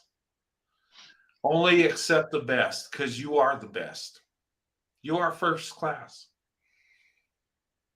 And this is coming from a white guy, from a white neighborhood, from a white community, from a white culture. I see the true beauty, and you're it. Thank you, bro. My big brother Brent. We appreciate that. We really do value that. We really do. We it's so sad that people make comments like, okay, we heard it enough and all that. Then clearly it's not for you. Whoever told you that, Brent. Okay, I think it was probably a Black dude that was. I'm sure. I'm sure it was, but it wasn't for him to hear it. So he needs to, like I said, I always say swipe left. It's not for you to hear it. Whoever said that, it wasn't for him to hear it because we don't hear it enough. So so again, we value those words. We really do. Um because again, we don't get that. We don't, that's why it's still hard. Black women, we are up in our big ages and we're still wiping tears because we've not heard it, or we've not heard it enough. Um, and we still, it's so sad that we still cringe and still get uncomfortable when we hear that, because, or we still hear, it's so sad to hear Black women still saying, oh, they're trying to fetishize you. Because those Black women are so used to being pounced on, beat up on, cursed at, put down, and, degraded and things of that nature. That's what sounds normal to them. That's the bowl of fruit that they eat. That's what they pass along to the younger generations. If you hear the B word, or being cursed at or put down or told to twerk, or to, whatever the case is, fight for a man and all that. When you hear Cardi B telling you to do whatever it takes to keep your man at home and not go to the side chick for tonight, that's what makes sense to them. But to hear someone say this, something what you're saying to them, that's him, you being fetishized. Really? That's what transcends through that's what take the wheel. That's PTSD kicking in. I can't. See, that's what makes me so sick when I hear that stuff. What I just said, that is what's passed on. That's the bowl that is passed down the table to each Black girl and each Black woman in the Black community. The Cardi B's. So even when Cardi B, they used her to speak for the Black community, no one said it. It was like, okay, so a few said something, but see, that's what's represented in the Black community. Mhm. And it's embraced. Black men they applaud her. You know what, It's Cynthia? sad. Mm-hmm.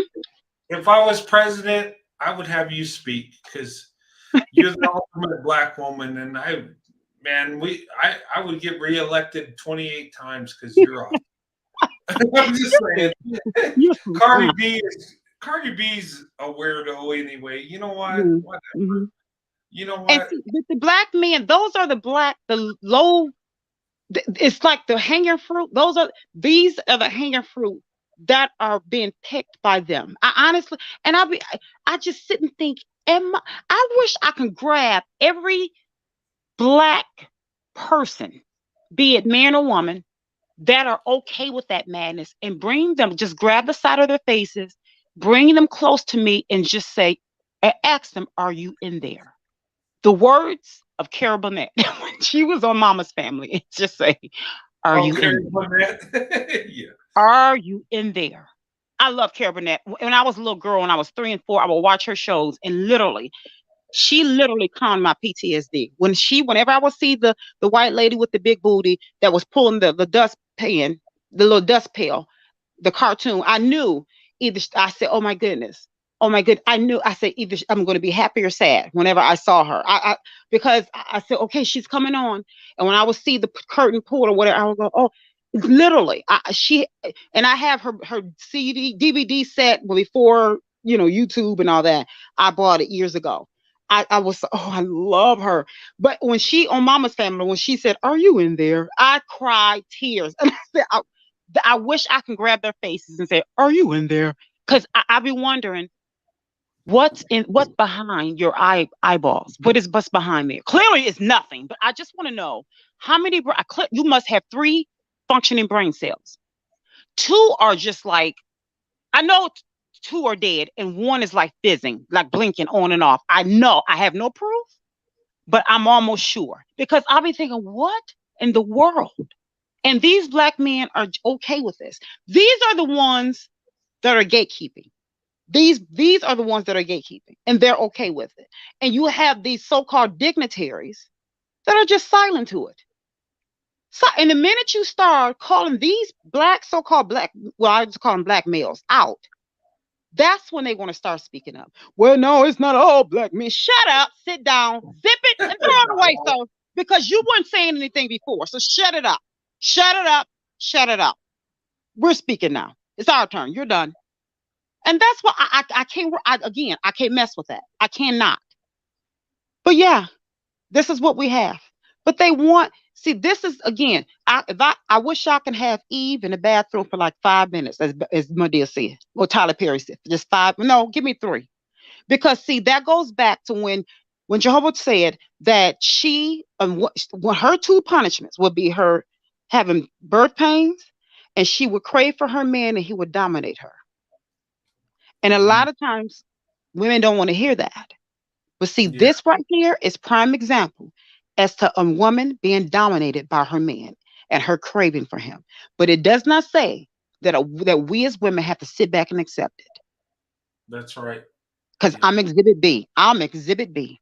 I refuse to accept it. Because the thing is, that go see Ephesians chapter 5. Because even though Eve, she did this, but it's also in the Bible where it says how a man is supposed to treat his wife. Doesn't mean that she have to accept it, although Eve, she started it. And this is our punishment.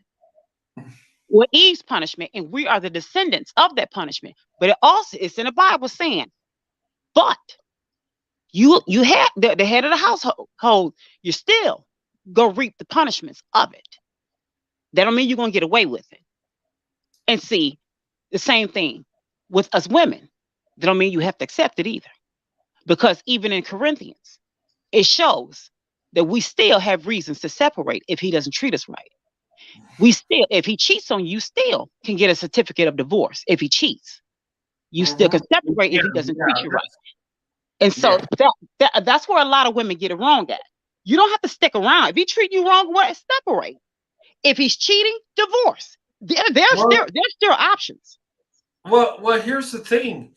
You know, in Moses' time, they allowed for divorce because of adultery, and abuse. Yeah, I mean, and divorcing isn't a nice thing. It's horrible.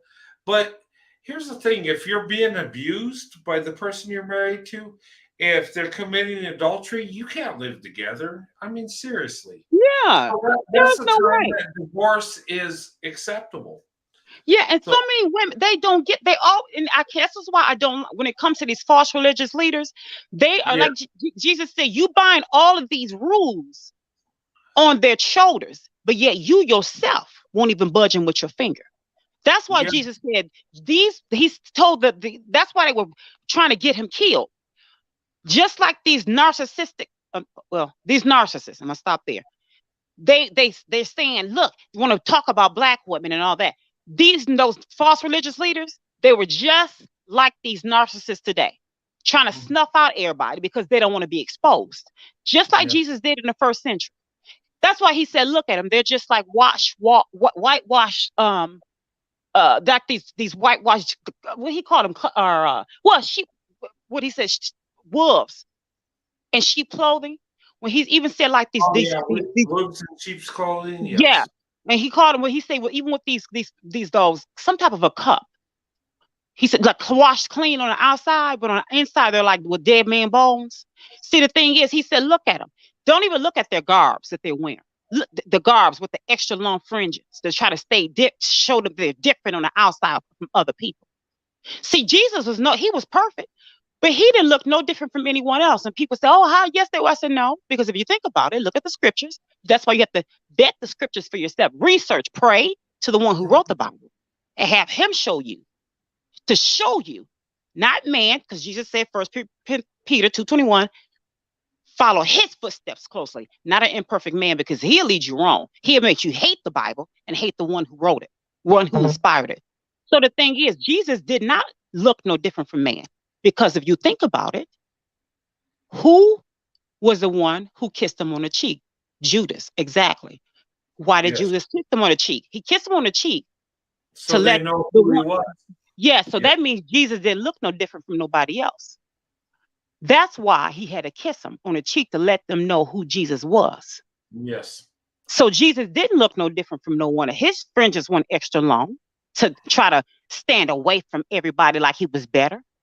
That's why he had to be kissed to differentiate who was who.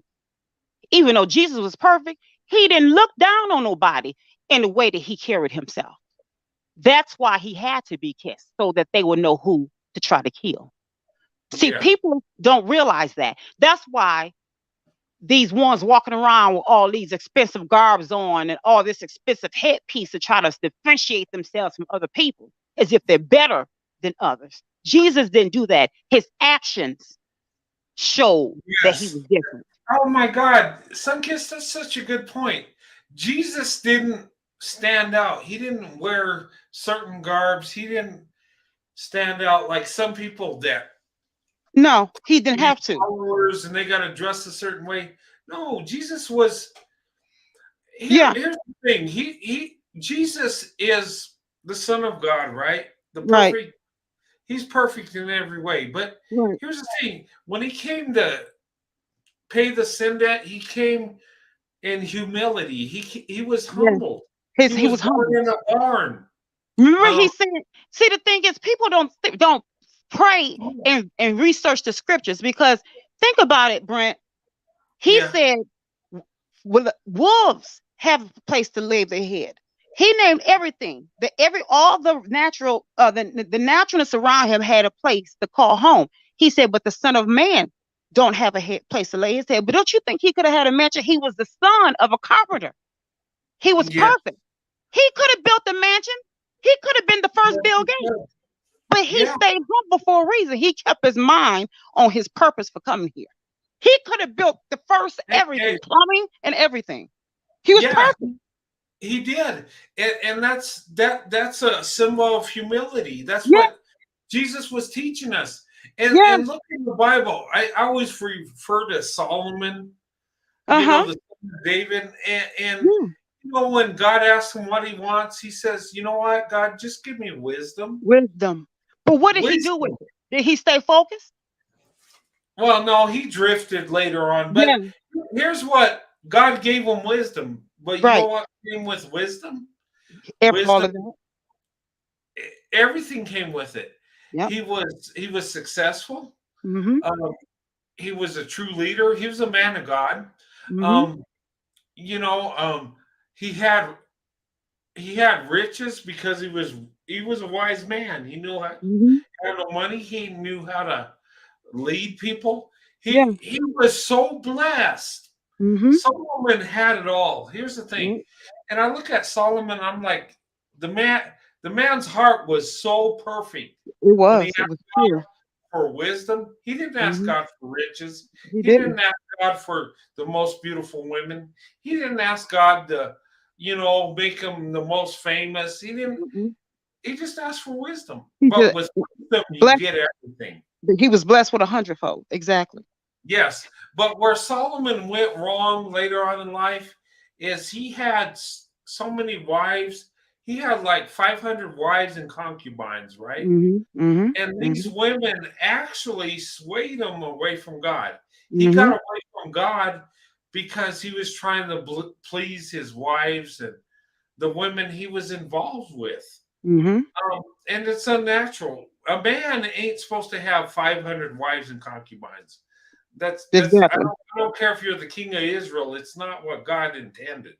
Exactly. And so many people speak on. They say, "Well, God, it's not that all the unnatural things that happen in the Bible had all these wives," and that's why so many men say, "Well, it happened in the Bible. It's unnatural to be with one wife." He did not intend for that. He did not allow it, because if that was the case, Adam would have had more than one wife.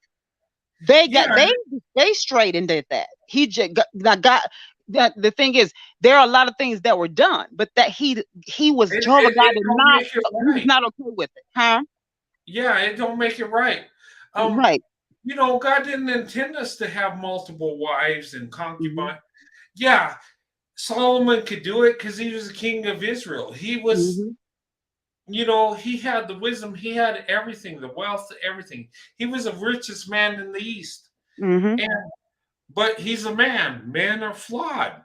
And he was a man of God. He was blessed, but he drifted. And here's the thing. Just because he could do it don't mean you can do it. Mm-hmm. And Exactly. and you know what? If you look at King David, and Solomon was a product of this. He lusted after Bathsheba, Mm-hmm. and he had Bathsheba's husband put on the front lines so he could take another man's wife. Mm-hmm. Don't tell me there ain't nothing more evil than that. Exactly. And David was a man of God. Mm-hmm. David, they said he had God's heart, but he fell into sin.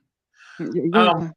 But that don't make it right. That don't mean you can do what he did. Yeah, he's a Mm-hmm. man of God, but he fell short. So, Mm-hmm.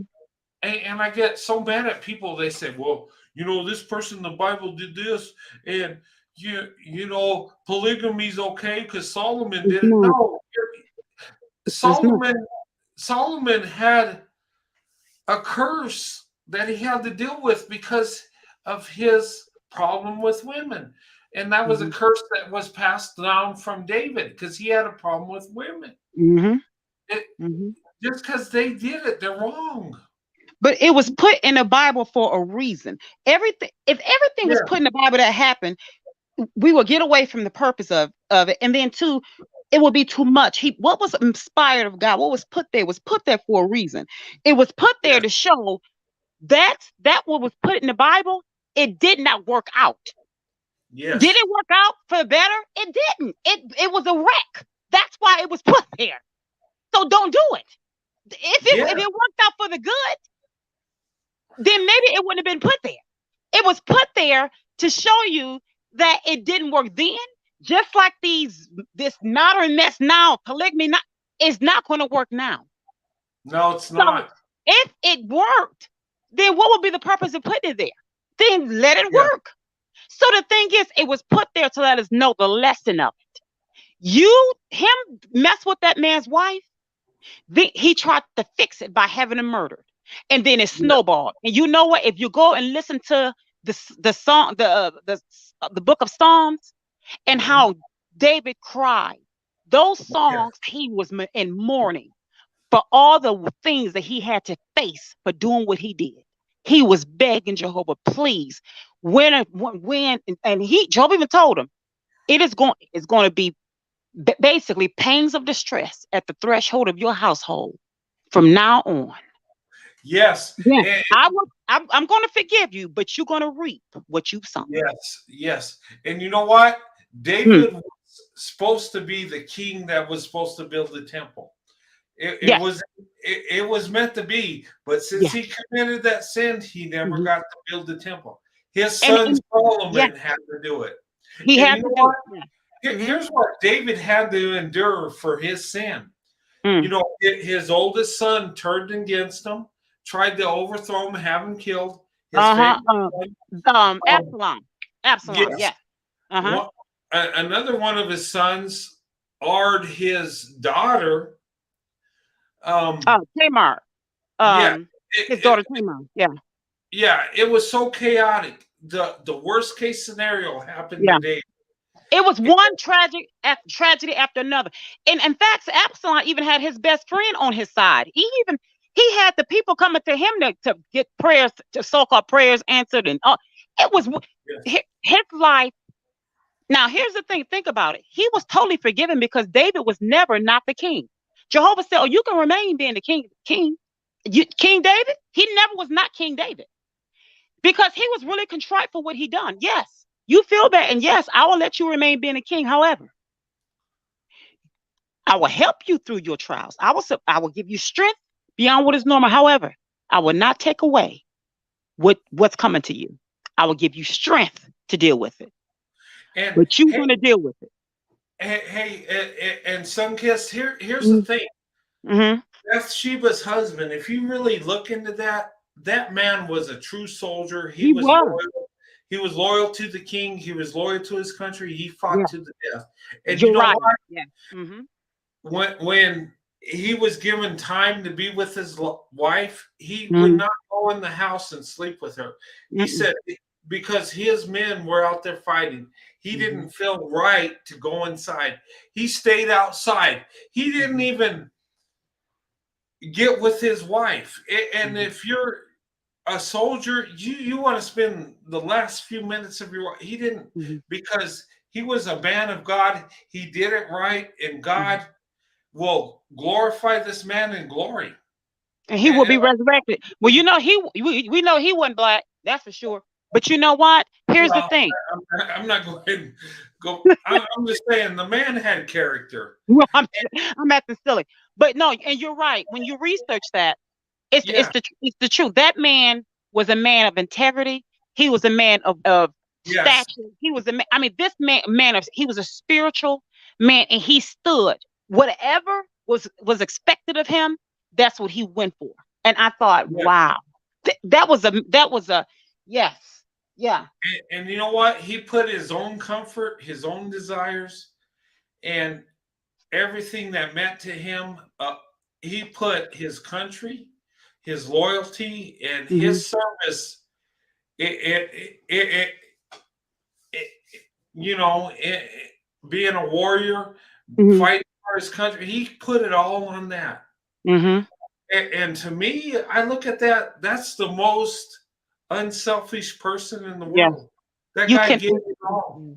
And it's just so sad and disgusting that the king of his country took advantage of him and his wife.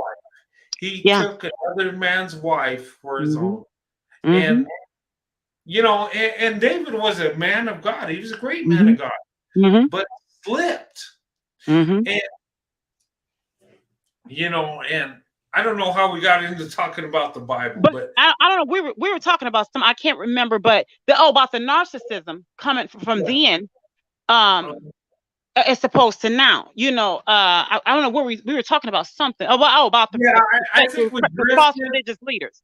The false religious leaders having narcissism, and so many people being angry with religion. And I just wanted to tie that up with, regardless of what a person read in the Bible, and they want to nitpick and say, King Solomon had a bunch of wives, and so polygamy is fine, and David slept with this person, and he married Bathsheba. But it didn't work out. But here's the thing: King Solomon didn't come to die for our sins. David didn't come to die. Jesus says, follow his footsteps. Why? Because he's the one that came to die for our sins. So again, go back to 1 Peter 2:21. And you need to follow Jesus' footsteps, because he came to die for your sins, not David, not his son, not nobody else. When you get done flipping through the scriptures, who died for your sins? Okay, so that's the one that qualifies. No one else. Period. We're done. Swipe left. Okay, now what were you saying, Brent? Okay. No, you hit it right on point. Yeah, it's a done deal. You're so right. Yeah. But you know what? It's kind of funny. We hit a topic and we get upset so many things, but I think it's a good thing that we drift sometimes. It is, because it all correlates. At the end of the day, it's nothing new under the sun. In Genesis, like the book of Genesis say, there's nothing new under the sun, and everything is in harmony. Jehovah God made us. And people always want to say, well, I'm going to go over here. I'm not going to live. At the end of the day, here's the thing, regardless of what problems we have on the face of the earth, if we have a problem with our Mercedes Benz, if we have a Mercedes, are you going to go to Kia to get the if they do a recall on anything, let's just say if it is a Mercedes, just for grabbing whatever, you're not going to go to Kia and say, I'm having a problem with something on my Mercedes Benz. No. Or you're not going to go and say, I need a plumber because I'm having problems with my Mercedes Benz. No. You're going to go to the person that created or manufactured this product. You're going to go to the person that created the Mercedes Benz, because it only makes sense, because they're going to be able to say, okay, well, this is going to be this, that, and the other. Problem solved. So if you're having problems with mankind, you're going to go to the one that designed it. That's right. Oh, yes. You go to the one that designed it, which is our creator. Yes. So where's the manufacturer? It's in the Bible. Mhm. That's the manufacturer. That's the one that go to the manuscript. Go to the person. Go to whatever it is. Go, flip through it. Okay, it's here in this. Okay, right here. Whatever is wrong, you need to go to the manual. He gave us a manual. You may not like what's in it. And people say, well, I mean, man wrote it. They physically wrote it. But he's the one that inspired it. Now, it's no different if you have own a company and you're walking around a room and you're dictating to the person, to your secretary. And you're saying to the secretary, write this for me. And the secretary is typing up everything that you're telling them to type up. And once you're done saying what you have to say, and they type it up, and they're saying, is that it? Yes, that's it. Now, who wrote that? Or now, verbally, those are your words. So you're the author of those words, but the secretary just typed it up. Now, if it is, let's just say it's your book, it's your manuscript, or what have you. Let's just say it's a book, for instance, kicks and giggles. Okay, it's a book. And the book is a bestseller. Who's going to get the accolades? Who's going to be the author? Is it your secretary that physically wrote it? Or who's going to get the accolades if it's the bestseller? It's going to be you. Well, people say, your secretary could say, because I wrote the book. You're going to say, no. You just physically wrote it. But it's going to be your words because those are your thoughts. You inspired it because they come from you. So you get the accolades. So if anybody may come and say, well, I want to rewrite these words, or I want to say, no, I don't believe what Brent said here or Brent said there. So I want to change it up and I only want to go by this XYZ, or 2 years from now, I want to say, I want to revise. They can't do that because it's not for them to revise because those are your words. Yeah. Because you were through them. Now, if we as specks on a scale, as the scriptures say, if we feel that way about our words, times it by 1 billion when it comes to Jehovah God, because he designed us. He's perfect. Nobody can check his hand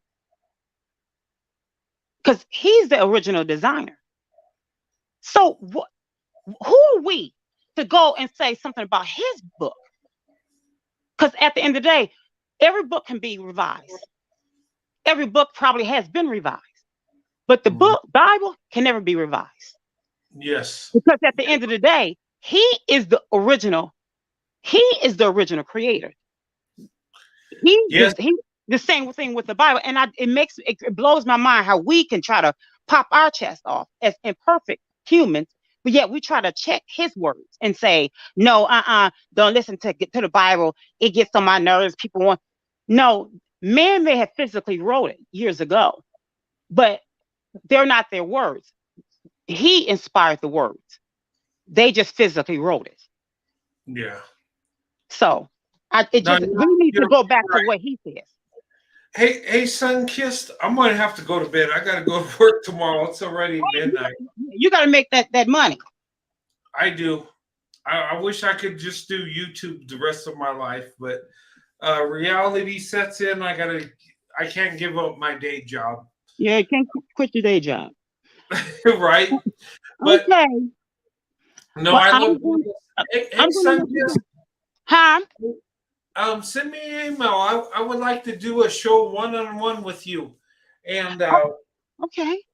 I'd like to do a topic with you because I mean, gosh. The things you talk about is amazing. And you motivate me, you motivate a lot of people on the channel. I mean, people love you, and I would like to do a one-on-one with you. And we could talk about interracial relationships or anything. And, just reach out to me maybe next weekend or the weekend after. It don't matter. I would like to do a one-on-one with you because I think that would be an awesome thing. I would have a good time. I mean, I enjoy just listening to you talk, and you got a lot of you know, your perspective is so awesome, and you come up with like gems on how things are, and I just, oh my God, I embrace it. And a lot of people in the chat are embracing. They love hearing you talk. And, you know, you got a way of expressing yourself that is so awesome. Thanks And so much. You guys are so sweet. Thank you. And here's the thing, I love bouncing off of you all too, because the ladies that come up on the panel, I love listening to their input too, because I'll be thinking, wow, that is so neat. I just love getting other people's input too, and your input and the way that you embrace Black women and how you sing your wife, just her name and how the things that hangs off of her name and what it means to you. Just it really, it melts my heart. It really does. I have never cried so much on a platform like I have on yours. So it really touches my heart, and I thank you. But I would love to, if you want to do it next weekend, weekend after next, whatever works for you works for me. So yeah, I'll send you okay, yeah, send me an email. I would like to, if you're willing, next weekend, I'm all for it. Like I said, I would love to do a live with you, and I mean, you got so many things, and you know, you hit the nail on the head so many times. I would love to do a live with you.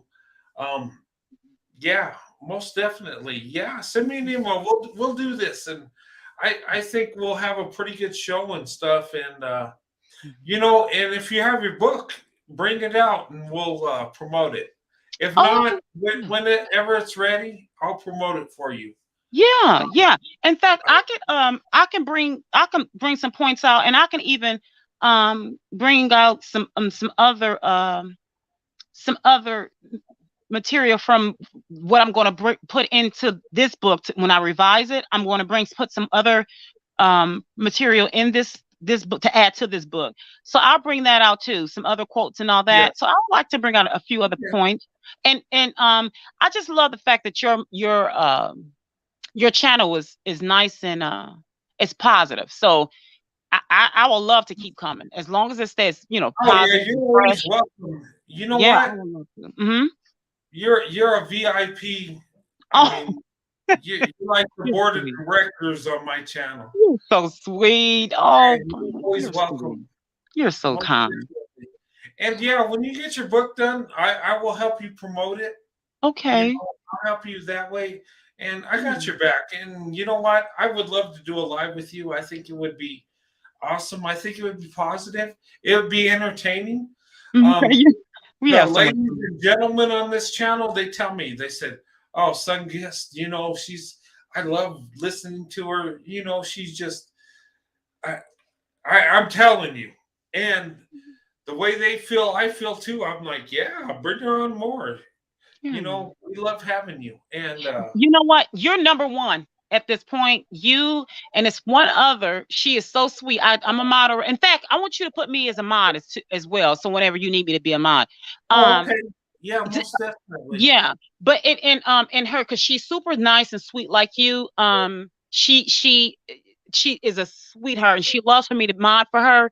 But so whenever you two ever need me, I'm there. And here's the thing: whenever you need me, I'm all for it, because I'm good at picking up on good energy. I'm all for it. Give me your email address if you don't mind. Do you give it out on air, or do you want me to look it up? Yeah. No, I give it to everybody. Okay. I'll put it in the chat real quick. It's also on the description box. Okay. And it's also on my community page. Oh, okay. Okay. But I'll put it up here real quick.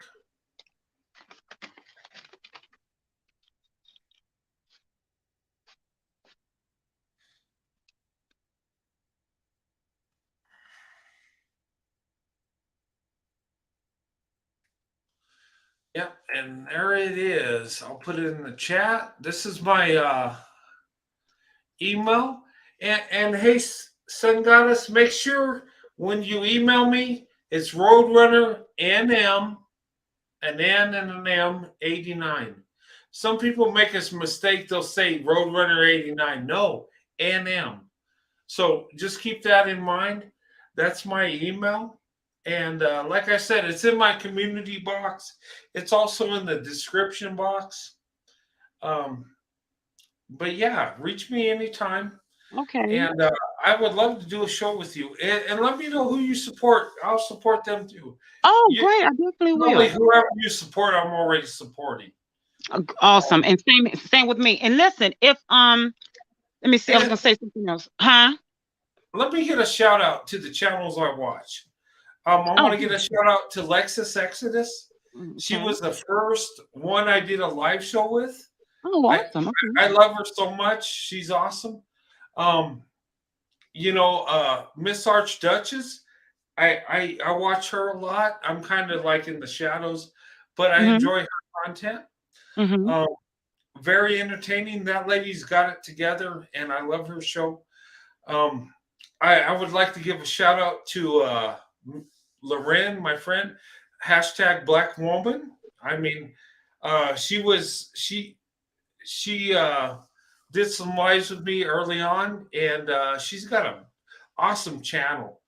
And I want to give a shout out to her. And these ladies have actually helped me build my channel. These ladies, have a lot of love in their heart, and they got good content.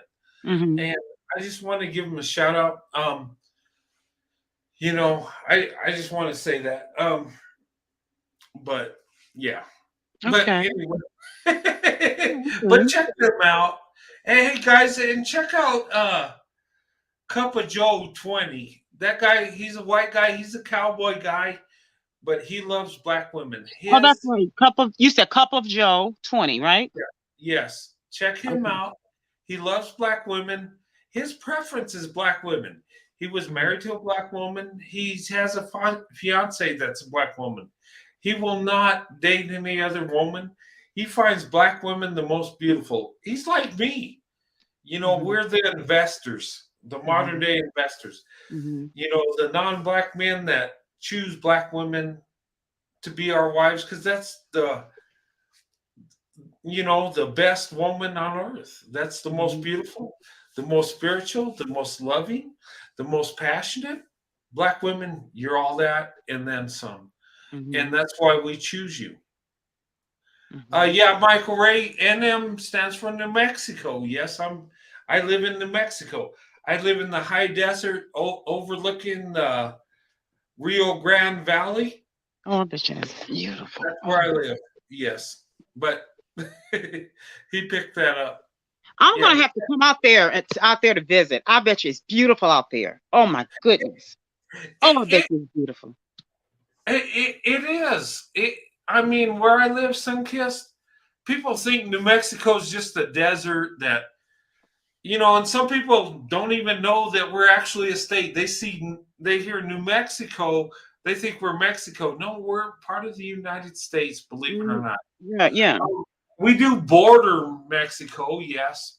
But, we border Texas, Arizona, Oklahoma, Colorado. We border those states. We're right there. New Mexico is a beautiful state. Yes, we got a lot of desert, but we do have a lot of mountains. We have a lot of ski resorts too. Oh my god, I have to come out there to ski. Yeah. So we got all elements when it comes to terrain. We got lush forests. We got deserts. It's a beautiful place. You just got to get out and explore it.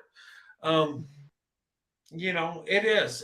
And if you ever come out to visit, research it. See where all the nice places are to see, and you'll find that we're a beautiful state. And when it comes, the people are friendly out here. The biggest community out here is Hispanic Mexican. They're the majority, and close second is white, and then I think black, and then Native American, and then Asian. But we're a multi-diverse community. We got all races of people in my state. And my son-in-law, he's from Missouri. He's married to my daughter, and he told me, he says, you know what? He loves New Mexico. He was stationed here, right? That's Mm-hmm. how him and my wife met. He says, you Mm-hmm. know what? New Mexico, he said, it's amazing. He said, I think that's the most least racist place in America.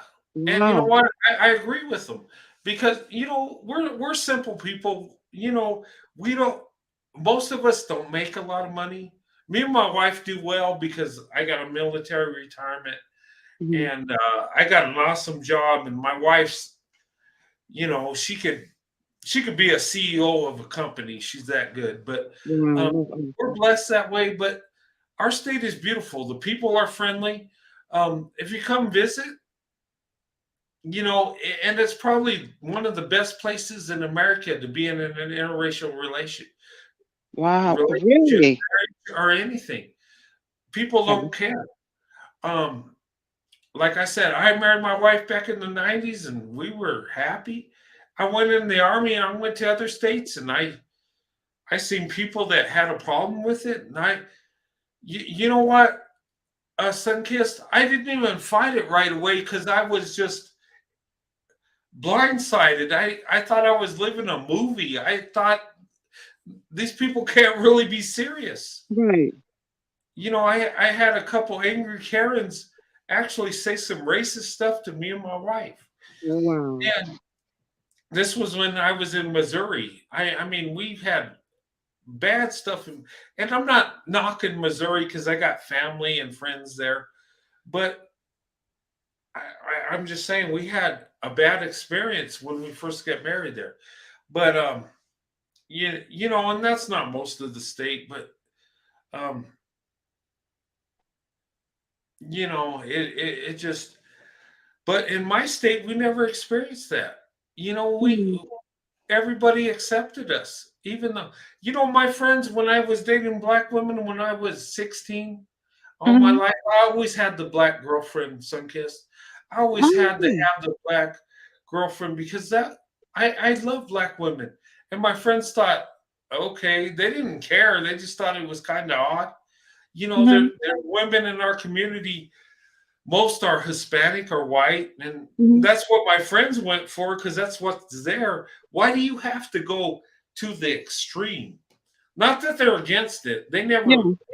found a problem with it, but they thought it was kind of odd because I wasn't like everybody else. But that's where my heart was. But in my state, nobody ever had a problem with it, and maybe that's why my parents and my wife's family it came together so easy because out here we don't think about race, we don't think about it's not a thing to us. You know what I mean? But That's it's just interesting how that you guys live in a perfect area because that way you don't have to. You at some point you have to get to where you know what. I just want to be able to go to the grocery store, grab the eggs, and come home, and not have to be, feeling tense or having to defend or whatever, or just whatever. Because even if you don't pay attention to it, you still, when you notice it, your body is going to respond in some type of way. Even if you're just, even if you don't think that you're reacting to it, your body's going to respond to it, even if it's subtle. So it's good that you guys stay where where you live. It was a guy that a few years ago, that a black guy. He really liked me. But I was not interested at all. But he just really wanted to take me out to dinner, and I really wanted that meal. But I went and I got the meal, but I was not interested at all. However, he was actually he was a doctor. And he was, really disappointed when he came here to go to his brother's wedding. He was upset because his baby sister, she's getting ready to graduate high school. And he learned that she was dating a Hispanic guy. I said, what's wrong with that? Oh, I just told her, you need to stick with a black guy assistant. And here, of course, I went in. And I was like, well, why do you have a problem with her dating dating outside of her race? Well, of course, I started in on what I do. And his brother, he was like, yeah, my brother, he was asking, was I going to get married? And I said, yeah, I want to get married. And he was throwing out little hints or whatever. I was saying to myself, oh, no, you, not this. You want to marry this, But as we were talking, he said something. I said, oh, well, what race is your brother's wife? Your his son to be wife. She was a white woman. Uh-huh. He was totally fine. Hadn't brought anything up. I had to ask. I said, oh, so you're fine with him marrying her? Yeah, I mean, I have a problem with that too. And I thought, no, because I had to ask about that. I mean, I have a problem with that too. But I'm just saying, no, it's no but. Because when you say but, like Dr. Phil said, when you say but, you're saying forget about what I just said and listen to what I'm about to say now. So I said, no, it's no but, because what you just said, you're saying to me, I really am okay with him marrying her. But what I'm about to say to you now is about to be some fluff. That's what you're saying to me, right? No, I said, yeah, no, yes, it is. You're fine with your brother marrying out. You have a problem with your little sister marrying out. I said, see, this is the pathology of Black men. I said, it doesn't matter what your credentials are or the lack thereof. You have a problem with it. Leave your little sister alone and let her, if she wants to divest, let her divest. And so, of course, I said some other things too. So my thing is, and then later on, he tried to gaslight me and say, Nikki, you keep bringing that up. I said, no, you brought this up. No, I mean, because I'm not racist. Oh, really? So you're racist when it's convenient. So that's what you're saying. No. I said, we're done. We're done. I said, but thanks for the meal, because that's all I wanted anyways. You're done. Click, and I blocked him.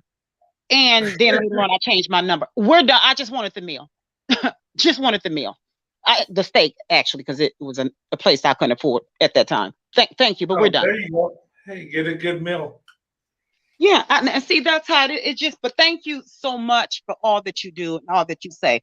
Because do I know of some decent Black men? I know some, but I also see some of the areas where what I complain about, I still see that some of those traces in those Black men. I still do.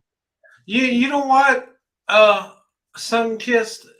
Here's the thing. We did our video last night, and I got some backlash a little bit. They're like, why are you going in on Black men? Why are you doing? I'm just like, no, I'm not going in on them. I didn't say all. I'm addressing the ones that attacked me and my family, the ones that have, called me a loser and I can't get Black or white women, so I go to Black women. Calling my wife. You were right. Did they say we were right? And calling my wife a mammy? Like, what is that? That's the first time I heard that. Saying that we're desperate, that's why we're together. No, we didn't. It's called love. Here's the thing. We're together because we love each other. I was defensive last night. I ranted a little bit. And I went in on some Black men, because Black men, there are Black men that are doing horrible things and being stupid, and I'm going to call them out on it. It's not, I'm not saying that all of them are like that. I never did say that. But sometimes some of these ladies get defensive and say, okay, why do you got to go in on Black women?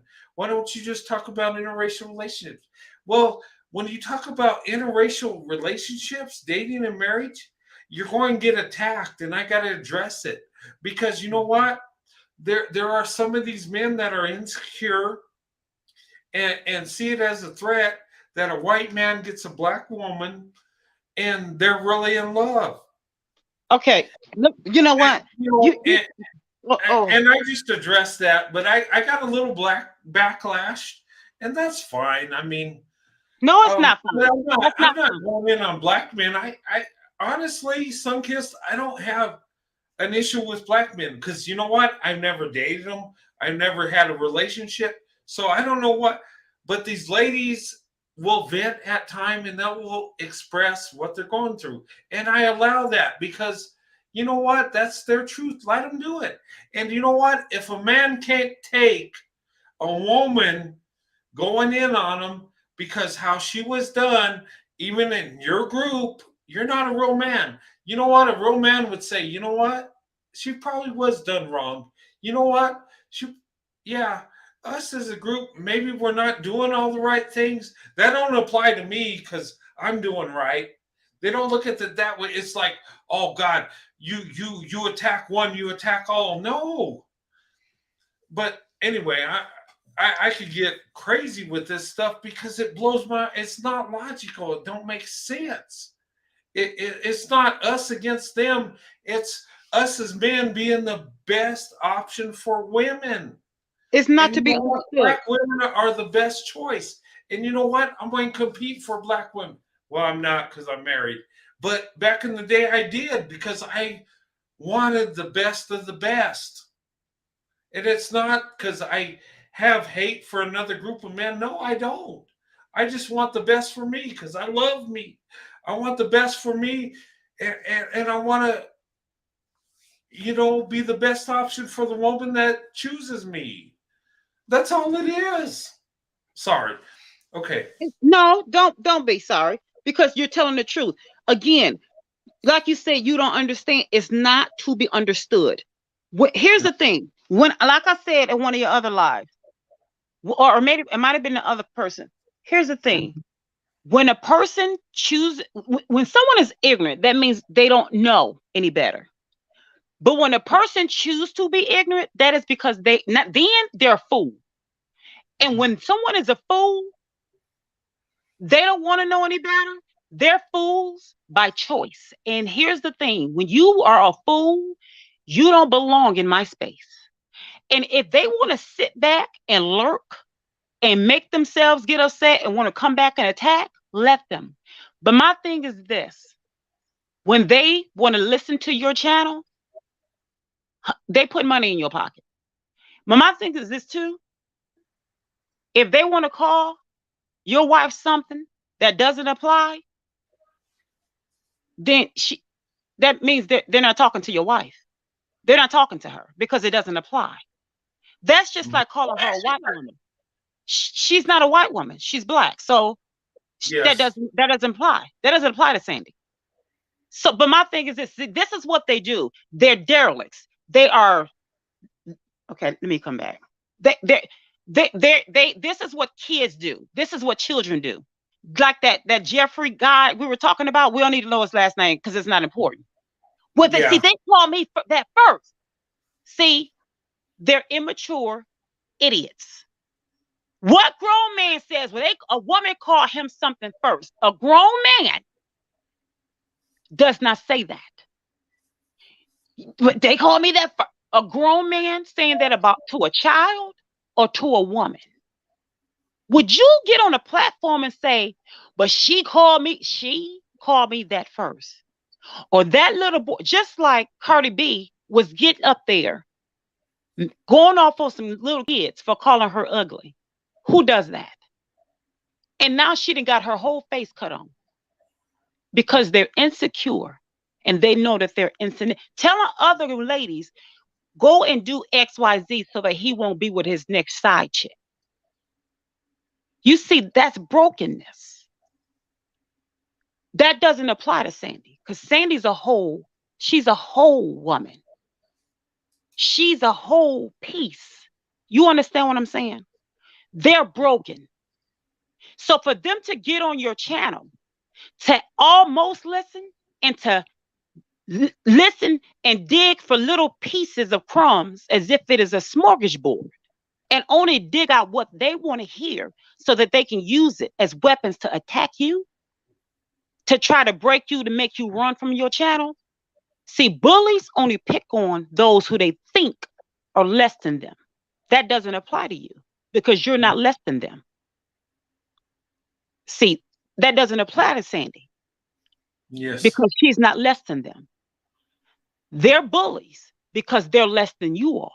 And they only go after those who they think that they can pounce on. See, it was always told to black derelicts, black bums, black nothings, to go after those who appear to be weak, like black women, to make us feel like we're less than by attacking our physical, like,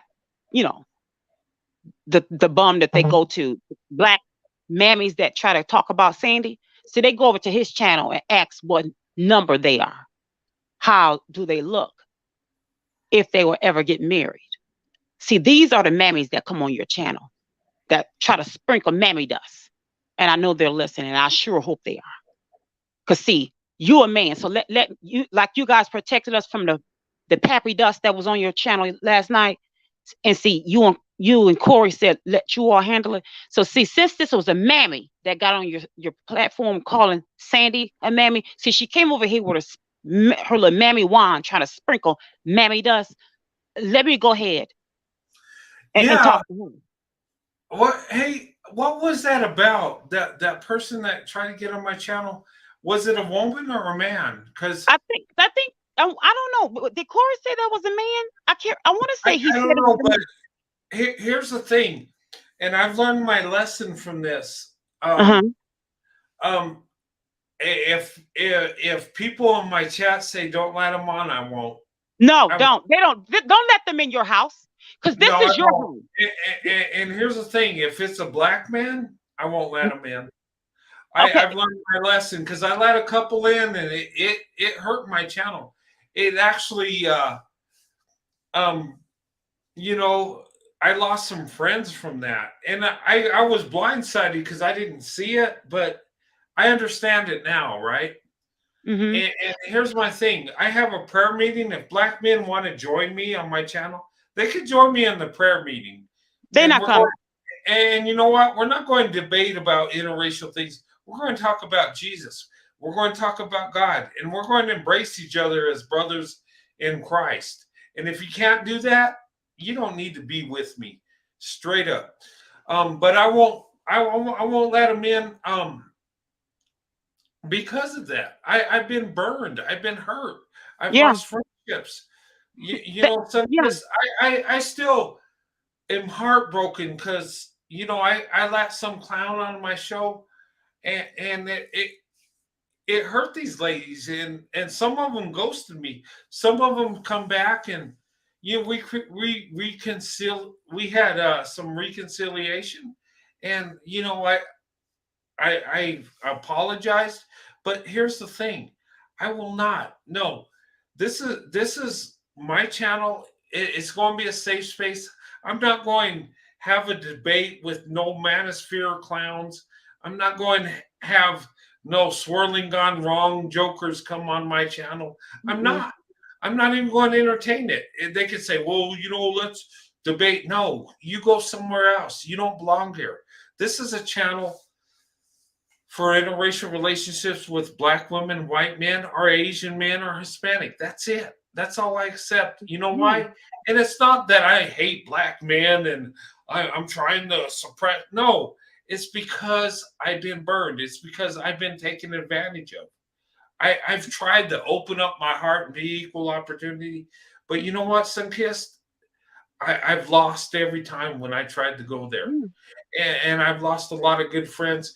And I've lost, it's been heartbreaking. So no, I won't do that. If you want to come on my channel when I do my prayer meeting, everybody's welcome. And we can talk about God. We can pray. And that's what I'm supposed to do as a Christian. And everybody's welcome. But I will not debate you with race, interracial relationships, or none of this crazy, none of this stuff. When I talk about that, that's with my audience, people that want to hear what I want to hear. And the ones that don't like it, you don't need to be on my channel anyway. I mean, serious. And if you're coming to my channel, you're insecure, you're not confident in yourself, and you need to go away. But yeah, I've learned my lesson. Like the guy said last night, he wanted to fight. I want to fight the men. See how that type of energy? Fight for what? Who? Do you hear anybody fighting? What do you want to bring negative? You understand what I'm saying? They want to either come. They always want to come and just shake up a positive environment. Yes, they do. This is what we're talking about. They either want to come and strip down a black woman, strip down a woman, period, namely preferably a black woman. They want to come and shoot up an area, come and sell drugs. Just like the last place I was at, I didn't tell anybody, but the last place I was at, the area was so nice and so quiet. Literally, you would fall asleep just standing outside because it was so quiet. Mhm. The woman that moved next door to me, everything was fine, but she started having these black guys come over because she was a white girl, Yeah. and they started coming over. Next thing you know, it was a lot of traffic, and all of a sudden she got to playing her loud ghetto rap music, and the guys started noticing me and asking about me, and I guess she got jealous, and then she told me I never dated a black guy. I said, "Oh, really?" I said, "Oh, okay." I said, "I date out." And she said, "I can see that you would date white guys." I said, "Okay," but I always stayed to myself. I gave her dishes because she was trying to, get on her feet and all that. Now, next, she went to woo the guy that owned the condo, the complex. Next thing you know, I noticed she was getting high and she had these seedy people come over. And I thought, this is strange. Why would she bring these people over here? Next thing you know, she getting the key from the guy. Now this guy is white that owned the complex, the condo complex. Uh-huh. She got the key. They're going inside of my condo. Next thing you know, they're breaking into my car. They got drug traffic and all that. Wow. You need down. They got mad because they thought that I reported some stuff. Because the cops were at her door constantly. And I heard she started asking me a lot of questions. I'm like, I don't know. I stayed to myself. This is any other and all that. And the black guy, man, he's so talking about the guy that owns the area. He's nosy for him owning. But then the guy, he was perfectly fine. He will always say, "You're such a good person," laughing and talking with me and all that. But then he turned. It was a whole lot of mess. It was so much mess that went on just within the first 5, 6 months of her living out there. It was because they wanted to turn the place into a drug area in less than a year of her moving out there. Do you see what I'm talking about? So Yeah. I ended up the guy, because she made him think that she was going to date him, and she had never dated a white guy, but she wooed him. And that was I know the black guy was telling her to do that. Her black men was telling her to do this, to set it up, and kind of find out they were in and out of my place when I would leave. And Wow. That's she was crazy. she was in and out of about 4 other people's places. Now, I had given this girl all kind of things, but that was their way of getting her to control her mind. Well, she knew better too. Then I found out that she lived in a 1-bedroom condo like me. She has 6 different kids by 6 different black guys. I had never seen half of a child, not even half of a child. But they're selling all kind of drugs, all kind of traffic was back and forth. It went from literally like the Stepford neighborhood to all of a sudden it was Crenshaw. I said, "What the Cooley High?" I said, "What in the who am I?" It to the guy that owned the place. They had gotten together and made it seem like I was the one causing all this trouble. And she got to ask me a question, and I said, "She said, you ever have problems before I moved out here?" I said, "No, never. Why?" "Oh, I'm sorry." I said, "Sorry for what?" Next thing you know, I had this note on my door with all these complaints. I said, "What are they?" And I said, "Oh." And I said, "Can I talk to you for a minute?" Oh, well, all of a sudden she's nervous. I had been out there for nearly a little over 2 years. I said, "What is with you?" And I start nitpicking pulling out what she had said to me. She was so nervous and all that. I said, "I wouldn't be with nothing that you're with because all of them look like they have bird droppings on them. I don't want anything that you have." I said, "Nothing that you have, anything that you're with." "Oh, no, I don't think that." I said, "Yes, you do. I know women." I said, "Anything that you're with," I said, "they don't even have a, listen, they can't afford me. I don't want nothing that you're with. I don't date nothing none of your kind." But the thing is, I said, they bring bad energy everywhere that we go. I said that for this reason. And now they want to bring bad energy and even if they seeing these mammies that's trying to call Sandy and Mammy.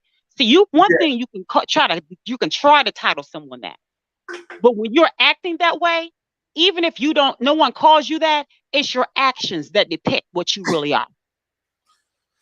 Yeah, that was the first time I ever had anybody call my wife a mammy.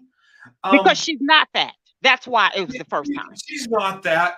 I've always had most of the income when we were married. There was a couple months when I retired from the Army, and I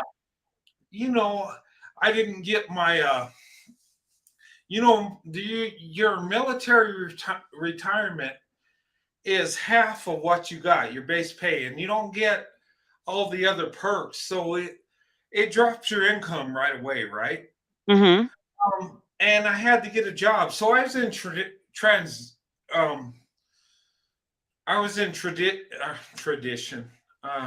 Transition, yes. Mm-hmm. So, I mean, there was 2 months my wife made actually more money than I did. And that was the first time ever. Mm-hmm. But, I was so motivated to be the man and take care of my wife that it bothered me. Mm-hmm. And, 2 months I was back. I got an awesome job. And, my job almost makes $100,000 a year. It's a little under, but that's just one job. And I got a retirement and I got disability because the injuries I served the injuries I've endured from my service. Mm-hmm. So we do very well. And my wife and her job does good. That was just a moment in time that I just felt like I wasn't doing my part. And it wasn't that. It was just in between retirement and trying to get a job. Mm-hmm. But we always had plenty of money. We always made it. But my wife is not a mam. I guess the way I see what they say mammy is a Black woman that's totally taking care of you. My wife never took care of me financially. Okay. Your wife is not a mammy. She brought income in our family, and yes, she'll spend money on me because she loves me. But I don't require her to pay bills. Whatever she makes at her job, I don't even look at. I even tell her, that's your money, have fun. I don't care. But of course she loves me. She'll spend it on me. She'll do it for the kids. My wife's just a loving person. You know what? Have you ever heard Lexus Exodus say that? What you just said, she said her husband does the same exact thing. Almost word for word verbatim. Lexus Exodus said the same thing. You sound just like her. What she said her husband does. Yeah. She does things, but she said her husband said no. No, she said her money is her money, but she said, baby, you did. He'd be like, no, you the same thing, but she has to do stuff to show him that she loves him. But he doesn't require it. But she does it because she loves him. I don't. And here's the thing. Whatever money my wife makes at her job, I don't look at her money. I don't even think about it. I don't even want her to spend it on me. Yep. I don't even want her to help me out. I want her to just have it for her and do what she wants. If you want to have an account where you put money away for whatever, I don't care. I don't even want to know about it. You do your thing. If you want to use it to go shopping, if you want to buy new outfits, new bags, I don't care. I just and my thing is I just want her to be happy. I just want her to because that's what she wants to do. And I don't know. Because you care, you're caring for her. You're saying, do you? I'm good. But she wants to say, no, listen, when a man is doing his job, a woman, a good, loving wife, she wants to say, let me do something for you. Now you say, no, you're good, go on. But she's saying, no, let me cater to you. Because what she's saying is, you made love to me on the outside of the bedroom. Let me make love to you on the outside of the bedroom, and trust when we get on the inside, it's on. That she's saying, I know that you don't. I know that's not how you all operate. A real man on the outside of the bedroom, you guys don't care. That's how we operate. But she said, I know this doesn't matter to you, but this is our love language on the outside. I know that's not your love language on the outside, but let me show you some of my love language on the outside. Let me just share some with you. And I know on the inside of the bedroom, that's how you all operate. But let me show you some of mine too. And on the inside, I'm going to finish. But that's her way of saying, let me share some of mine with you. And then on the inside, we can finish up. That's what it's just, that's our way of saying thank you, thank you, thank you. And here's some more thank you on the inside. But I promise you, you sound just like Lexus Exodus. Oh my goodness, you sound just, her husband is the same way. Mm-hmm. You know what's funny is I went one time, I bought my wife a Michael Kors bag because that's what she likes. I bought her a little wallet. Mm-hmm. And I took like $3,000 and I put it in there and I says, you know what? Go shopping. Go have fun. Mm-hmm. I love you. This is for you. This is your day. Enjoy it. You know what? She went shopping, right? Mm-hmm. She bought some stuff, but she bought a bunch of crap for me. And then she gave me what money was left. She says, here you go. Put it in the bank. I said, no, that's yours. Stop. And I'm like, just like, no, I did this for you. I didn't do it so you can buy me gifts or no, it's for you. And you know, she's just so loving. She's just like, she can't leave me out. Even, you know, and I wish she would leave me out. I wish she would just have fun and, you know, just I've given her money to go shopping, and I just wish she would just go shopping for her and just have fun. And you know, indulge, buy some clothes you like, buy the shoes you like, buy the bag you like. You know what? Go eat at a nice restaurant, and you know what? Do you? And she can't do her. She's always has me involved in it. Because you're her better half and she's your better half. When you have a better half, you want to share something with that better half. That's her thought process. Yeah. And you guys, you don't know that you're trying to outdo each other. You're not cognizant of it. You just, you know, she's just, that's what you all are doing. You're just like, well, let me give you this. Well, let me give you this. But no, don't do this. Don't do that. Well, okay, here, let me show you. Let me show you. And it's good. And never stop doing that. Never stop trying to outdo each other, because the more you try to outdo each other, it's going to continue to go on and keep getting better and better. That means your honeymoon is not stopping. You just continuing that honeymoon and continue it. That's awesome. Just continue to try to outdo each other. Continue it. And I know that you want her to stop, but she doesn't know how, because the more you do for her, and that's what that when a woman is well taken care of, it is nothing nobody can do or say to try to get her attention. Nothing. And that is what so many men don't get. So many men, you can try, I don't care. I don't care who would step in the room. He can be looking good, smelling good, looking fly. I don't care what. She don't see him, because her man at home, her attitude is, soon as I get home, I'm gonna take care of my man. I'm gonna take care of you. I'm gonna cater to you. She don't see Mr. Casanova over here. She don't see him. She don't smell him, because her man, her boo, he's at home. Her Mr. Casanova is at home. It ain't nothing you can do or say to her, because she's still on her honeymoon. Almost 30 years later, she's still on her honeymoon. It doesn't matter, because that is, again, because you have made love to her outside of the bedroom and on the inside of the bedroom. Because so many men think so, and these girls be thinking, oh, because he got this, he got the BBC, he got that. That's not, they say these things, these girls be saying these things, but they don't mean it. They don't mean, they're just regurgitating all this other madness that's being regurgitated to her. Because those are the ones that cry at night. Those are the ones that wish. Those are the ones that get on social media and tell the truth later on. It's not the BBC. I promise you. It's not. Because the ones that, when they do date out, the truth tells. It's the ones that makes love to them on the outside of the bedroom.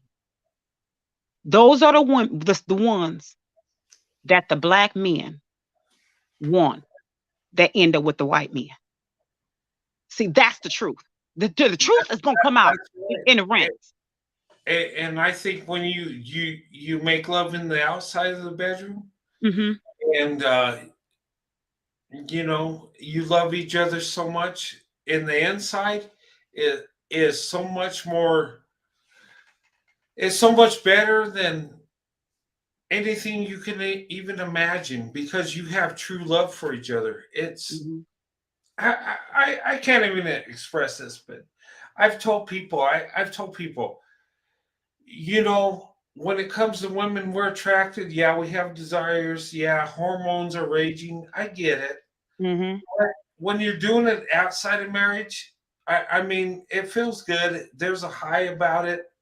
But when you're married and you're with a woman you truly love, it is like 10 times better. It really is.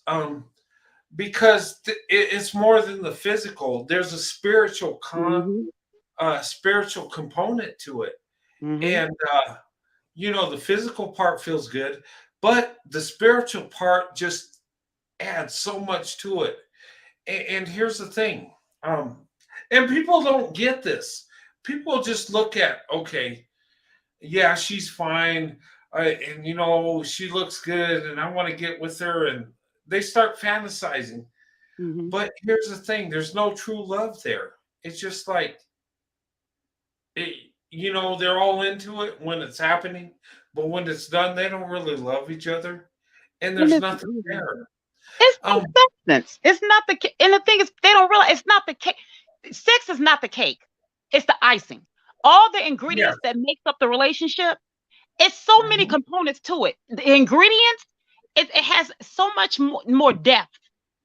It's so many things, so many components to that cake that makes up the relationship. Sex, oh my goodness, yes, I'm sure it's going to be. I would never take away from that because it's sweet. It tastes good. It's going to feel good. Like you said, yes, it's a good feeling, but it's not the cake. The sex is just the icing on the cake. Yes. And you know what? Honestly, sexual relation, it's going to feel good. But here's the thing. There's no meaning. And after it's done, there's regret. After it's done, you don't feel right. After it's done, there's no love there. But when it's in a marriage, when the person you really love, it means so much. Right. And it's like you connected. Physically, you feel good, but spiritually, you really feel good too. And you know what? The love goes so much deeper. And you know what? That's a blessing from God. Yeah.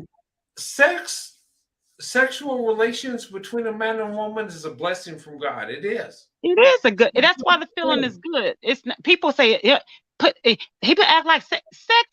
No one is taken away from sex. Sex is a good feeling. People don't forget that it is nothing less a blessing.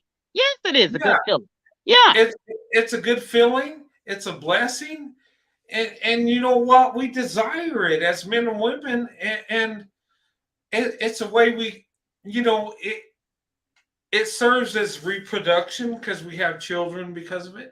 But we come together. We have a bond for each other. We show our love together when we do this. But within marriage, it means everything. But when it's done out of lust, it's great during the act. But once it's over, there's heartbreak, there's shame. It just don't. It don't go good. But it's the timing of it. People realize it's the timing. If let's just say again, going back to that cake, if you get the ingredients out and throw it all in the bowl, and you try to put icing in that in the ingredients prior to baking it, it's not gonna. No, it'll be a mess. Yes.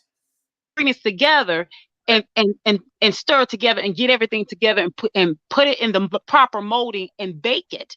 Once the cake is baked, and then you put the icing on it last after it's all molded and done perfectly.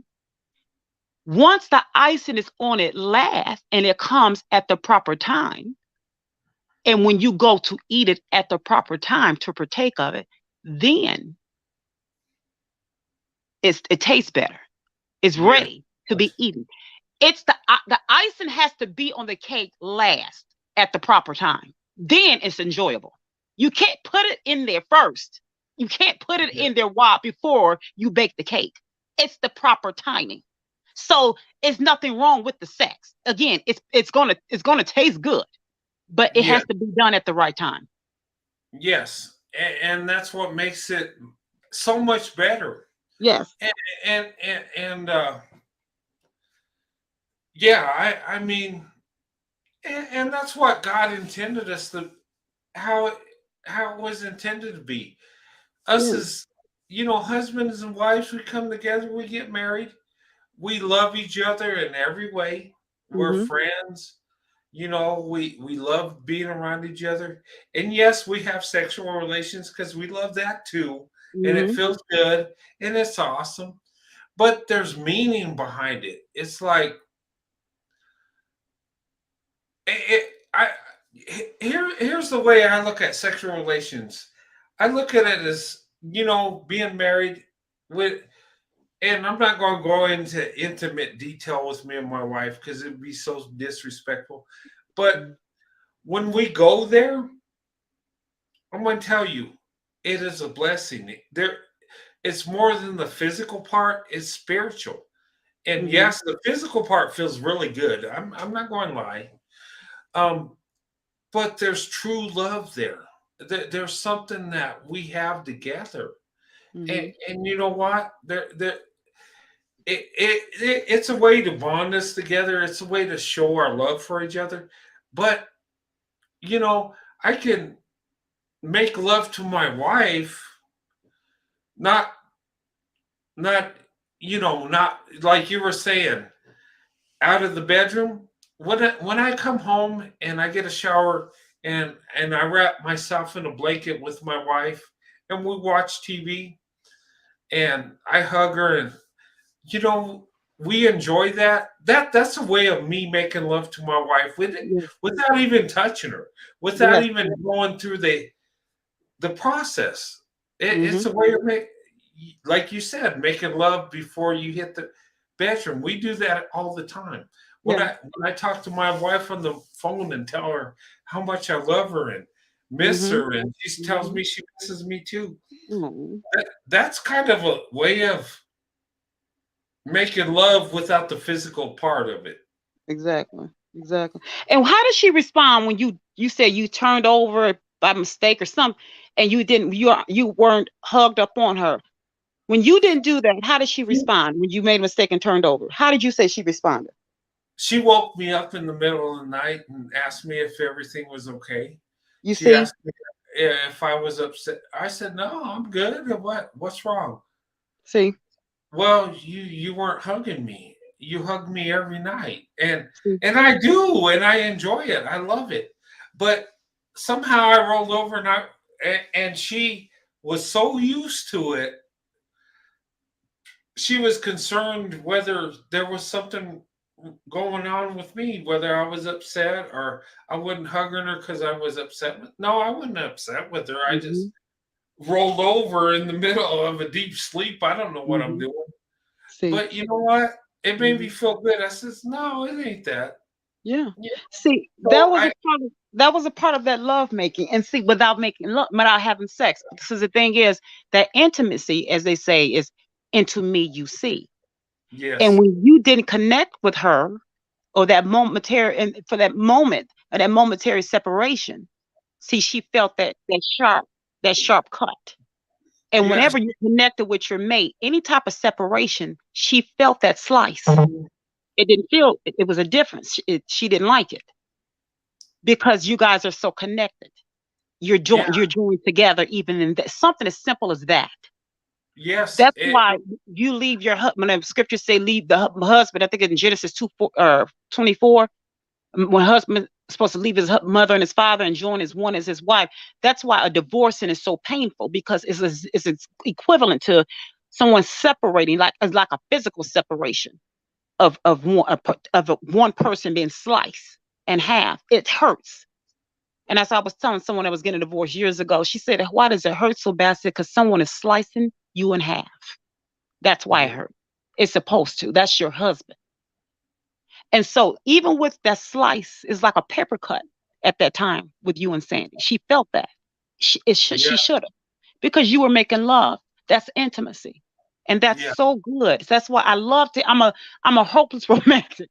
Someone told me that years ago, and I do. I love love. I love it. I'm always right. I can be somewhere. I have notepads all over my place. Everywhere I fall, I have a pen and a paper so I can write down thoughts. For my book and quotes and all that, because I love love. I love nurturing it. So yes, that's why when she felt that you weren't there, immediately she felt something. Someone, are you okay? And that's why I say always nurture it. Always reassure her. And I tell a man all the time, nurture, reassure. If she feels it, don't take it away. Don't nurture her insecurities, because that is what Black men are about. They look for insecurities. They look for something to find your weak spots. And that's why Black women are always on guard, are always, like T said earlier, always looking and always saying, "Never mind, I got it." I love that point that she made, because it's true. It's true. So we have to be like, "No, I do it, because I already know he's gonna want something. I got it. Don't worry about it." Black women don't even like to say hi to Black women. Don't even like to say hi to Black men. That's why they say, "Oh, y'all always have it's scared. Y'all act like, if we say hi, y'all have an attitude, because we already know, if we be nice, y'all think y'all have a shot at asking for our number, And I try not to be that way. I used to not, and now I got to where I'm like, I just look at my phone, because I already know if I say not to a non-Black man, all day long I can speak and be nice. In fact, I invite it. But to a Black man, already he's gonna think he can get my number. Oh my goodness! If you let him take you out to eat, he automatically think he can take you home, not to a hotel, take you home. So that's why I love that. I love it. So always nurture anything that she may bring to your attention. Nurture it, because that's gonna keep that honeymoon going. I love that when you said that about her wondering why you turned over. I was like, I'm gonna have to write a poem on that. I love that. Yeah,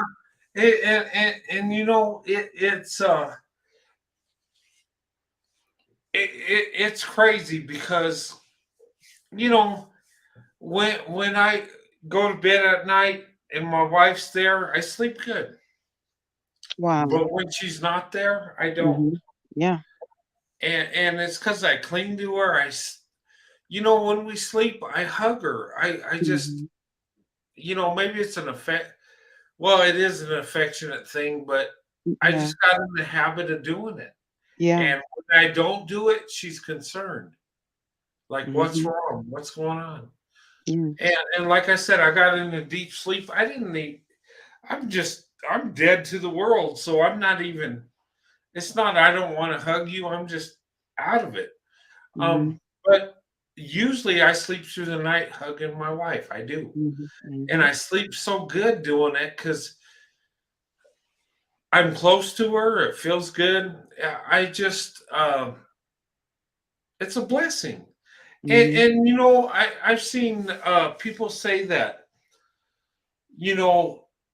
married couples that have been together for years, that their heartbeats synchronize. Wow. I heard that before. I did. And I you know wrote a what? poem on that. Years ago, I wrote a poem on that. Yeah. No, it's true. It's not a myth. Scientifically they proved it, because when you're together, it's like an attachment. Your heartbeats will adjust to each other. You will have the same heartbeat. They've proved it scientifically, and they haven't really understood why people do that. But the most comforting thing I will tell you when I'm laying in bed with my wife and we're getting ready to go to bed. Mm-hmm. I will reach over, I hug her, and I will lay beside her. And Mm-hmm. when I have my ear towards her chest, I hear her heartbeat, Mm-hmm. and it relaxes me, and I fall asleep. And I've actually listened to my heartbeat and my wife's, and it does seem like it's in sequence. It really does.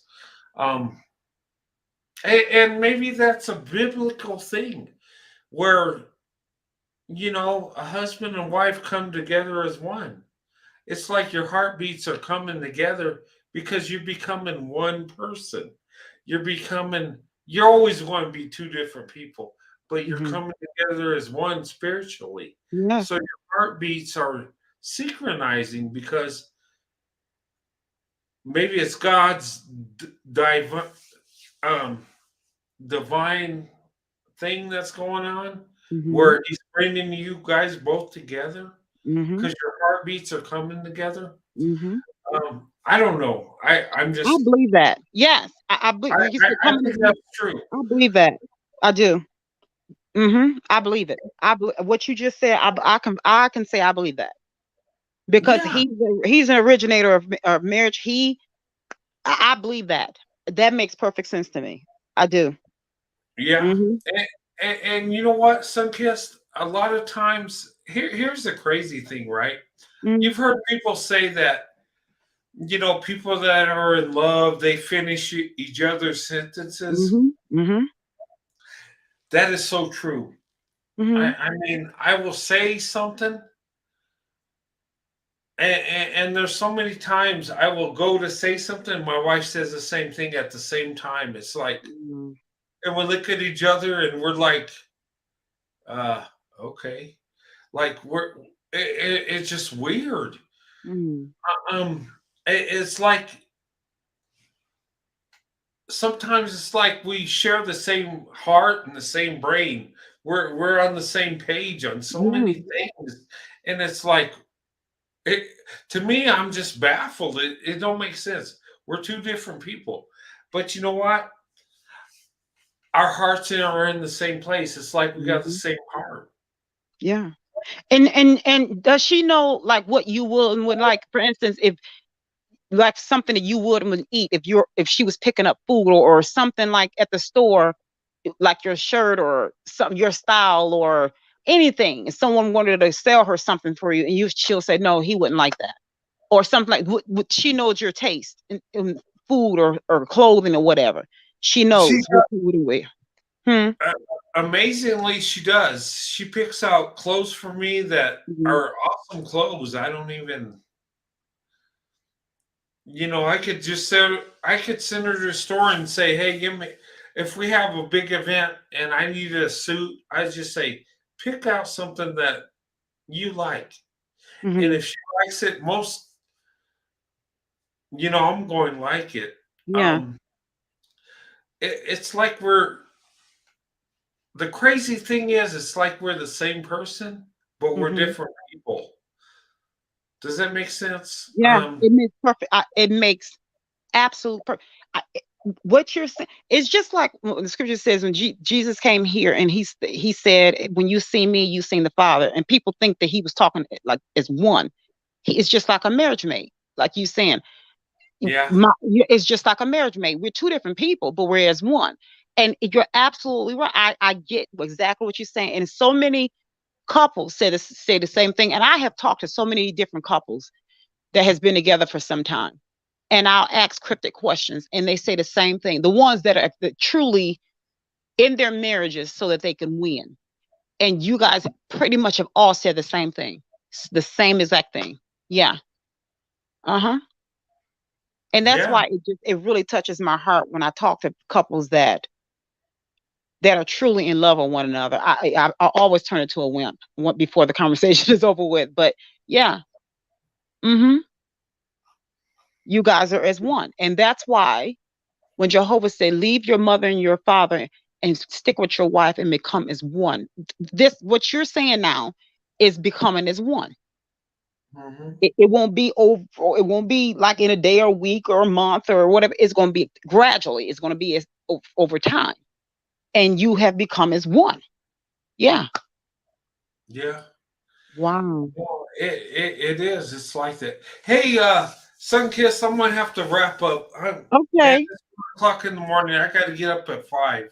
So Okay. I enjoy I, talking I with you, but I will be emailing you so that we could, set up a time as to when we're going to in the day of, for next weekend, what time we're going to get yeah, together and all that. yeah. Okay. I want to do a one-on-one with you, and Okay. I think we could have fun with this, and Mm. we'll pick up a topic. If you have an idea for a topic, let me know. I mean, Okay. yeah, I mean, if you have something you want to talk about, it's my channel, but you know what? You guys are part of the channel. I'm just the CEO. You're my board Okay. of directors. So Okay. And if it's anyone in the chat that wants to come up with some ideas, tell them to toss it out there because it's enough room for yeah. all of us. And I can look at them and come up with and just pick an idea. I don't mind. I don't mind. So I can jump in the chat. Well, I mean not jump in the chat, but I could tell them to email you, and I could look at the emails and look at your email and see what they come up with, and I can pick a topic and see. Okay, and if that don't happen, we'll pick one. I just want to do a live with you. I think it would be fun. I think it would be. I love having you on my show. You liven things up, and your passion is just amazing. You're I'm so just kind. I just love you, Brent. Thank you so oh, much. hey, thanks. I appreciate that. No, but Okay. I'm speaking truth. You Okay. know, Thank you. Thank you. but yeah, email me. We'll make it happen next week. That would be great. It would be fun. Either Saturday or Sunday, we'll make it happen. Let me know what your schedule is, Okay. and we'll figure it out. Because I don't want to put you out there where you're trying to shift things around. No, maybe Saturday will probably be best for me. So Okay, if Saturday, sometimes Saturday will be better. So yeah, okay, we can make it happen on a Saturday, and I'll think of I'll email you a topic, and we can take it from okay, there. So Saturday would be good. okay. Sounds good. Okay, I and look I'll send forward you. to it. It Okay, would and be I'll send it you would an be email of the time and the topic. Okay. okay. Sounds good. Okay. Thank you so much, Sunkist. God No, bless thank you, you. and Same to you. You I guys in look the chat, forward thank to you this. so much. I'm looking forward to it too. And thank you for everything. And you have a good night. And I'll be talking to you soon. All right, you have a good night too. Okay, God bless thanks. you, Sunkist. Thank- Okay. Okay. Same to you. Bye now. All right, bye.